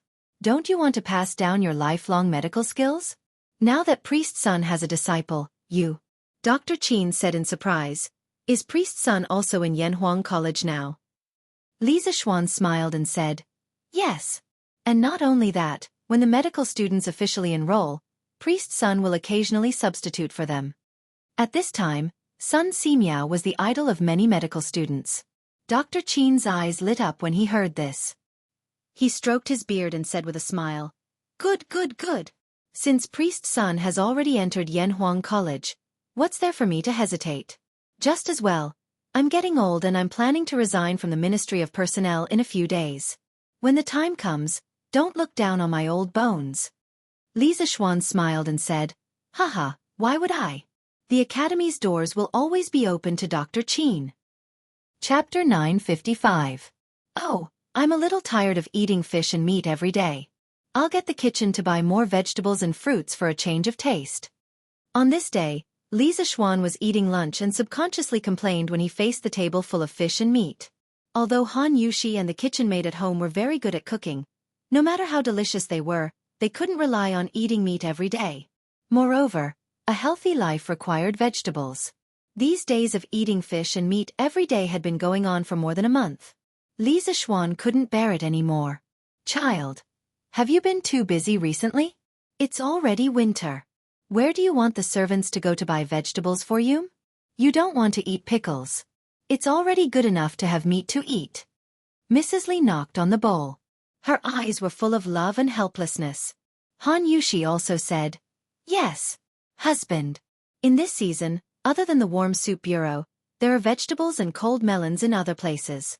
Husband, why don't you make do for a while? The so-called warm soup bureau was a department set up by the Tang dynasty palace to cultivate off-season fruits and vegetables. Don't be surprised. Off-season fruits and vegetables were not the patent of modern people. Off-season fruits and vegetables had already appeared as early as the Qin and Han dynasties. Back then, Qin Shi Huang planned the burying of Confucianism incident because of this. According to the historical records, Qin Shi Huang secretly planted melons in the warm place of Li Mountain's Mausoleum Valley. The melons were ripe and he ordered the scholars to say it. People said different things, so the order was different.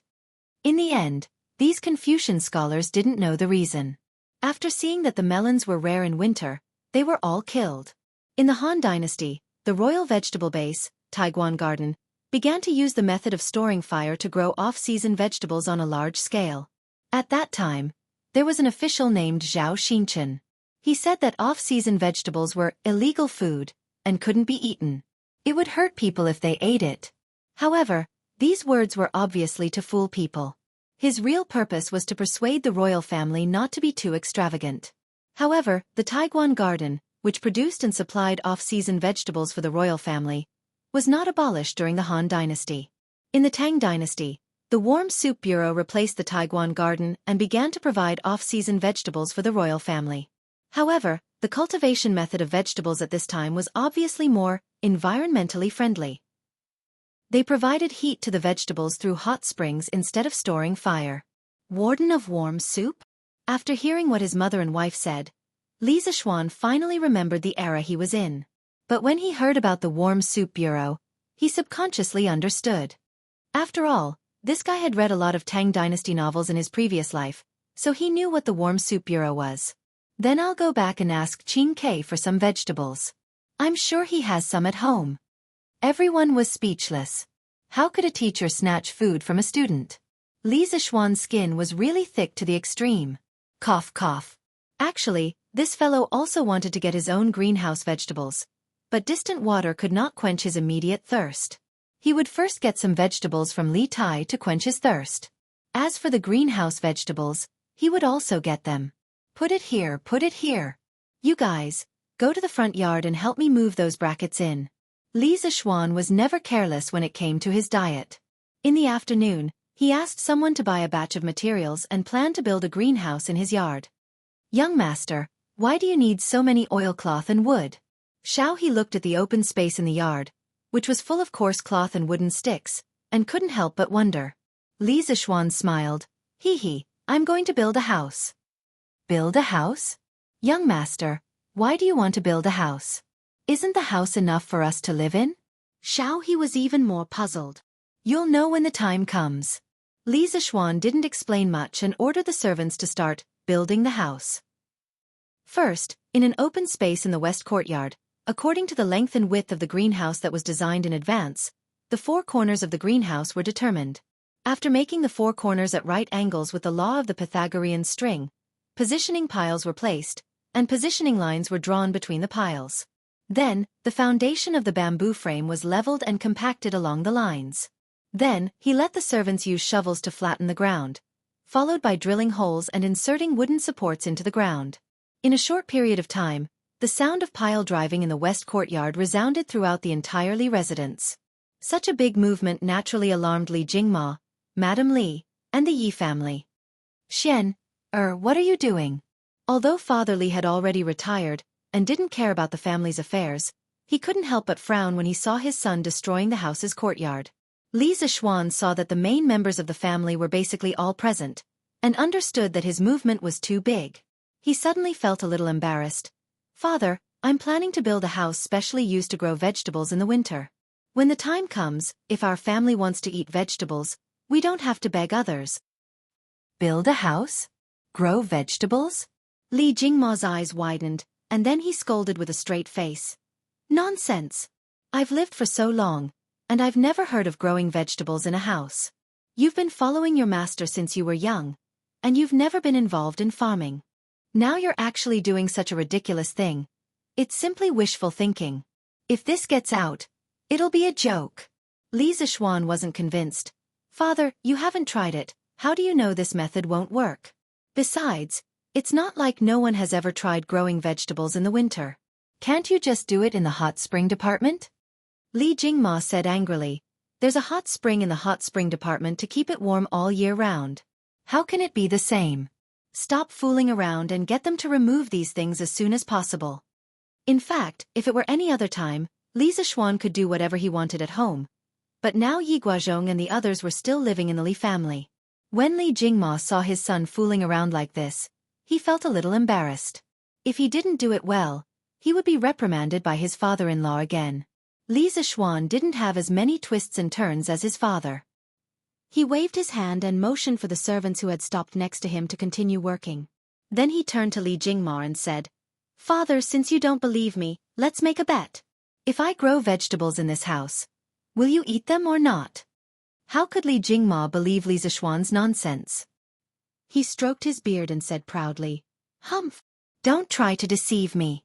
If you can grow vegetables in the winter, I won't eat a single one even if I starve to death. Humph!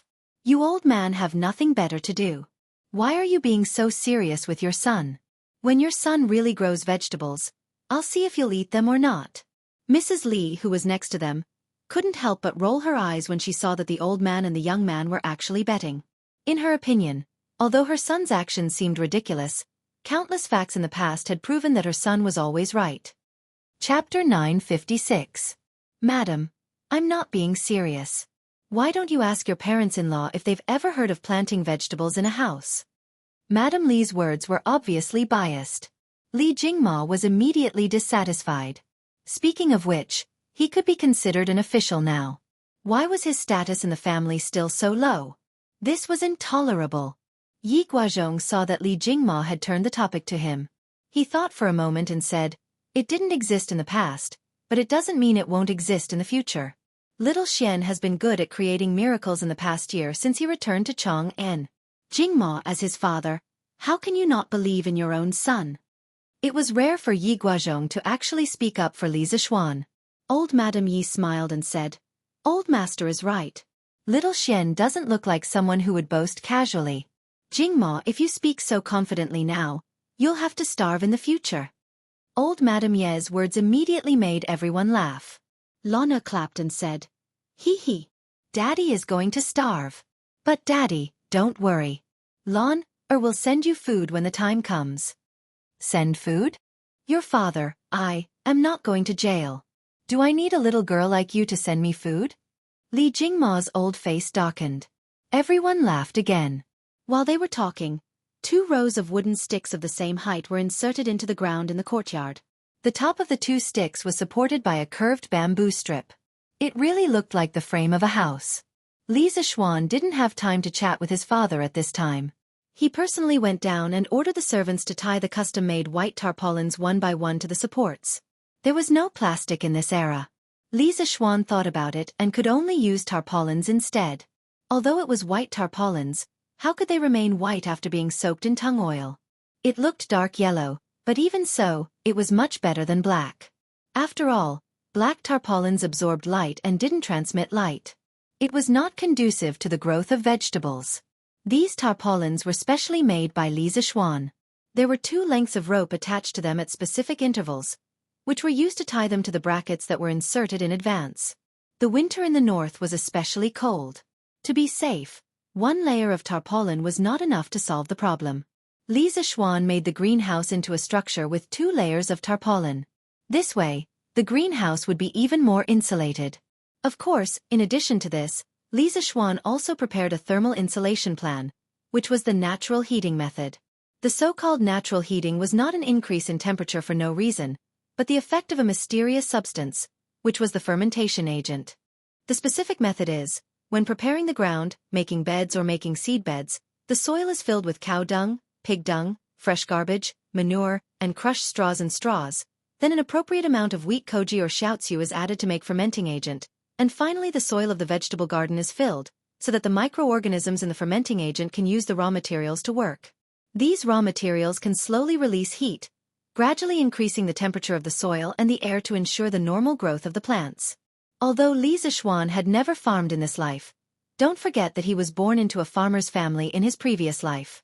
At that time, his family had built a greenhouse, and at that time, they used this method of releasing heat through fermentation to ensure the greenhouse's temperature. Reality proved that the effect was quite good. However, the fermenting agent they used at that time was also an industrial fermenting agent, so the effect might be slightly better than wheat koji or shiatsu. More than 20 servants used more than 2 hours to build the greenhouse that was less than half a mu in size. It was the first time saw such a long house, and she was extremely excited. The little girl shuttled back and forth in the greenhouse, not knowing the meaning of tiredness. She could not be dragged out, as if she wanted to make this her new home. However, when Sanbao came in with a load of dung, the little girl ran out at her fastest speed without needing anyone to say anything. Stinky Sanbao! Why did you bring 2 buckets of dung over for no reason? Ah, it stinks, you're so disgusting. Lana covered her nose and scolded as she ran. Miss Young master asked me to. Sanbao looked wronged. Actually, he did not want to pick such smelly things. Wasn't it Li Zishuan's request? All right, Sanbao, quickly get someone to evenly fill the fields with horse and cow dung, then sprinkle wheat koji over it. Then, plant the seeds of water spinach, cold melon, leeks, and shepherd's purse. Li Zishuan interrupted Sanbao and ordered. Speaking of which, the excrement was not ordinary excrement, but fresh horse and cow excrement. It was not easy to obtain such excrement. Dozens of servants and Pang Feiji's personal guards went out together and took away almost all the cow and horse excrement in the mansions of every household in Chang'an. The reason why they used cow and horse dung instead of human dung was mainly because cows and horses were herbivores. Their dung contained undigested residues, which were easier to ferment. Moreover, the fermented products were better for the vegetables. All right, young master. Sanbao responded and led the other servants to work in full swing. In an instant, the west courtyard was filled with the stench. Li Jingma, Madame Li, Yi Guozhong, and the rest could not stay any longer. They hurried out of the west courtyard. Although Li Zishuan could hold his breath and was not afraid of the stench, his wife, Han Yushi, was afraid. Hence, he also pulled Han Yushi out. Cousin, are you really confident that you can grow vegetables in this house? Yi Fashion followed behind and asked Li Zishuan. Li Zishuan smiled confidently and said, Of course. If nothing goes wrong, Fashion, you should be able to eat the vegetables here during the new year. Haha. You won't be able to eat these fresh things during the new year at Nanyang.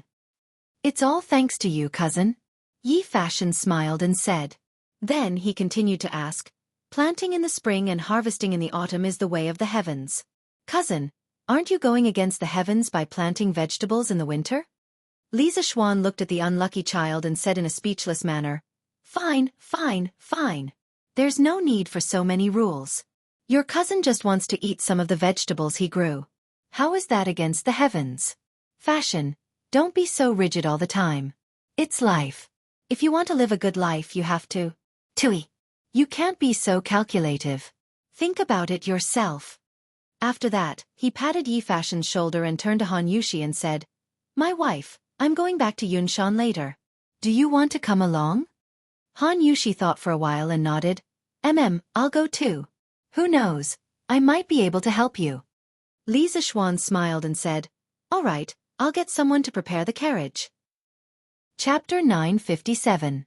Around 5 p.m., Li Zixuan and Han Yushi arrived at Yun Mountain in a carriage with a large group of servants.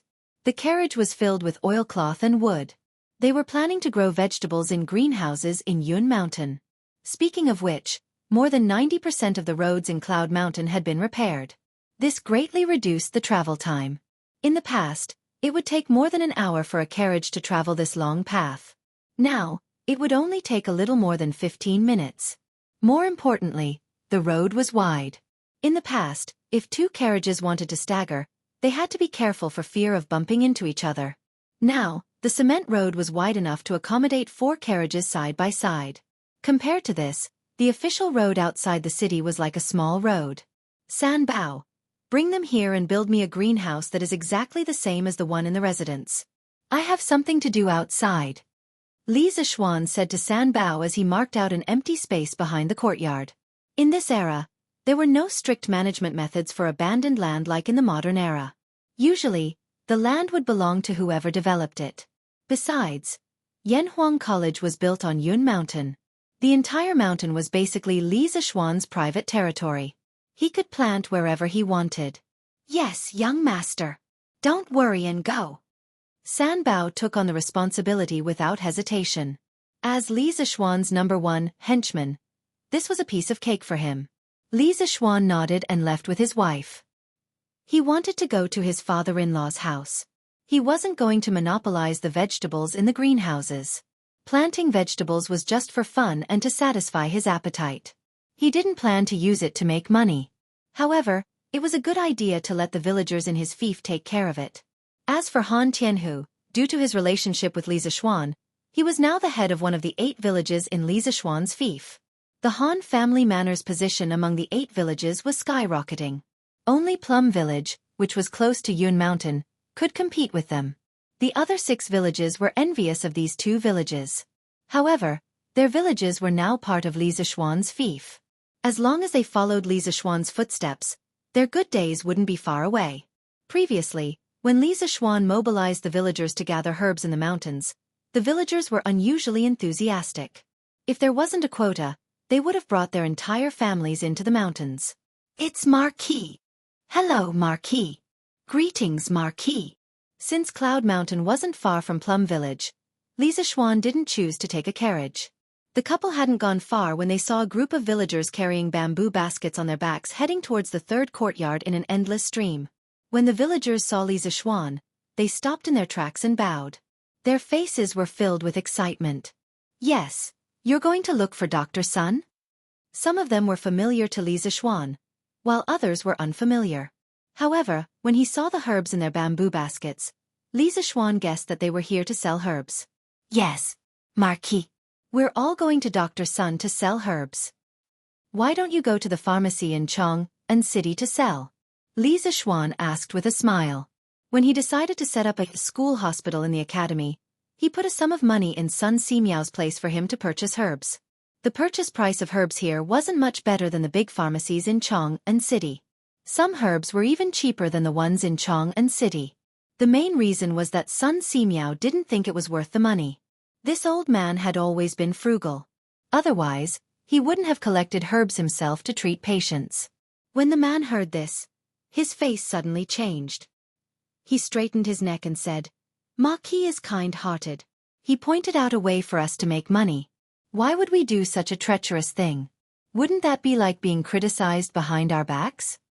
An old man next to him also said, Xuanzi is right. Marquis, you're kind-hearted.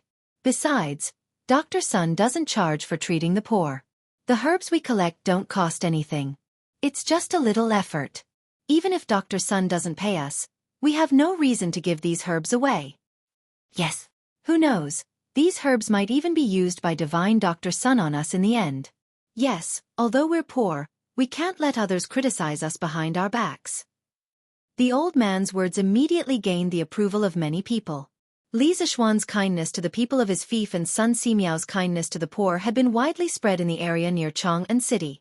People's hearts were made of flesh.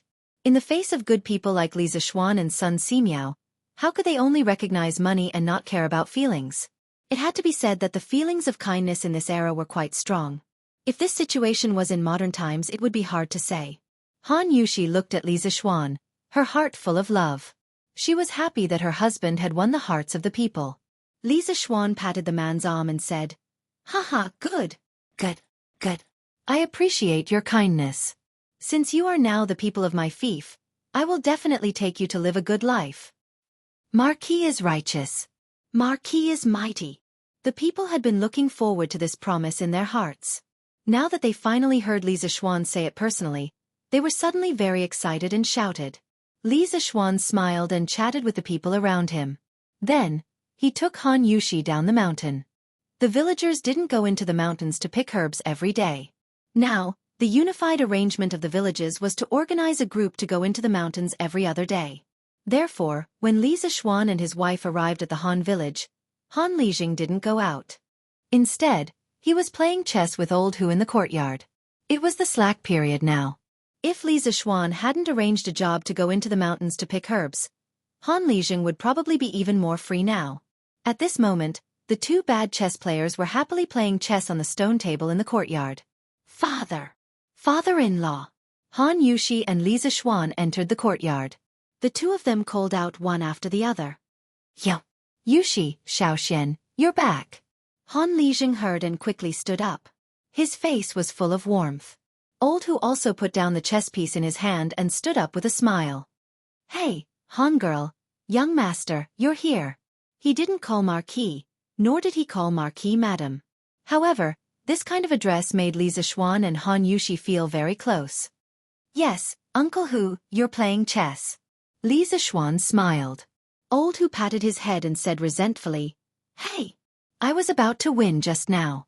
All right, Lijing, you lost this round. Chapter 958. Father-in-law, Uncle Hu, how was the west side of Yunshan? Did you encounter any danger yesterday? After exchanging greetings for a while, the four of them sat around the stone table. Han Yushi brought 4 cups of water from inside the house. Li Zishuan took a sip and looked at Han Lijing and Hu Hanyun. Han Lijing smiled and said, We didn't encounter any danger. There were so many of us. No matter how strong the beasts were, they would be scared away. We didn't even encounter a tiger. Hu Hanyun interrupted. That's right, it was so boring. I remember that there were many tigers in the west side of the mountain in the early years. Yesterday, I was planning to hunt one back and use its skin as a mattress on my bed. In the end, we didn't even find a tiger's hair after searching for half a day. How infuriating. In the modern era, using tiger skin as mattresses was usually done by the rich. That was because tigers were protected by the country and were rare, so tiger skin was naturally even rarer. But in this era, even a farmer like Old Hu had a tiger skin, let alone a real rich family. Li Zishuan looked at Hu Hanyun and couldn't help but say, Uncle Hu, it's a good thing that there are no beasts. At least there won't be any casualties, but we can't let our guard down. Father-in-law, even if we don't encounter any beasts in the future, we must have a group of young men accompanying us every time. Otherwise, we can't let farmers go into the mountains to pick herbs without permission. Many times, danger happens when people are not paying attention. Han Lijing stroked his beard and nodded in agreement. Yes, Xiaoxian, don't worry. I will arrange it well. By the way, apart from this matter, this son-in-law has something else to tell father-in-law. Li Zishuan changed the topic and said, Hey, young master, I have something to do at home, so I'll leave first. Although Hu Hanyun looked rough, his heart was not rough at all. He realized that what Li Zishuan was going to say to Han Lijing next might not be suitable for him to hear, so he quickly got up and took the initiative to leave. Hey, Uncle Hu, it's not a secret anyway, and it's also related to you. Sit down. Li Zishuan knew what Old Hu was thinking, so he quickly dissuaded him. Hee hee. Then I old Hu will listen. When Hu Hanyun heard this, he laughed awkwardly and sat down again. Li Zixuan then told him about his plan to popularize greenhouses and use this method to cultivate vegetables in winter. When Han Lijing heard this, his eyes widened. He said in disbelief, "Little Xian, is this method of yours really feasible? This old man has lived for so long, but I've never heard of anyone growing vegetables in their house." Before Li Zixuan could say anything, Hu Hanyun interrupted. "Hey, Li Zheng, it's not right for you to ask this question. Since the first time young master came to our manor at the beginning of the year, when has he ever said anything wrong? From what I, old Hu, see, although this method sounds unlikely, but since young master said it, then it will definitely work." Li Zixuan waved his hand and laughed. "Haha, Uncle Hu, don't praise me. How can I be as amazing as you say? Coincidentally, I've just built a vegetable shed in the side yard. Father-in-law, Uncle Hu, why don't you come with me to take a look and learn how to build it and cultivate it? Later on, you can teach the other farmers in our manor who are willing to learn. When the vegetables are ripe, it will bring in a decent amount of income for the farmers, right?" Good. Han Lijing said excitedly. "Little Xian, this is not just a decent amount of income. It's simply a huge amount of income. You might not know how precious vegetables are during winter in Chang'an City. This is truly a priceless commodity. If this method of yours really works, then the few manors around our Han Manor will really make a killing this time." That's right. Young master, you really have a lot of ideas. The farmers in our manor must have cultivated good karma in their previous lives to be able to look forward to your arrival. Old Hu laughed heartily. Han Lijing didn't even lock the door and followed Li Zixuan up Cloud Mountain with Hu Hanyun. Although the security wasn't so good that Tu Bu couldn't pick up his belongings, with the villagers around to look after them, Han Lijing wasn't worried at all that his belongings would be stolen. The four of them hurried along and arrived at Cloud Mountain's first courtyard in a little more than 15 minutes. At this time, a dark yellow tarpaulin shed about 10 feet long and 10 feet wide was revealed in front of them. San Bao and the servants were in the midst of finishing up the work. "Young master, you're back? This place will be ready soon. Please wait a moment." San Bao saw that Li Zixuan had returned so quickly and quickly came over to inform him. Li Zixuan waved his hand and laughed. "Haha, no rush. San Bao, you did well." San Bao immediately grinned. "Hee hee. It's all because you taught me well." Li Zixuan smiled and turned to Han Lijing and Hu Hanyun. "Father-in-law, Uncle Hu, this is the shed I told you about just now. It's specially used to grow vegetables in winter. This shed is covered with 2 layers of tarpaulin. I'll add some fertilizer inside. When the time comes, when the door is closed, no matter how cold it is outside, it'll still be warm inside. Why would the soup bureau provide vegetables to the royal family in winter? Isn't it because it's warm there? If we use this, we'll most likely be able to achieve the same effect." Han Lijing's eyes lit up and he nodded. "Xiao Xian, after hearing what you said, this method is quite promising. Perhaps we can really try it out." After saying that, he immediately frowned and hesitated.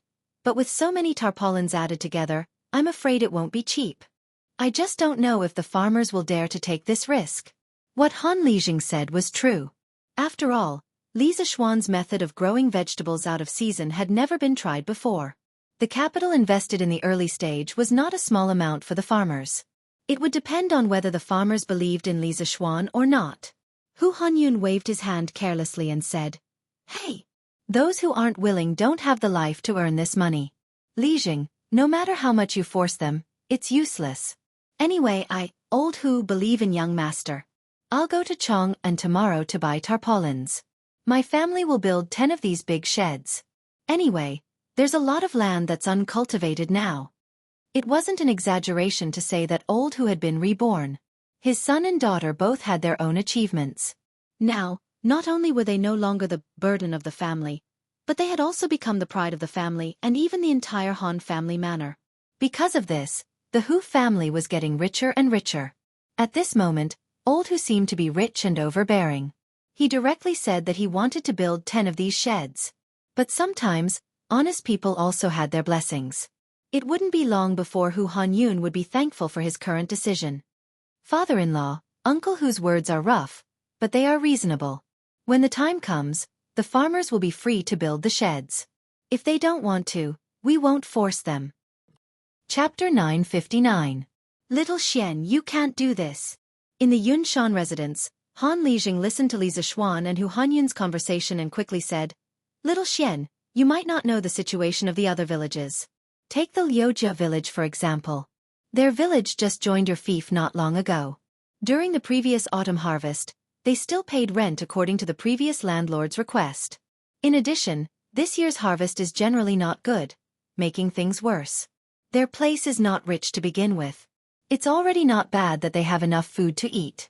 If you ask them to get so many oilcloths, even if they sell all the food in their house, it won't be enough. Little Xian, since you thought of this method to help the villagers increase their income, then you must also want all the villagers to receive this favor, right? Therefore, father-in-law still hopes that you can consider this matter carefully. After Li Zishuan heard this, he was silent for a while. He secretly thought that he had taken things for granted. The price of cloth in the beginning of the Tang dynasty was very cheap. The price of a spool of fine silk was the price of a bucket of rice. That is, 3 to 4 copper coins could buy a spool of silk cloth. As for the coarse oil cloths used to build the greenhouses, it was even cheaper. The cost of a greenhouse was actually only 200 to 300 copper coins. Li Zishuan's family had a ready-made clothing store, so he naturally knew the current price of cloth in Chang'an. It was because he knew that he subconsciously thought that the commoners could grit their teeth and bear the cost of a greenhouse. 200 to 300 copper coins was equivalent to a few $1,000s in the modern era. If a family squeezed together, they should be able to gather together. But he neglected a problem. The extent of exploitation of the farmers by the landlords of this era was far from comparable to the modern era. In this era, people who could not afford to eat enough and wear clothes were everywhere. Was 200 to 300 copper coins really a small amount? For some families, 200 to 300 copper coins could be enough for their family to eat for a year. Father-in-law is right. This son-in-law has indeed not thought it through. Li Zishuan thought for a moment and took the initiative to admit his mistake. He continued, How about this? This son-in-law will take out 1,000 strings of money and leave it with father-in-law. If the villagers are willing to build greenhouses and have difficulties at home, they can come to you to borrow a sum of money. Each family can borrow at most 500 copper coins. They don't need to pay interest, as long as they can repay the principal within a year. Father-in-law, what do you think about this? Capital loans were not unique to modern times. In ancient times, this was not a new thing at all. The reason why Meng Chongjun, one of the 4 young masters of the Warring States period, was able to raise 3,000 retainers and recruit talents from all walks of life, was because of the business of lending money and collecting interest. According to historical records, there was a year when Xue Di failed to pay interest. Meng Chongjun sent people to collect interest, but they still received an interest of 100,000. It could be seen that the scale of lending money was very large. Compared to that, Li Zishuan was not lending money at all. He was doing a good deed. After all, he did not charge any interest. Han Lijing said with a smile, That's great. In this way, little Xian, you are truly working for the well-being of the common people. Hey, young master, you are so kind. The banks in Chang'an City lend money to people, and they ask for 10% interest every month. Old Hu said with a grin. To be honest, he was a little tempted by this preferential offer. Regarding private lending, the Qin and Han dynasties was the first time in China's history that usury was at its peak. After the Tang dynasty, private lending developed even more rapidly. Various banks and pawnshops were set up in Xi City. Hence, it became the earliest financial street in China. Of course, in order to suppress usury, the imperial court also imposed many restrictions on private lending. There were clear records that the legal interest rate during this time was 10% per month, and 120% per year. Compared to the interest rate during the Qin and Han dynasties, this interest rate was more friendly. However, to the common people, this interest rate was still relatively high. Hence, when Old Hu heard that Li Zishuan wanted to lend money to the villagers without paying interest, he could not help but be tempted. After all, if he borrowed money from the banks, he would have to pay back 600 in interest a year later. In this way, borrowing money was profiting. Li Zishuan smiled and changed the topic. Uncle Hu, father-in-law, take a closer look at this greenhouse. If there is anything you don't understand, you can ask me. In the next few days, This greenhouse will be promoted to all the villagers. When the time comes, I will have to trouble you. Han Lijing nodded and said, Okay. Old Hu and I will take a closer look. Although he and Hu Hanyun had an unruly time when they were young, later on, they obediently stayed at home and farmed. They could be considered as genuine farmers. Imitating others to grow vegetables was a piece of cake for them. The next day, Old Hu went out early in the morning. Today, he did not follow the village's young men into the mountains as a guard. He had more important things to do, and that was to buy cloth. There was no ready-made oilcloth, so he bought coarse cloth, and then some tung oil, and went home to make it himself. When he went there, it was an empty ox cart. When he came back, it was full of coarse cloth, and there were 2 barrels of tung oil hanging on the side of the cart. Yo! Isn't this Old Hu? Why did you buy so much cloth? Are you making clothes for your son? That's not right. Why didn't you buy silk cloth, but so much coarse cloth? On the way, it was inevitable that he would meet some acquaintances. Old Hu usually laughed and said carelessly, Haha, recently, the family is short of firewood, so I bought some coarse cloth to burn at home. If it wasn't someone from the village, Old Hu was determined not to reveal the secret of growing vegetables in the greenhouse. It was just that his response was a little too shocking. Buying coarse cloth to burn as firewood? Hearing Old Hu's response, people all suspected that Old Hu's brain was fried. Although the situation of Old Hu's family was much better this year, it was not to the point of being extravagant enough to burn coarse cloth as firewood, right? My son's mother. I'm back. Come out and help me carry the things. The road from the Chong, an official road to the Han village, was now flat and wide. After a while, Old Hu returned home. As soon as he entered the courtyard, he shouted at the top of his voice, Hey master, you're back so soon? When Lu Yu heard the noise, she hurriedly ran out of the house. When she saw the mountain of coarse cloth on the ox cart, she was stunned. This husband, how much did you buy these cloth for? Hu Hanyun wiped away his sweat and said with a grin, Hey! It's only 3 strings of coins worth of cloth. The shopkeeper said that if I bought more, he would give me more, so I bought more. It's not a loss, not a loss. It's not a loss? What did you say when you left? You only bought 2 strings of coins worth of cloth.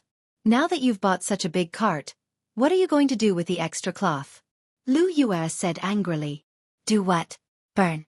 Bah, I'm going to grow vegetables. Old Hu answered this question too many times along the way, so he couldn't help but say that word directly. Chapter 960.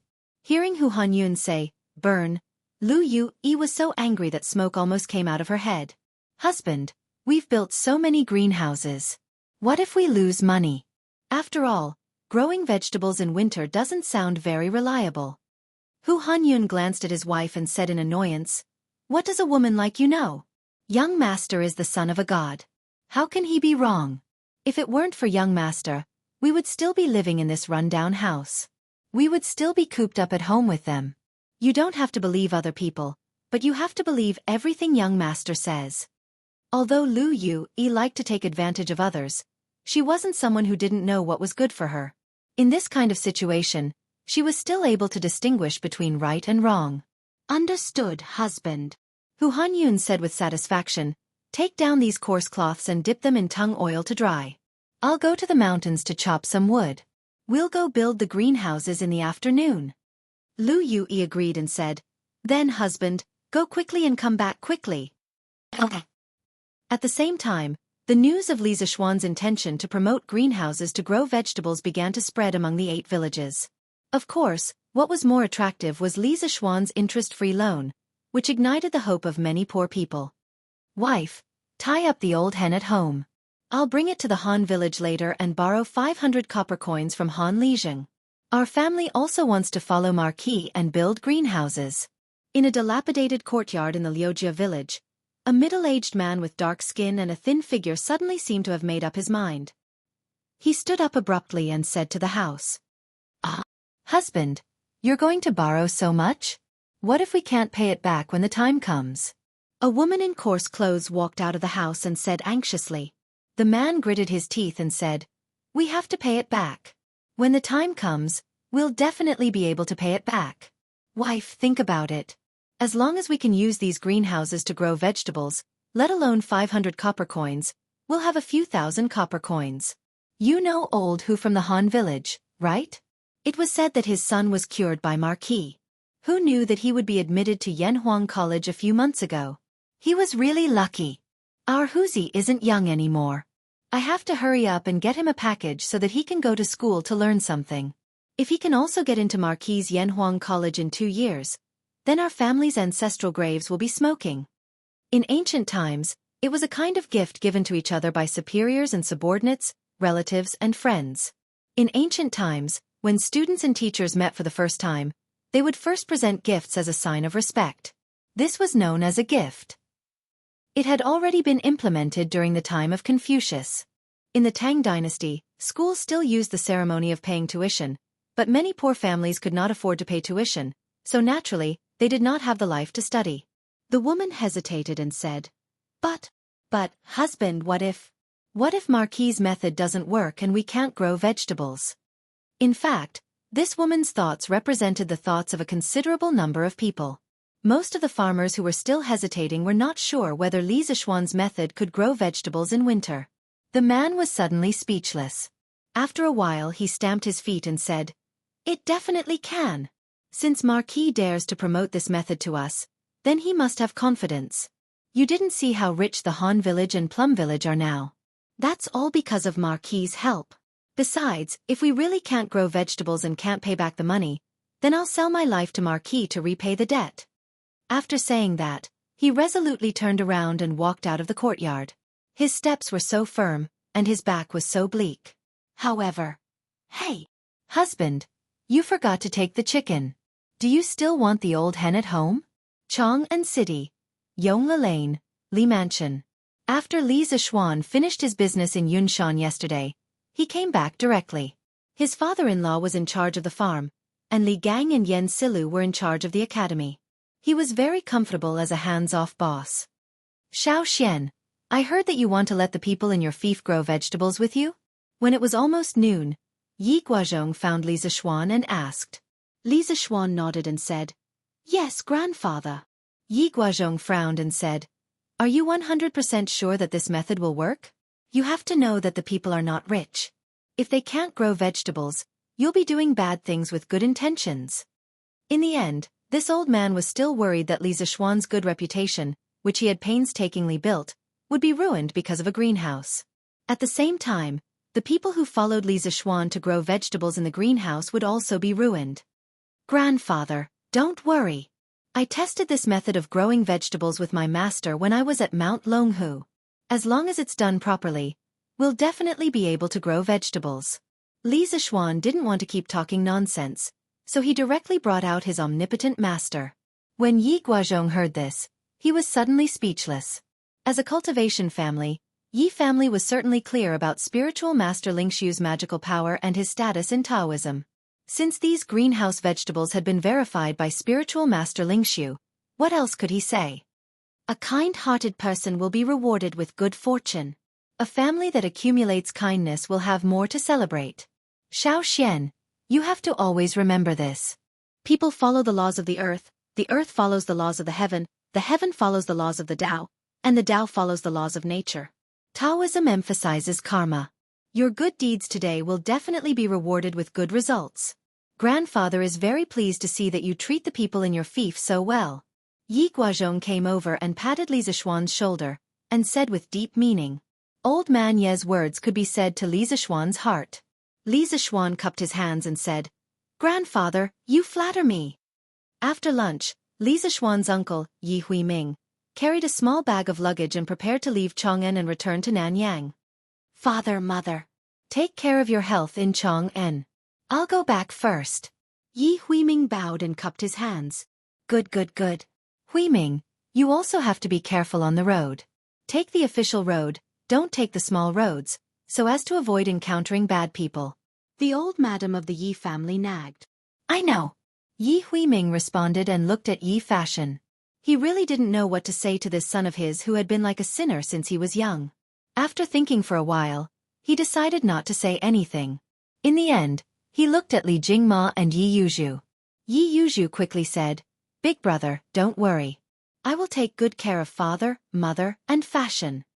Yi Huiming nodded and whispered, don't resent father for what happened in the past. He did it for your own good. Then he turned and got into the carriage at the door. With the coachman's go.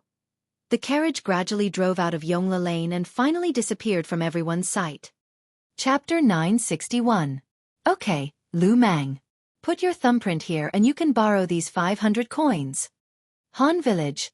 Han family's courtyard. There was a long line in the courtyard. Han Li was setting up a table in the courtyard. Beside him stood a middle-aged scholar. At this moment, Han Li was smiling as he spoke to the dark-skinned man in coarse hemp clothing. This man was the father of Liujia Village's Hu Zi. He was the one who came here to borrow money but forgot to bring his hen. However, even if he brought it, it would be a waste because Han Lijing would not accept it. Hey! I will press it now. Lu Mang did not look at the content of the paper. He responded and without hesitation, bit his thumb and put a red thumbprint on the paper. Han Lijing's character was well known by everyone in the surrounding area. Therefore, Lu Mang was not worried that Han Lijing would cheat him. Besides, even if he did not believe Han Lijing, how could he not believe Li Zixuan? After all, Han Lijing was helping Li Zixuan. Okay. Here are 500 coins. You better count them carefully. Han Lijing nodded. He took out a string of coins from the wooden box behind him and handed it over to Lu Mang. Lu Mang took it with both hands. He wanted to count but he was a bit embarrassed. Han Lijing saw this and laughed. Hee hee. It is best to count the coins face to face to avoid any misunderstandings later on. Thank you, Han Lijing. Lu Mang was moved. He moved 2 steps to the left to give way to the line. Then he stood on the side and counted the coins face to face. Han Lijing shouted. Next. A young man in his 20s came over. Han Lijing found him unfamiliar and asked. Little brother, which village are you from? Han Lijing. My name is Wang Qingyuan. I am from Shirley Village. Last month, my village was annexed to Marquis' fief. The young man quickly replied. Han Lijing looked at the middle-aged scholar beside him. He saw the scholar open the book on the table to a certain page. After looking at it for a moment, he nodded and said, there is indeed this person in Wang Village. Han Lijing nodded and asked the young man, Wang Qingyuan, how much money do you want to borrow? Why do you want to borrow money? Wang Qingyuan replied, Han Lijing, I want to borrow 500 copper coins. I also want to build a greenhouse to grow vegetables. Han Lijing nodded and took out a piece of paper with a document written on it and said, just like Lu Mang, put your fingerprint here. Hey, I understand. Wang Qingyuan said excitedly. At this time, Lu Mang, who is next to him, has already counted the copper coins. He scratched his head and somewhat embarrassedly asked Han Lijing. Han Lijing, how should we build this greenhouse? I want to learn. Holding the heavy 500 copper coins, he felt a huge pressure in his heart. If he couldn't grow vegetables, then his family would be completely finished. His son wouldn't be able to go to school, and he was afraid that even eating would be a problem. Therefore, before he set up the greenhouse, he had to learn the technique well. Otherwise, the borrowed 500 copper coins would be wasted. Yes. Han Lijing, where should we go to learn how to build a greenhouse? The other people also looked at this side. The question that Lu Mang asked was also what they wanted to ask. Those who made up their minds to borrow money actually wanted to use this opportunity to completely improve their family situation. No one didn't want to be able to grow vegetables in their greenhouse. Han Lijing raised his head and said to everyone, if you want to learn how to build a greenhouse, after you get the money, I can take you to Old Hu's house to have a look. His house has already built a greenhouse. At that time, if you have anything you don't understand, be sure to ask on the spot. Old Hu will also teach you some planting techniques. If you want to learn, you can wait for a while on the side. Lu Mang grinned and said, hey, that's fine. I will wait for a while on the side. Thank you, Han Lijing. Yeah, there are so many people. At this time, Li Zixuan came in from outside the courtyard. Looking at the long line in the courtyard, he was surprised. In the afternoon, after he sent his uncle away, he remembered the situation in the village and immediately rushed over. Things like greenhouse vegetables, for many people, were entrusted to their family's livelihood. If he didn't come personally to teach, in case something went wrong, it would be a big sin. Marquis. Marquis is here. Greetings to Marquis. Greetings to Marquis. Among the nobles of the great Tang, Li Zixuan was one of the more down-to-earth nobles. He often interacted with the people of the lower class, so there were many people who recognized Li Zixuan. The moment he entered, many people recognized him, and the people in the procession instantly grew excited and enthusiastically bowed. Li Zixuan nodded his head to greet them one by one. He walked to the front of the line. The middle-aged scholar from before hurriedly straightened his clothes and quickly came over to salute. Lowly official Xiaohai greets Marquis. Yuan Shikai. Li Zixuan was taken aback subconsciously. Could it be so coincidental? I actually met Yuan Datu in Tang Dynasty? The middle-aged scholar looked embarrassed and said carefully, Marquis, that lowly official is Xiaohai, not Yuan Shikai. At this time, Han Lijing said to Wang Qingyuan, who had finished pressing his fingerprint, and handed over a string of copper coins. He hurriedly came over and said, Xiaoxian, this is County Deputy Yuan from the county government. I invited him here today to be a witness. It's more reliable this way. Li Zixuan suddenly understood. He had also heard that in ancient times, it was often necessary to find a well-respected middleman to act as a witness. Generally, commoners liked to find a judge from the county government to act as a witness. This way, it would be easier to file a lawsuit. He had to admit that his father-in-law was very considerate. At this time, he also realized that he had misheard the name just now. He said apologetically, Oh, it's County Deputy Yuan. I didn't pay attention just now and misheard the name. I'm really sorry. County Deputy Yuan, please forgive me. Xiaohai hurriedly waved his hand and said, Marquis, you're too serious. You didn't mean it, and I didn't take it to heart. Li Zixuan nodded and smiled. That's good. Then he looked at Han Lijing and asked, Father-in-law, how many people came to borrow money? Han Lijing replied, In the morning, there were already more than 70 households coming to borrow money. Looking at the situation in the afternoon, there should be nearly 200 households coming to borrow money today. Li Zixuan was shocked. He didn't expect that there were so many farmers who couldn't afford to build greenhouses. He secretly thought that it was fortunate that his father-in-law had reminded him. Otherwise, according to the previous policy, many people would be unable to build greenhouses even if they wanted to. Well, father-in-law, have you arranged for the farmers to train them in building greenhouses and how to plant vegetables? Li Zixuan asked again. Han Lijing nodded and smiled. Yes, I have. I'll take them to Old Hu's house later. Old Hu's house has already built the greenhouses. I'll take them to the site to have a look. As for the farmers who came to collect money in the morning, I've already told them to go to Old Hu's house in the afternoon. Li Zixuan was slightly relieved. He looked at the wooden table in the courtyard and the big box containing the copper coins. He turned around and said to Pang Feiji, Feiji, go to Yanhuang College now and ask Li Tai, Meng Wenhao, Iron Egg, and Kushirqing to come over and wait here. Yes, Marquis. Pang Feiji cupped his fists and accepted the order. He immediately turned around and left. Han Lijing didn't understand and asked, Xiao Xian Yu, Li Zixuan said, Father-in-law, there are so many farmers. You can't handle it alone. Iron Egg and the others will come over later to help you count and distribute the money. Now, bring the farmers and follow me to Uncle Hu's house to have a look. If Uncle Hu makes any mistakes, I can point them out from the side. Han Lijing heard and felt that it was reasonable. He replied, That's good. We'll go and have a look first. As he finished speaking, he called out to the villagers, intending to follow Li Zixuan to Old Hu's residence. Beside him, Ma Yinghai suddenly didn't know what to do. Should he follow along? Li Zixuan hadn't invited him. If he didn't go, what would he do if he stayed here alone? Moreover, there was still a pile of huge money in the courtyard. If he didn't have enough money, how could he explain himself? County Deputy Yuan, if you're willing, you can come with us. Fortunately, Li Zixuan didn't forget about him. Hu Shihai hurriedly said, I'm willing, of course I'm willing. However, the farmers were a little unwilling.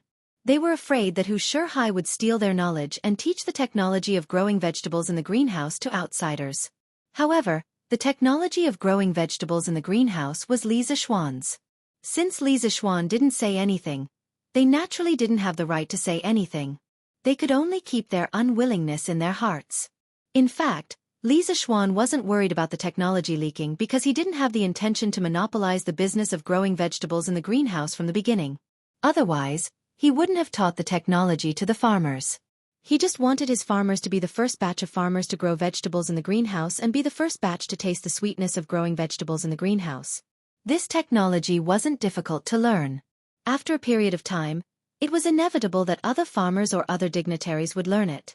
If he didn't want to leak it, he shouldn't have made this technology public.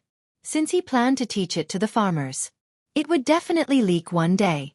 However, the good thing was that there were basically no vegetables in the market now. The farmers under his rule could enjoy the first batch of dividends brought by growing vegetables in the greenhouse, which was also a huge profit. As more and more people grew vegetables in the greenhouse in the future, the price of vegetables in the greenhouse would correspondingly decrease. Naturally, the profit wouldn't be as big as it was now. Marquis, you're here. Under Han Lijing's guidance, Lisa Schwan and his group came to a field in the south of the Han village. This field was actually beside the Han village and was very close to the village. Lisa Schwan didn't expect that there would be a large group of people in the field. There were people from the Han village and Plum village. Second Master Lu was also among them. Although the old man was old, his eyes were very good. He was the first to notice Lisa Schwan coming over. Second Master Lu, you're here too. Lisa Schwan smiled in surprise. Hey, aren't you here to learn? Not only me, but basically every family in Plum Village is here. Second Master Lu said with a smile. When Han Lijing informed the 8 villages that Lisa Schwan wanted to promote Dapeng vegetables, the people from the other villages might have hesitated a little. However, the people from Plum Village and the Han village basically chose to join without hesitation. This was because Lisa Schwan had helped them chase away the bullies, Lu Shuren and his son. It was Lisa Schwan who led them to live a prosperous life today. Lisa Schwan was a god in their hearts. They believed in Lisa Schwan unconditionally. These 2 villages were under Lisa Schwan's management at the beginning of the year. The people in the villages were basically considered wealthy. When others were thinking about whether to build a greenhouse or where to borrow money to build a greenhouse, they had already taken action. Most of them went into the city this morning to buy the coarse cloth and tung oil. When they were free in the afternoon, they ran over to Old Hu to learn the skills. Young master, you're here. Old Hu, who was not far away, hurriedly put down his work and ran over. Uncle Hu, your shed is not bad. Lisa Schwan glanced at the greenhouse in the field and smiled. Old Hu scratched his head and said, Hey, it's still a little lacking compared to young master's greenhouse in the other courtyard. Lisa Schwan shook his head and said, Haha, it's not bad, not bad.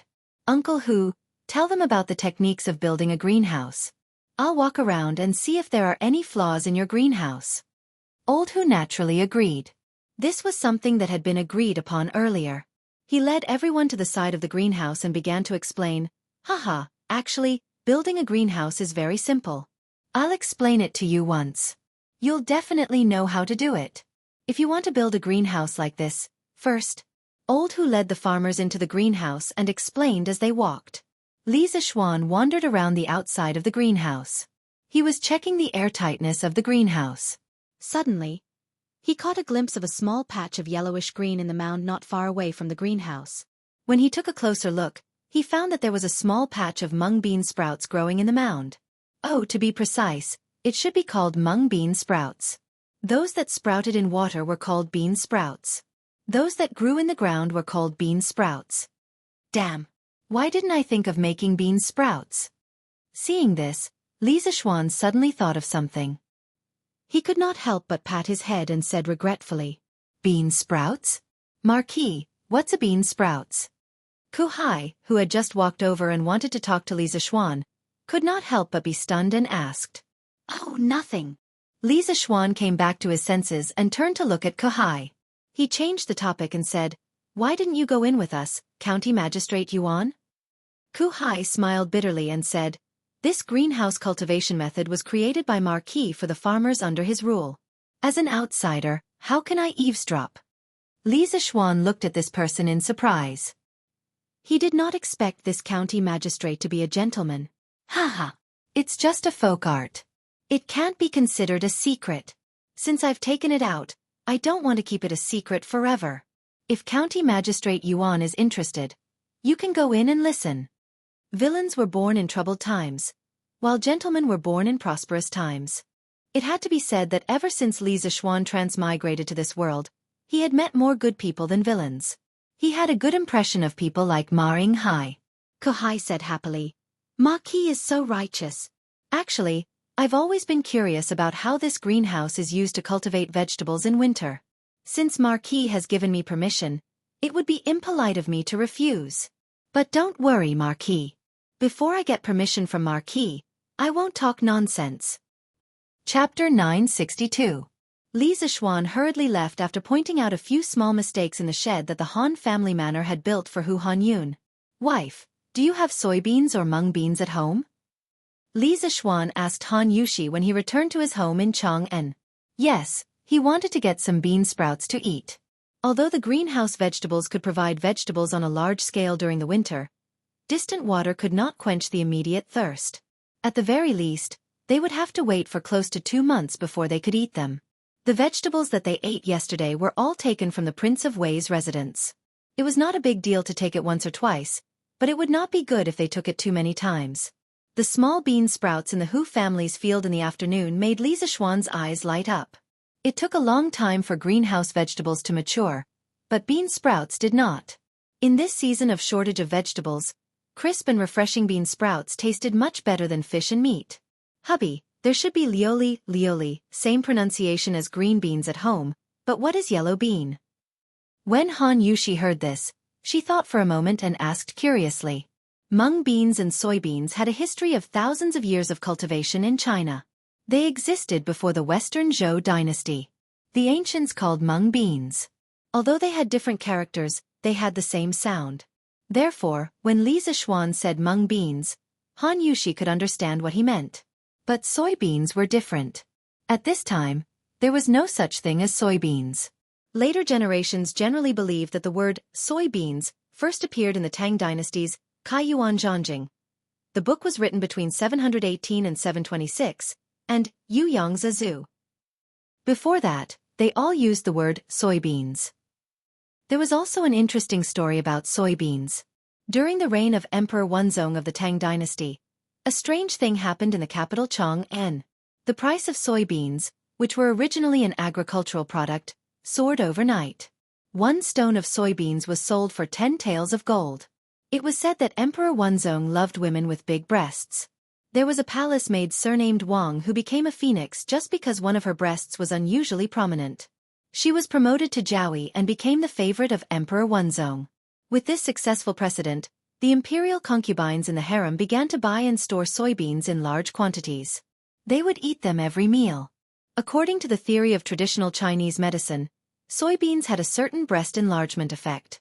With the help of the imperial concubines, the price of beans in Chang'an rose faster than the price of houses in modern times. It's soybeans. Wife, do we have soybeans at home? Li Zixuan patted his head, recalled the memories of the previous owner of this body, and quickly corrected himself. Yes, there was.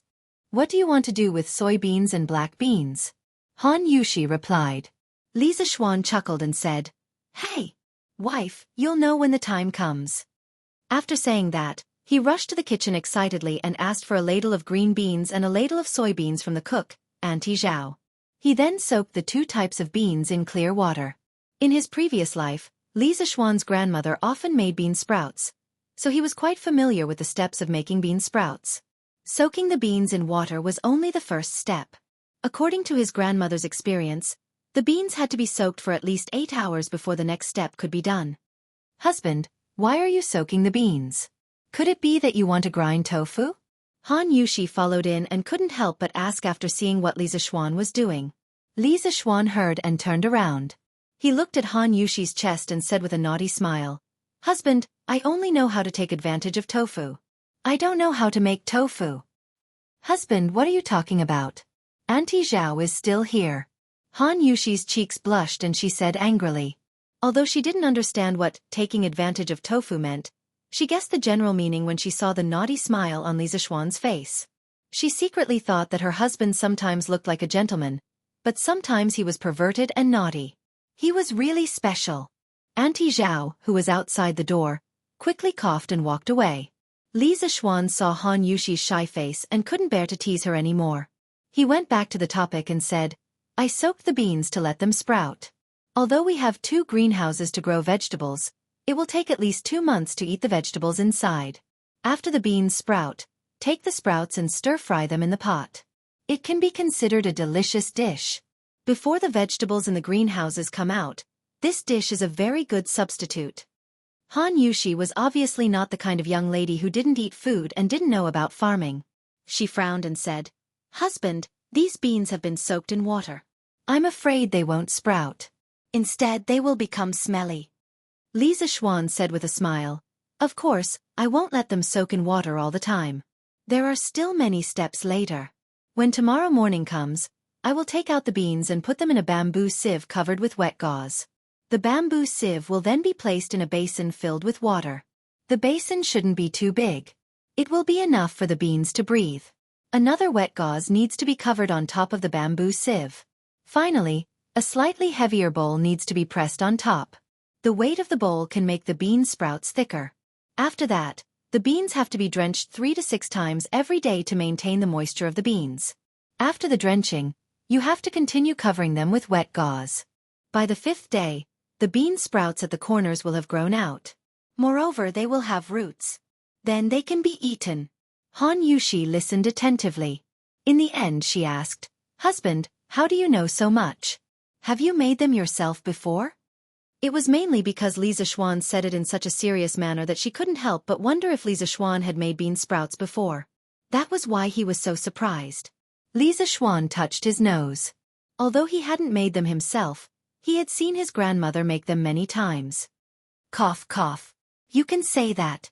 Li Zishuan coughed dryly and said vaguely, In short, wife, you will be able to see what these bean sprouts look like in 5 days. Moreover, you will be able to taste this delicacy. Han Yushi put her hand into the water basin and gently stroked the soybeans in the basin. She raised her head and said, Husband, the farmstead and Yanhuang College need you. You still have a lot of things to do. Leave this matter to me. I have remembered all the steps you mentioned earlier. Since it's not a troublesome matter, I will definitely do it for you. Li Zishuan thought for a moment and nodded. That's good. Thank you for your trouble, wife. He was very confident in his wife's ability to do things. In some matters, Han Yushi's attentiveness even made him feel inferior. The wife he married seemed simple, but in fact, she wasn't. Husband, Father already knows that you want to promote greenhouse vegetables in the farmstead. He said that since you are confident that you can cultivate vegetables in winter using this method, then use this to make our other 6 farmsteads rich in one fell swoop. However, Father said that there is one thing that you might have overlooked. He asked me to remind you. Han Yushi took her hand out of the water basin and suddenly said to Li Zishuan seriously. Chapter 963. Wifey, what did Father say? After listening to his wife's serious words, Li Zishuan asked aloud.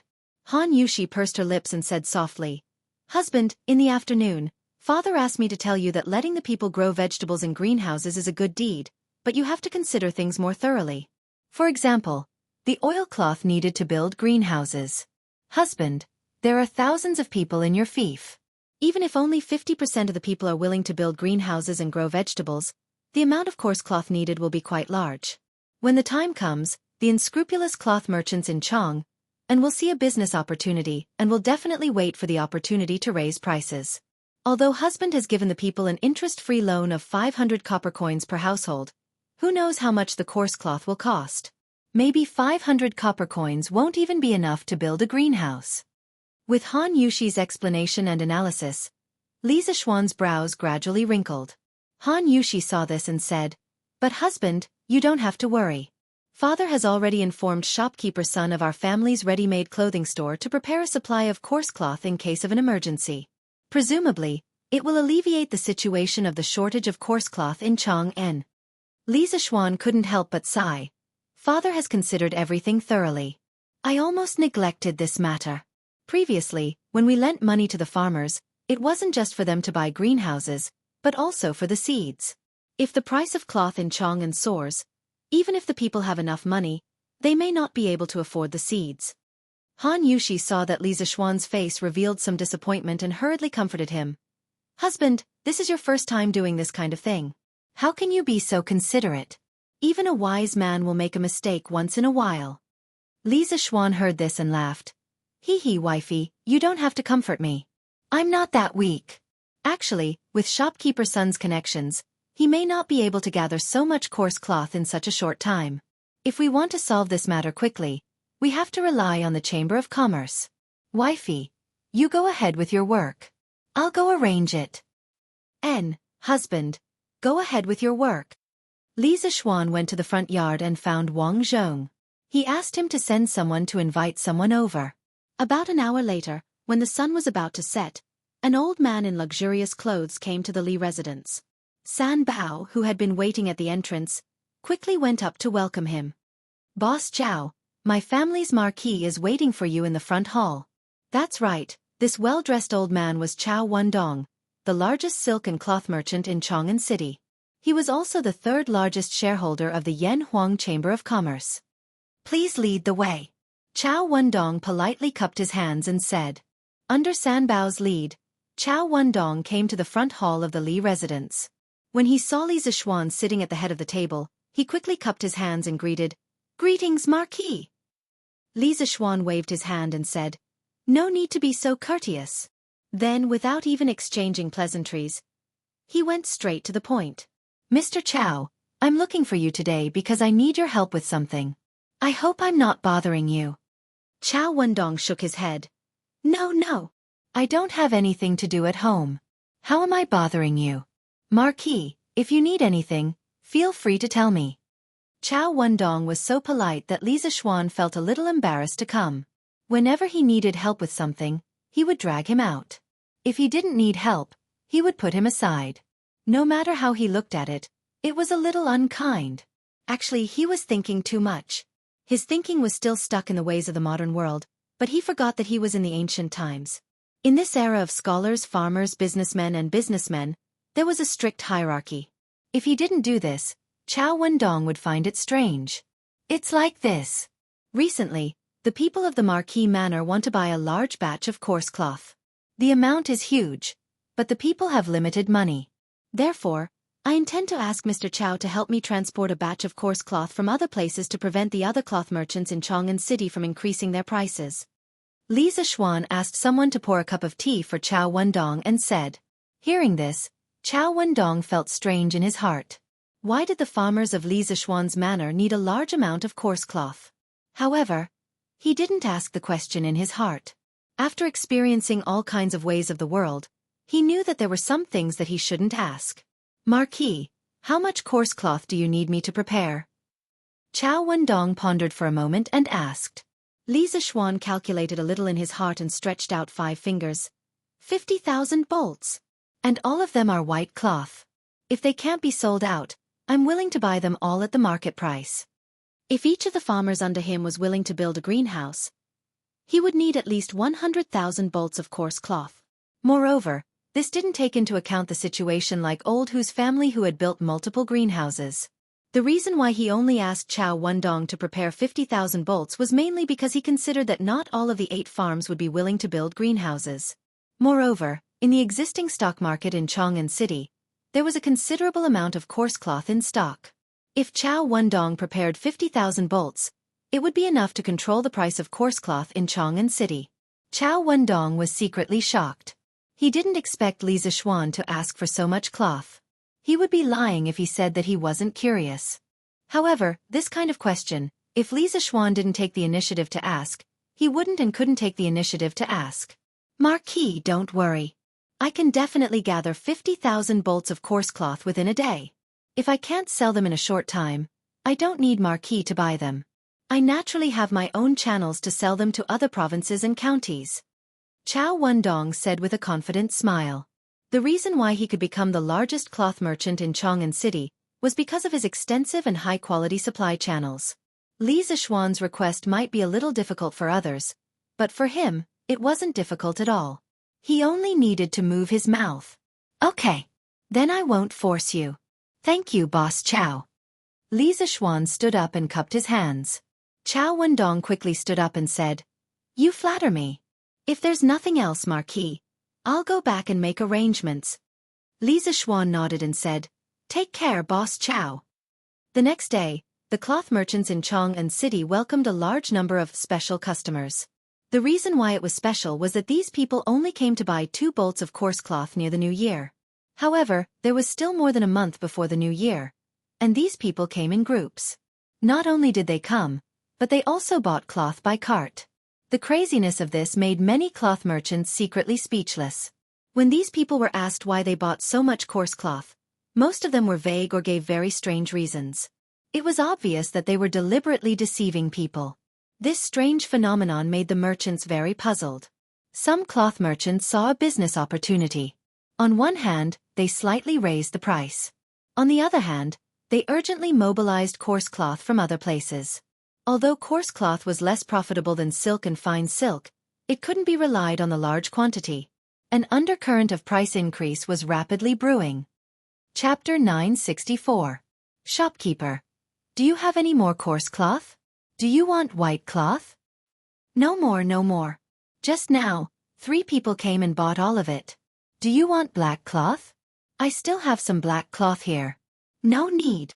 I'll ask the other shops. Shopkeeper. Do you still have white coarse cloth here? Yes. That's great. Shopkeeper. Give me 150 bolts of white cloth. Ha ha. Brother, white cloth is now 2 copper coins for a bolt. Do you really want 150 bolts? Wasn't it 3 copper coins for 2 bolts before? Ha ha. Brother, you said that was before. Now, the price of cloth in Chang'an changes every day. If you don't buy it today, it might be even more expensive tomorrow. But shopkeeper, this is too expensive. A bolt of fine silk is only 3 copper coins. How can your coarse cloth be sold for 2 copper coins? Hey. Brother, what you said is wrong. Now, fine silk is 4 copper coins for a bolt. Silk is 6 copper coins for a bolt. I'm not cheating you. In the eastern and western districts of Chang'an, similar conversations like this could be found everywhere. Farmers from several villages in Lantian County were all asking for white coarse cloth. Many cloth merchants were waiting for the opportunity to raise the price. The farmers were caught in a dilemma. If they buy, 100 bolts of cloth would be 50 copper coins more than before. This was not a small amount. If they don't buy, what if the price continues to rise tomorrow? Mang, the white cloth from Li Ji garment shop in the western district is still 3 copper coins for 2 bolts. Go buy it quickly. If you're late, it might be gone. In the eastern district, an old man was walking quickly toward the entrance of the eastern district. He saw Lu Mang on the side of the road and quickly shouted, "Third master, which Li Ji garment shop is it?" Lu Mang's face lit up as he turned his head and asked. The old man grinned and said, "You child, which Li Ji garment shop can it be? Of course it's Marquis shop. Go quickly. I heard it from Wang Dahai from the neighboring Wang family village. If you're late, it might be gone." "Hey. Thank you, third master. I'll go with you." Lu Mang agreed and then left with the old man without any hesitation, leaving the cloth shop owner with an ugly face. "Shopkeeper, should we reduce the price of our cloth?" When the shop assistant saw the ugly expression on his boss's face, he carefully probed. "What surrender? Don't you see that there are so many commoners who need cloth today? Even if Li Ji clothing shop is backed by the Marquis of Yong'an, this old man doesn't believe that they can supply so much cloth. When these people can't buy cloth from them, they will definitely come back to us to buy. What are you afraid of?" The cloth merchant thought for a moment and scolded with a cold face. The shop assistant shrank back and hurriedly flattered, Yes. Shopkeeper has great foresight. You are truly wise." The cloth merchant frowned and ordered, "Go and find out why these farmers suddenly need so much cloth. This old man will have someone transport a batch of coarse cloth from Fuzhou." "Yes, shopkeeper. Young master, the price of cloth in Chang'an is rising. Right now, only our shop and Chow family's shop have not increased their prices. After the commoners heard the news, they will flock here. I reckon that our stock won't last until today." Yongle Lane, Li Mansion. Housekeeper Wang Zhong walked in from outside and reported to Li Zixuan. Before Li Zixuan could speak, Yi Fashion furrowed his brows and angrily said, "Preposterous! Cousin, these profiteers are hoarding and driving up the prices. Cloth is a necessity for the commoners. How can they be allowed to run amok? These people are guilty and should be punished." Yi Guozhong also worriedly said, "Little Xian, if this happens, the farmers in your fief will have to pay a higher price if they want to continue building greenhouses." Li Jingma frowned and didn't say anything. Yesterday, he did ask Sun Huaiming of the clothing shop to prepare a batch of coarse cloth in advance. However, the time was too short and the commoners' demand was too large. Even if they prepared in advance, it would be difficult to supply all of it. Li Zixuan smiled confidently and said, "It's not the end yet. The outcome hasn't been decided yet. Those cloth merchants who see an opportunity to increase their prices will soon suffer the consequences of their own actions." After that, he looked at Yi Fashion and said, "Fashion, the world is full of people. Everyone is here for profit. I am not surprised that the cloth merchants have such a reaction. When the higher-ups encounter such a situation, they must not use brute force. They must use profit to balance the situation. Only then will they be able to make those people pay the price and accept it wholeheartedly." Yi Fashion's eyes lit up and asked, "Cousin, do you have another trick up your sleeve?" Li Zixuan smiled slightly. He didn't deny or admit it. "Haha, little Xian, it seems that you are prepared. Then I won't worry for nothing. I heard that Fashion recently met a Taoist priest from the Taisha Bureau. He is quite skilled in Taoism. I will go and meet him later." Yi Guozhong stood up and laughed when he saw this. The price increase of the coarse cloth in Chang'an City had awakened the villagers who were still hesitating about whether or not to take the risk of building greenhouses.